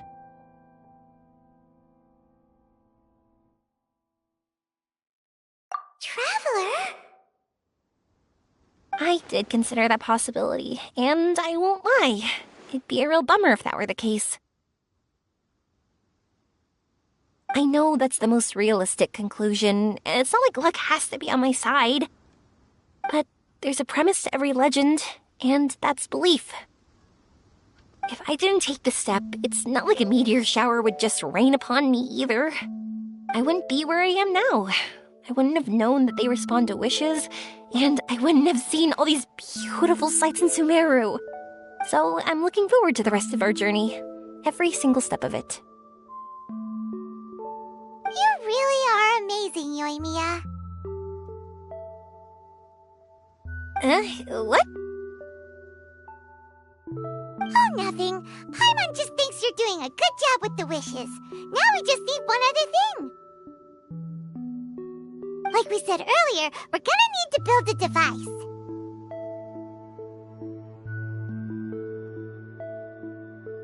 Yep, and once we use it to create an observation device, we can find where the meteor shower will be. I see. The purest ore.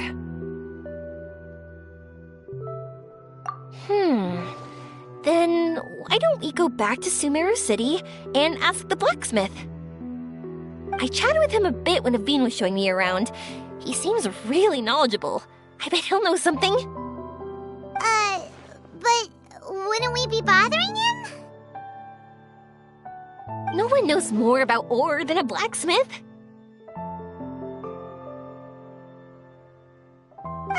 That's true. Let's go! I wish we could fly over.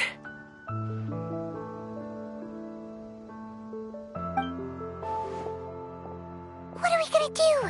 If we really ask the blacksmith, he's gonna give us funny looks for sure. You're right. Paimon will do her best not to say anything wrong. At first, Paimon felt bad about keeping Yoimiya in the dark. But now, it feels like we made the right decision.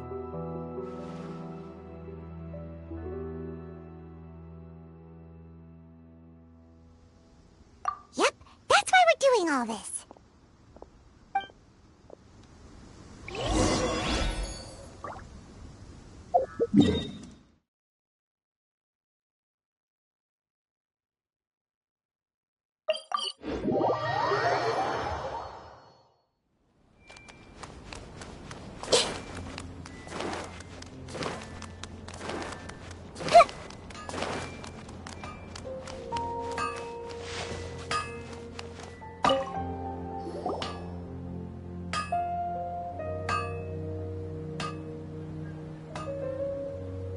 You want to use the purest material to create a star observation device?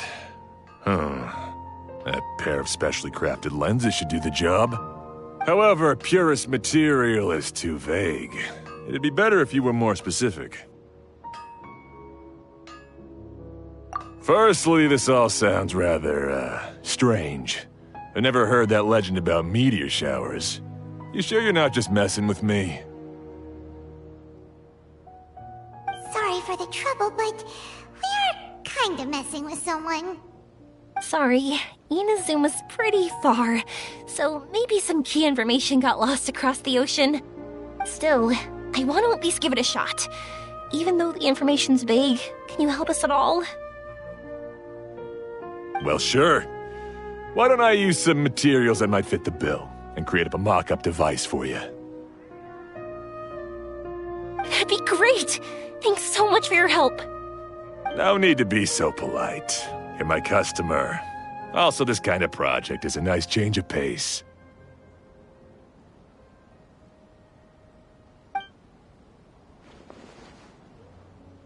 Maybe we can just pick a random one. It's not like we're really gonna use it anyway.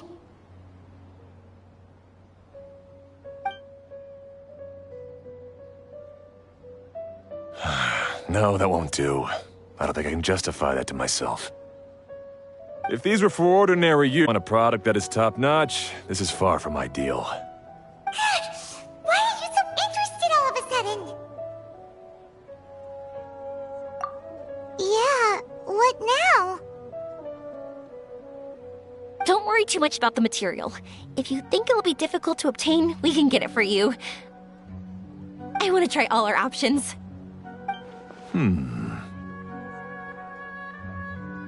Since we're on the topic of legends, allow me to tell you one about blacksmiths. All of us in Sumeru know about this legendary forging material. It possesses excellent properties that are matched by no other.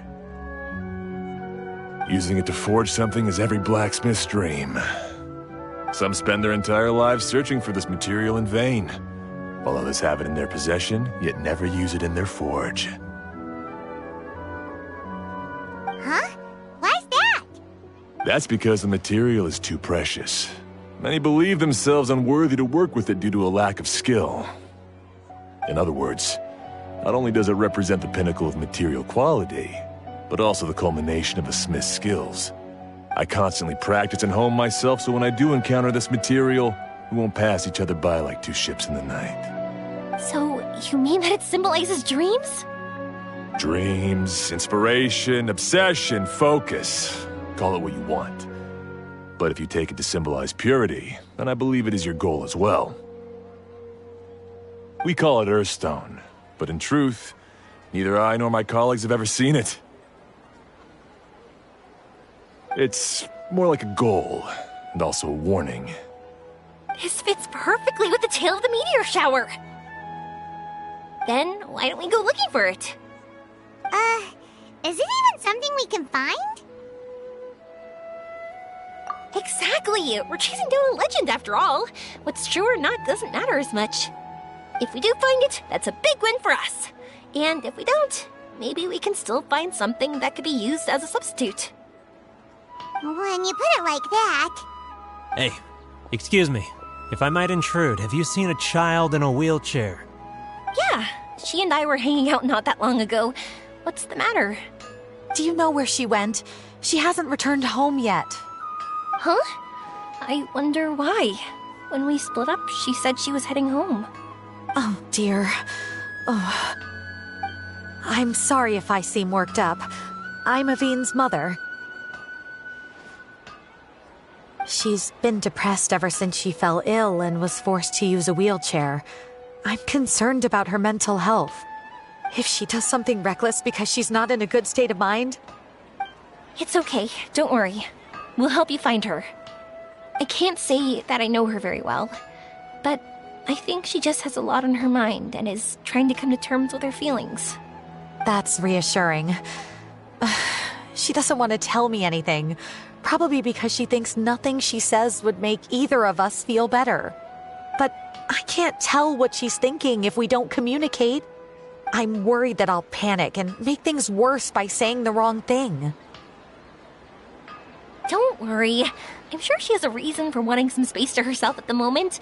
We should just be open and understanding with her. But that does bring me to a question I've been mulling over in my head. Do you think there's something else going on in her life? Not that I'm aware of. I just know the illness was a big blow to her. She's always been physically active. She absolutely loved to run and jump, and she told me that she wanted to become a great adventurer someday. But after she became ill, she lost strength in both legs. She hasn't been able to stand since. We've consulted with countless doctors, but they're all stumped. They said all she can do is slowly recuperate. No one can say for sure if she'll ever stand or walk again. She believes that her legs will never recover, and her dreams of seeing the world would be forever shattered. This was all too sudden, too unfair. Okay, I understand. I'll find a way to bring her around. Sorry, but it looks like we'll have to put our meteor shower search on hold. We're coming with you! Mr. Blacksmith, do you remember seeing a child in a wheelchair? Sorry, afraid not. I've been keeping my eyes on my anvil. But you're looking for someone, I suggest dropping in on Sadeg. He's my supplier. If anyone's aware of the comings and goings in Treasure Street, it'd be him. Do you know where we can find him? He's probably resting just over there. It's not far. Got it! Thanks for your help with everything. We'll go over there and see what we can find out. Don't Don't worry, I don't think she's gone too far. Thank you so much. He and I will continue asking around in the city. If you find her, please, let me know. Thanks again for helping.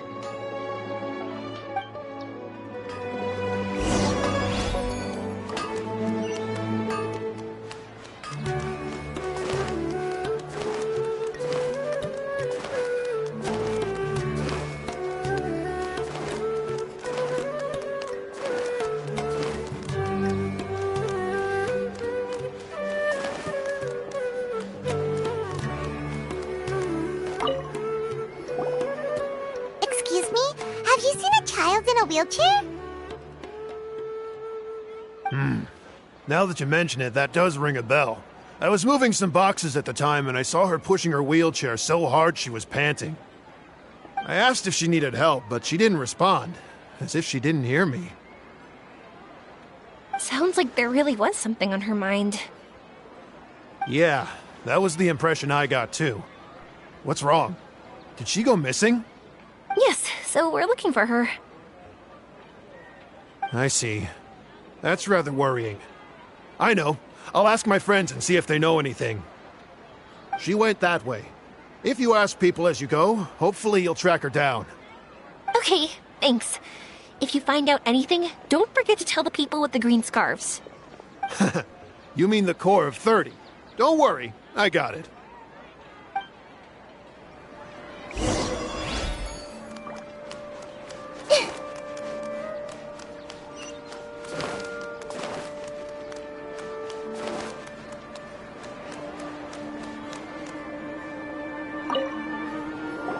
Excuse me, we're looking for a child in a wheelchair?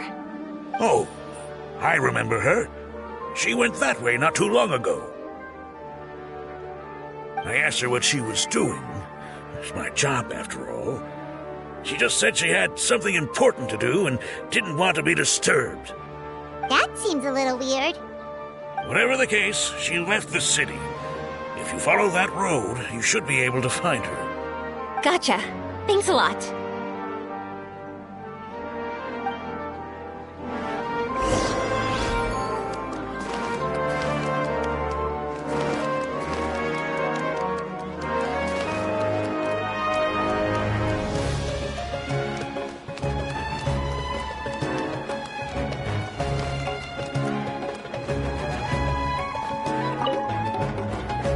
Hello there. Did a child in a wheelchair pass this way? A wheelchair? Oh, slope over there. Oh no, how dangerous. For sure. There's terrain of all sorts outside the city. And if that was the kid... Got it. It was over there, right? We'll be going now. Thanks.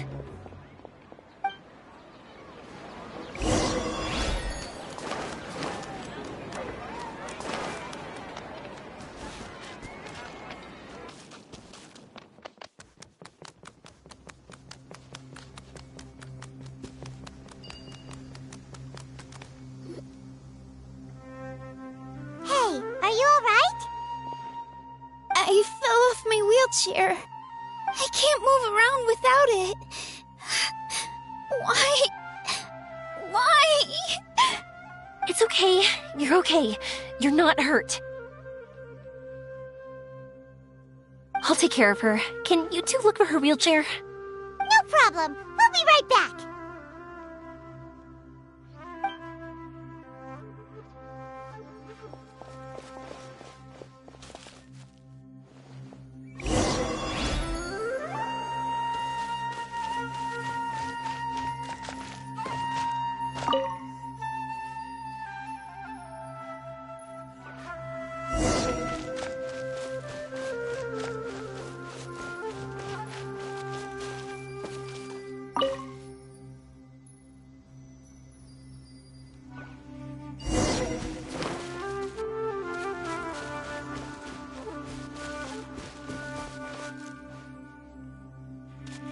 Look! It's the wheelchair!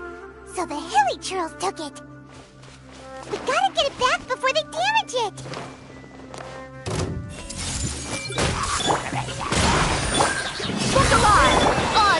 thyself.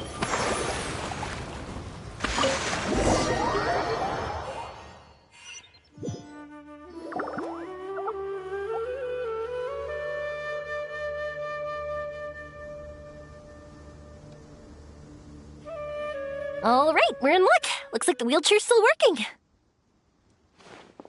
That's good. Or else my family would have to pay for another one. You feeling any better? I know that must have been really scary for you. It's all right. You're safe now. We'll bring you back.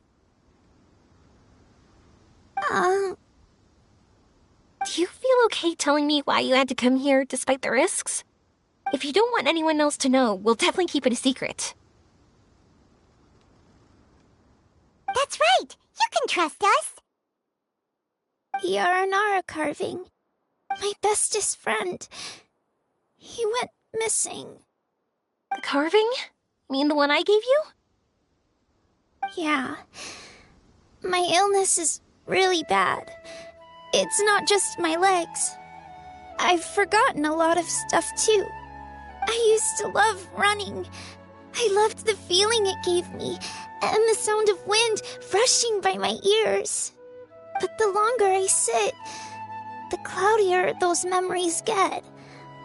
I'm starting to forget how it feels to love something.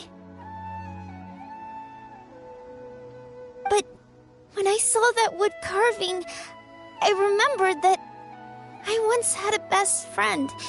He'd always run with me. Wait, was he an Aranara? Paimon meant that it couldn't have been an Aranara, right? They're just fairy tale characters. But they aren't. They're real. They couldn't be more real. Hey, I understand.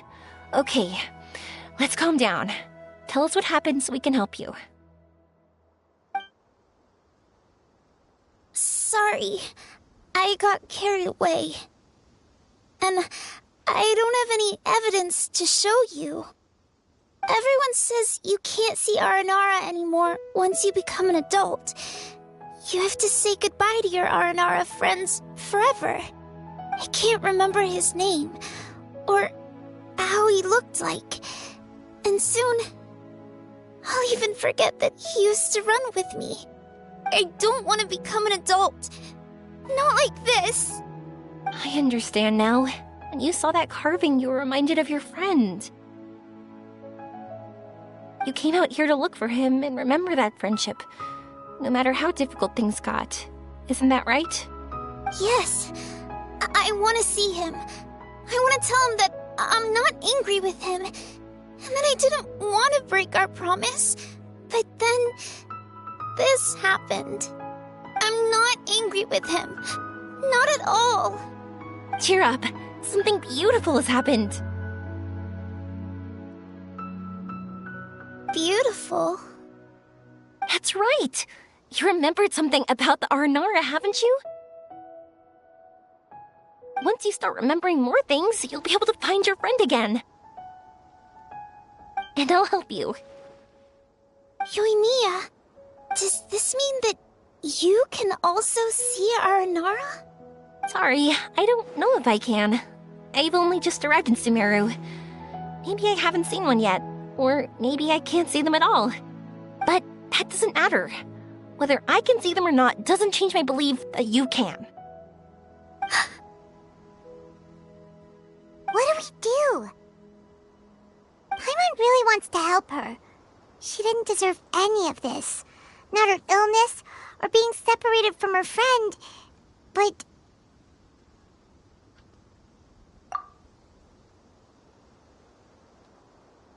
Huh? Me? Sure. Sorry. Wait here for a moment. I'll be right back.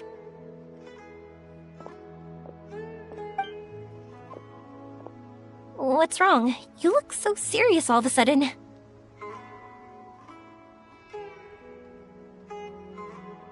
Oh, did you think I was overpromising back there?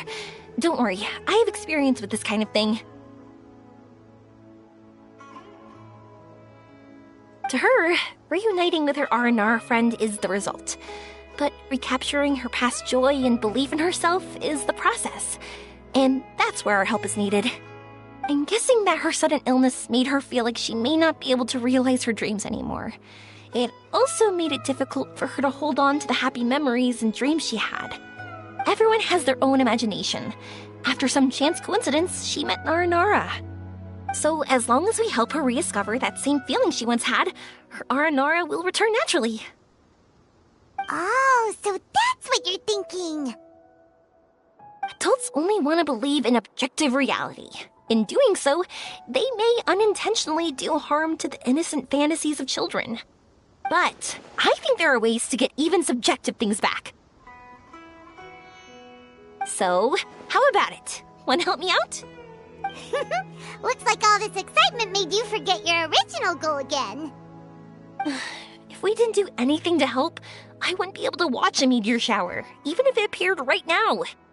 And would the stars really want their caller to have such a heartless soul? What are you trying to say? Because we can actually summon the Aranara.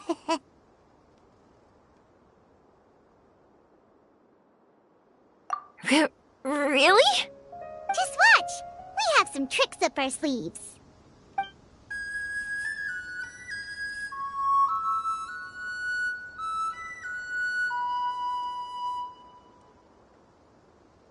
Whoa, so this is an Aranara.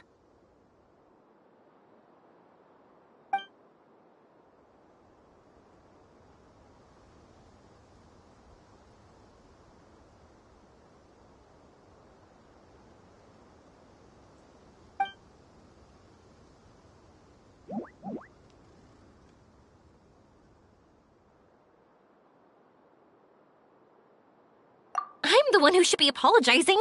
Sorry, let me explain. I know that you only want to be seen by people you trust. It's rash of me to butt in. But this girl once had an Aranara as her best friend, and they haven't met in a very long time. She's been quite ill, and her world has been turned upside down. It's been so long since she's been able to see her friend that even her memory of him has become hazy. Parting with a friend like that is too sad, and she never wanted that to happen.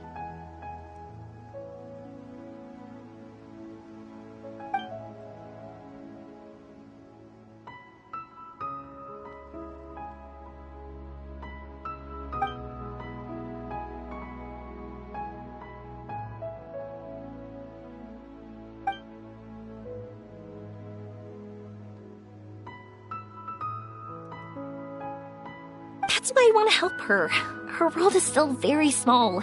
Too small for all the sadness she has to bear. As things are, all she can do is sit alone and think about how happiness is leaving her little by little. About how life has been so unfair to her.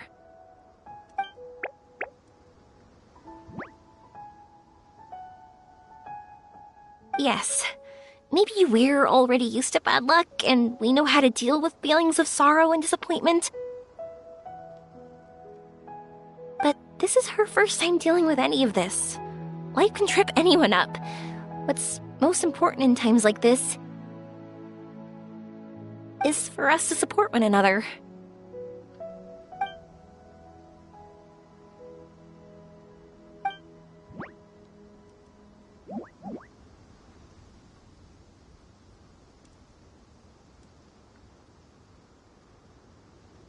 Huh? What do you mean by that?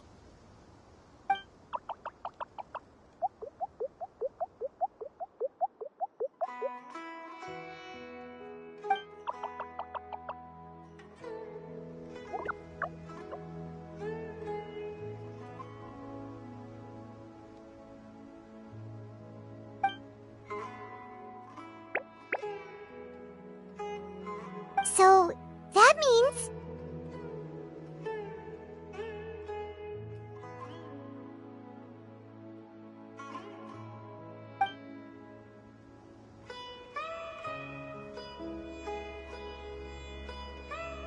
Thank you! Thanks for trusting us.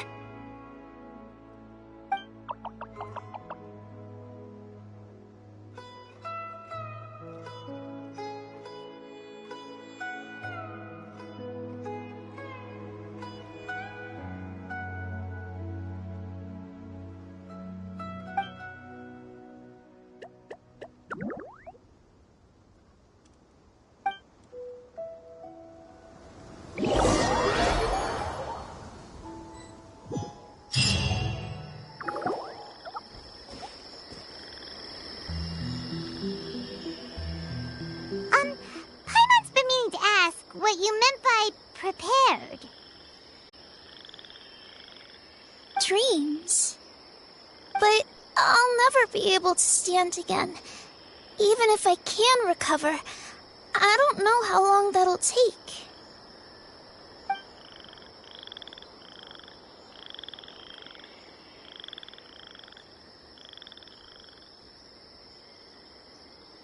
My heart?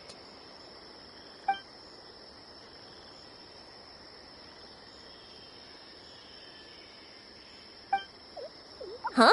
He's gone just like that? It looks like the sky here has changed somewhat. My heart.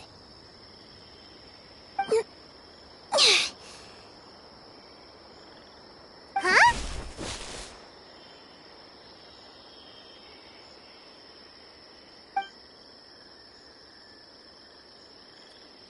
I stood up. It wasn't hard at all, and it didn't feel weird. It was like how things were before I got sick. Wait, so that means we're...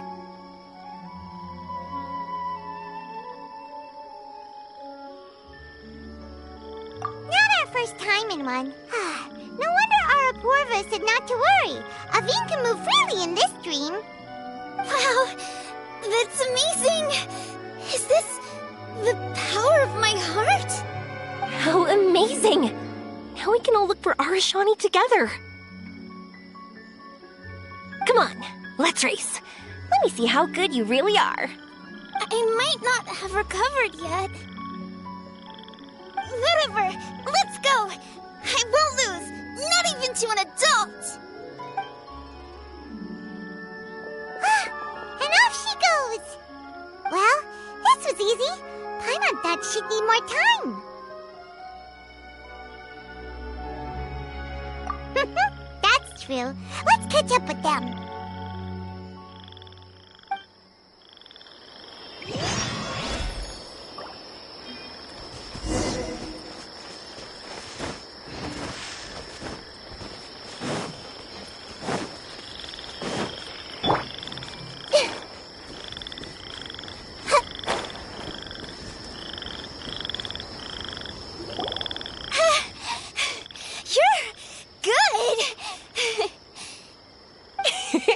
If we had run any further, you would have caught up.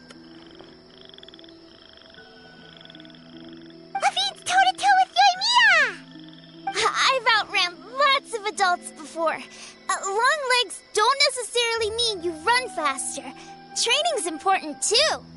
I won't even be able to compete with you in a few years. Let's see. Where should we go next? Look! Something's floating up ahead! Does it want us to follow it? Maybe. Let's follow it.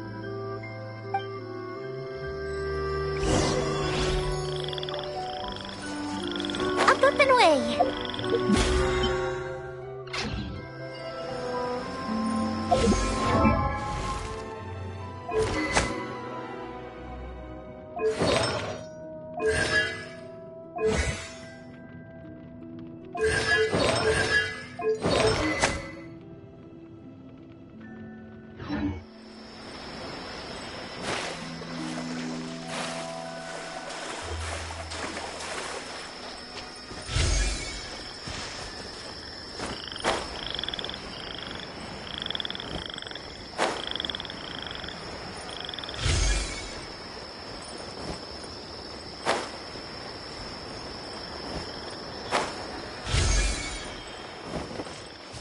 Want to keep chasing after it? You're not feeling worn out yet? Getting tired is part of running, and I love everything about running.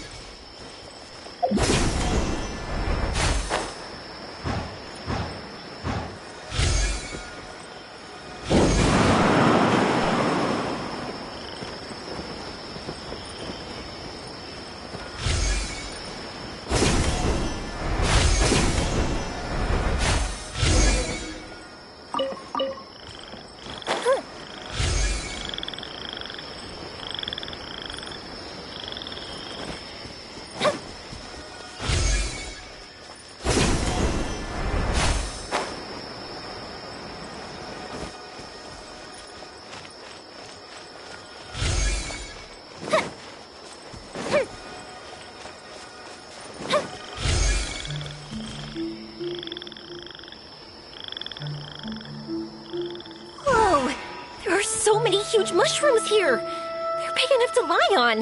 That's not what they're for. Let me show you. Oh, so it's for jumping?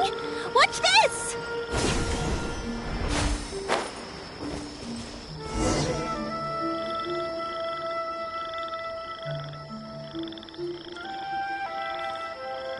So, this is our destination? But Paimon doesn't see an Aranara, just this big stone. I'm so happy. I almost forgot how it feels to be this happy. You know, at first, it felt like my world had shrunk down to a tiny space. But as long as I continue moving forward, new sights will always appear in front of me. And my world will keep expanding before my eyes. Even though I don't know how I did it, I know I have you all to thank. Oh, that's not important. What's important is that you remember the joy of going through the world. Our memories don't just symbolize our past, they can also shine a light in our future. Once you find the hope in your heart again, that happiness will come back to you. Yes. Thank you, Yomiya. Thank you all. Let's keep looking for Arashani. It doesn't look like he's here. Yeah. Then why would the star lead us here? I don't know how to explain this. I don't know what it is, but it feels very familiar. Almost like it's a part of me. I know. Could this stone be your Earthstone? Earthstone?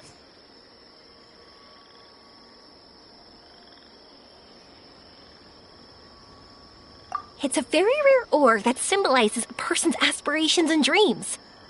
Since you can see it, that means you've found what you've lost. Is that how it works? It's just like in fairy tales. I thought I'd stopped believing in those. But I'm glad that I found that belief again.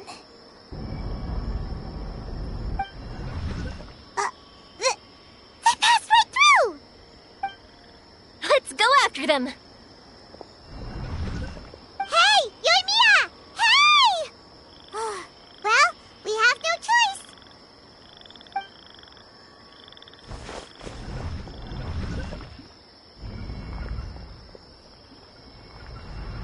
We passed through, but nothing seems to have changed.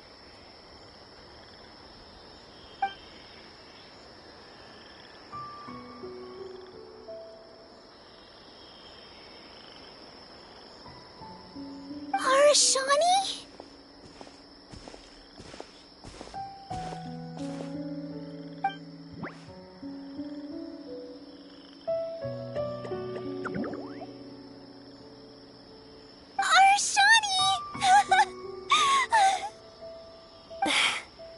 The R&R is sure of a flair for magical journeys. They not only helped Devine find her best friend, but they also showed us what an Earthstone is. Oh, we have to look for one of our own later, to make the purest lens. Yep. It's kind of funny, but Paimon thinks we can actually do it. But we have to bring her back to Sumeru City first. Her mother must be worried sick.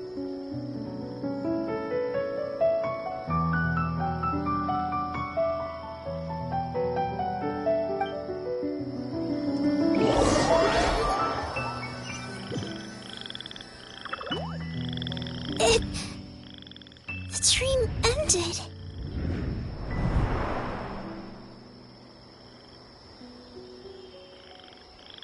We dreamed a most lovely dream.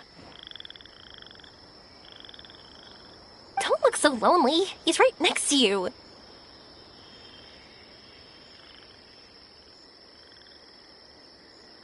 Arashani!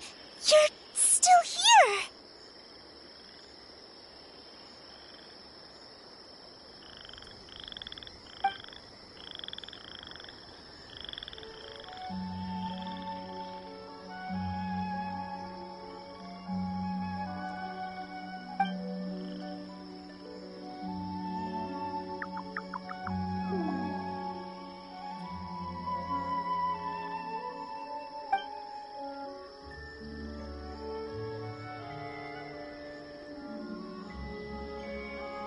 It's okay. I understand. This happened because I lost sight of myself. But I think I understand now. Yoimiya's right. Everyone gets bad luck, but we have to support each other through unlucky times. Thanks for helping me rediscover my memories and dreams.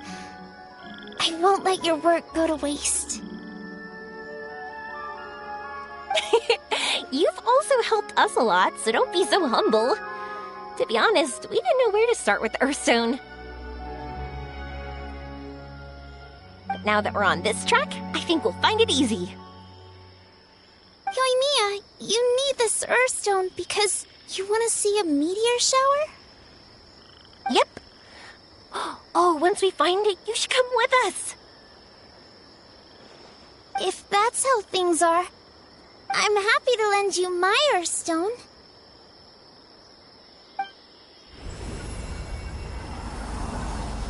What?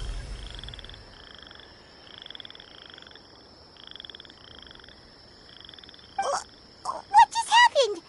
Did you just take glasses out of your chest?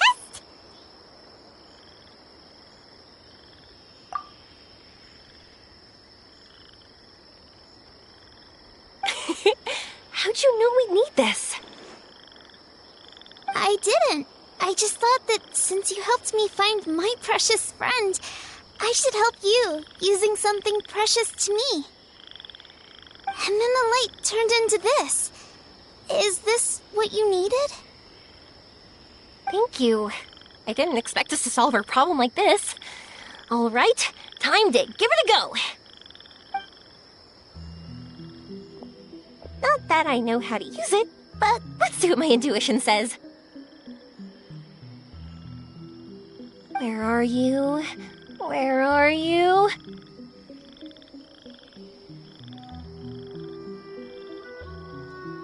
Oh, I think I see it! Oh, it was, pretty obvious. Come on, I'll lead the way. Once we're done watching the meteor shower, I'll accompany you home. Also, thank you for helping us. Actually, let me scrap the pleasantries and give you a heartfelt compliment instead. You all are great storytellers.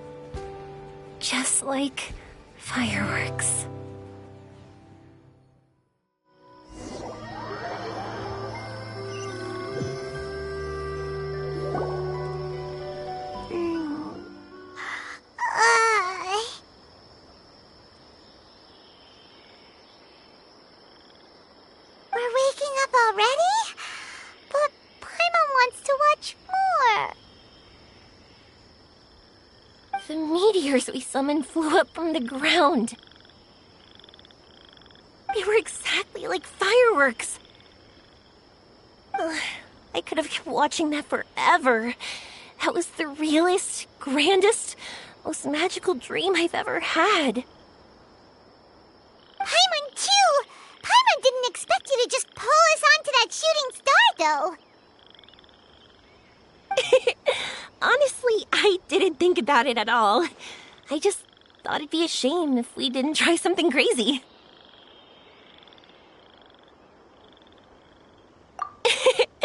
You know me. It really doesn't matter to me if our experience was real or a dream. I really should thank you two, though. You set all this up as a backup plan because you knew that meteor showers are hard to catch, right? Don't worry, I loved it so much. I think this ranks as the absolute best gift I've ever been given. Oh, whew. That's good. Paimon was afraid you might be angry after hearing the truth. Why would I be? I dreamed about helpful, friendly, cute Aranara. I dreamed that we ran and jumped atop large mushrooms and we discovered Earthstone in a very unexpected way. And when I thought we had woken up, the next part was even more amazing. From her heart, Athene brought forth Earthstone glasses. We found meteors that flew up from the Earth. And we even became one with the shooting stars themselves.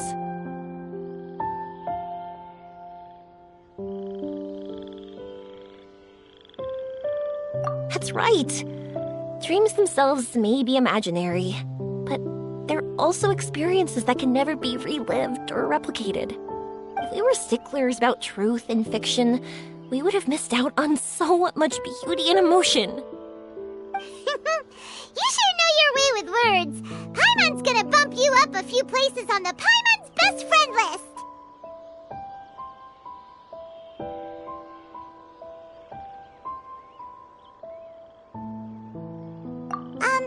By the way, the Aranara, they don't usually like, Oh yeah!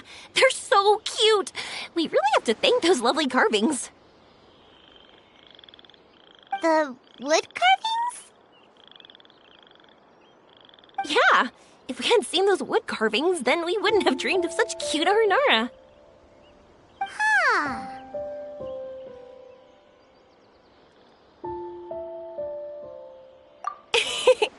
Don't worry, I know. I think they're very cute, and I'm happy to protect them. Well, it's almost time. Let's send her home.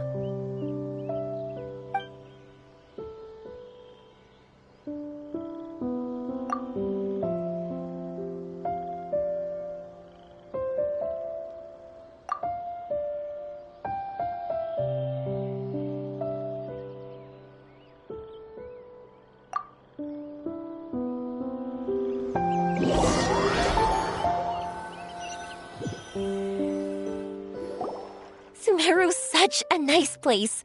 I'll be back for sure. You will always be welcome here. Athene would be happy to see you again. It's a deal. I'll be waiting for you. You got it. Yoimiya, before you go back, I want to tell you about my new dream. I want to travel to Inazuma on my own and watch a fireworks show there. Wow, that's impressive. I didn't expect to be introduced to new customers while on vacation. Don't worry, I'll make you some fireworks that you'll never forget. You too as well. No matter how busy your adventures get, remember to come back to Inazuma. We'll always welcome you no matter when you drop by. You gotta come and watch the fireworks this meteor shower inspired as they soar high in the sky. Sounds like a plan.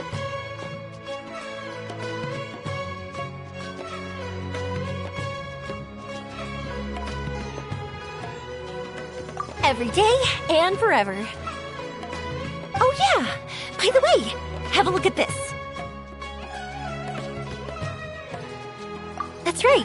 This is the one you helped me pick, and you said it looked kind of like me. I went to buy another one. This one's for you. Look at it whenever you're feeling down. Who knows? Maybe it'll raise your spirits. If nothing else, you'll know that I'm supporting you all the way. Of course, meeting in person is still better. Okay, I'll be heading back now. I'm sure we'll meet again soon. I really loved the trip you prepared for me. In fact, I'm totally impressed. No matter where you two go, I know that our friendship and its warmth will support you.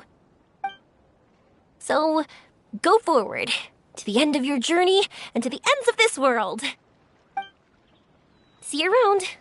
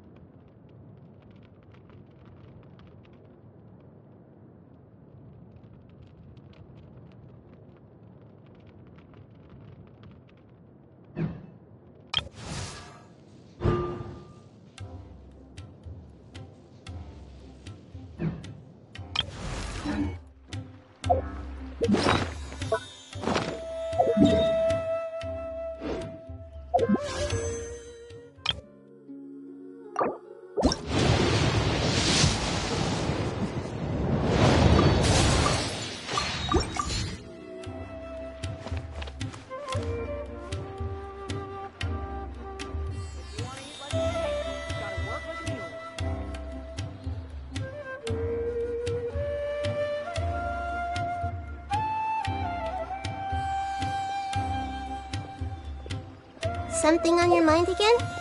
Let's work through it together. 2 heads are better than 1.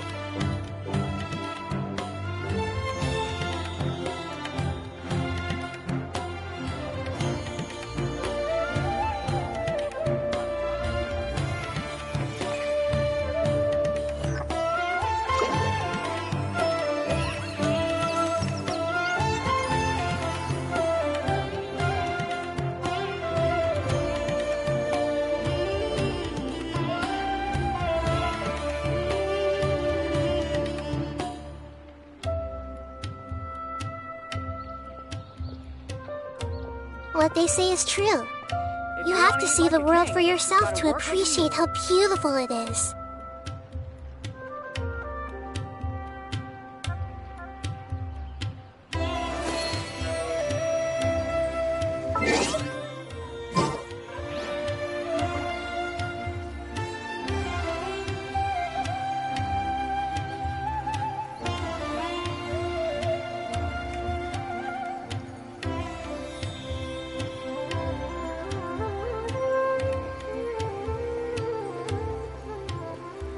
If you want to eat like a king, you've got to work like a mule.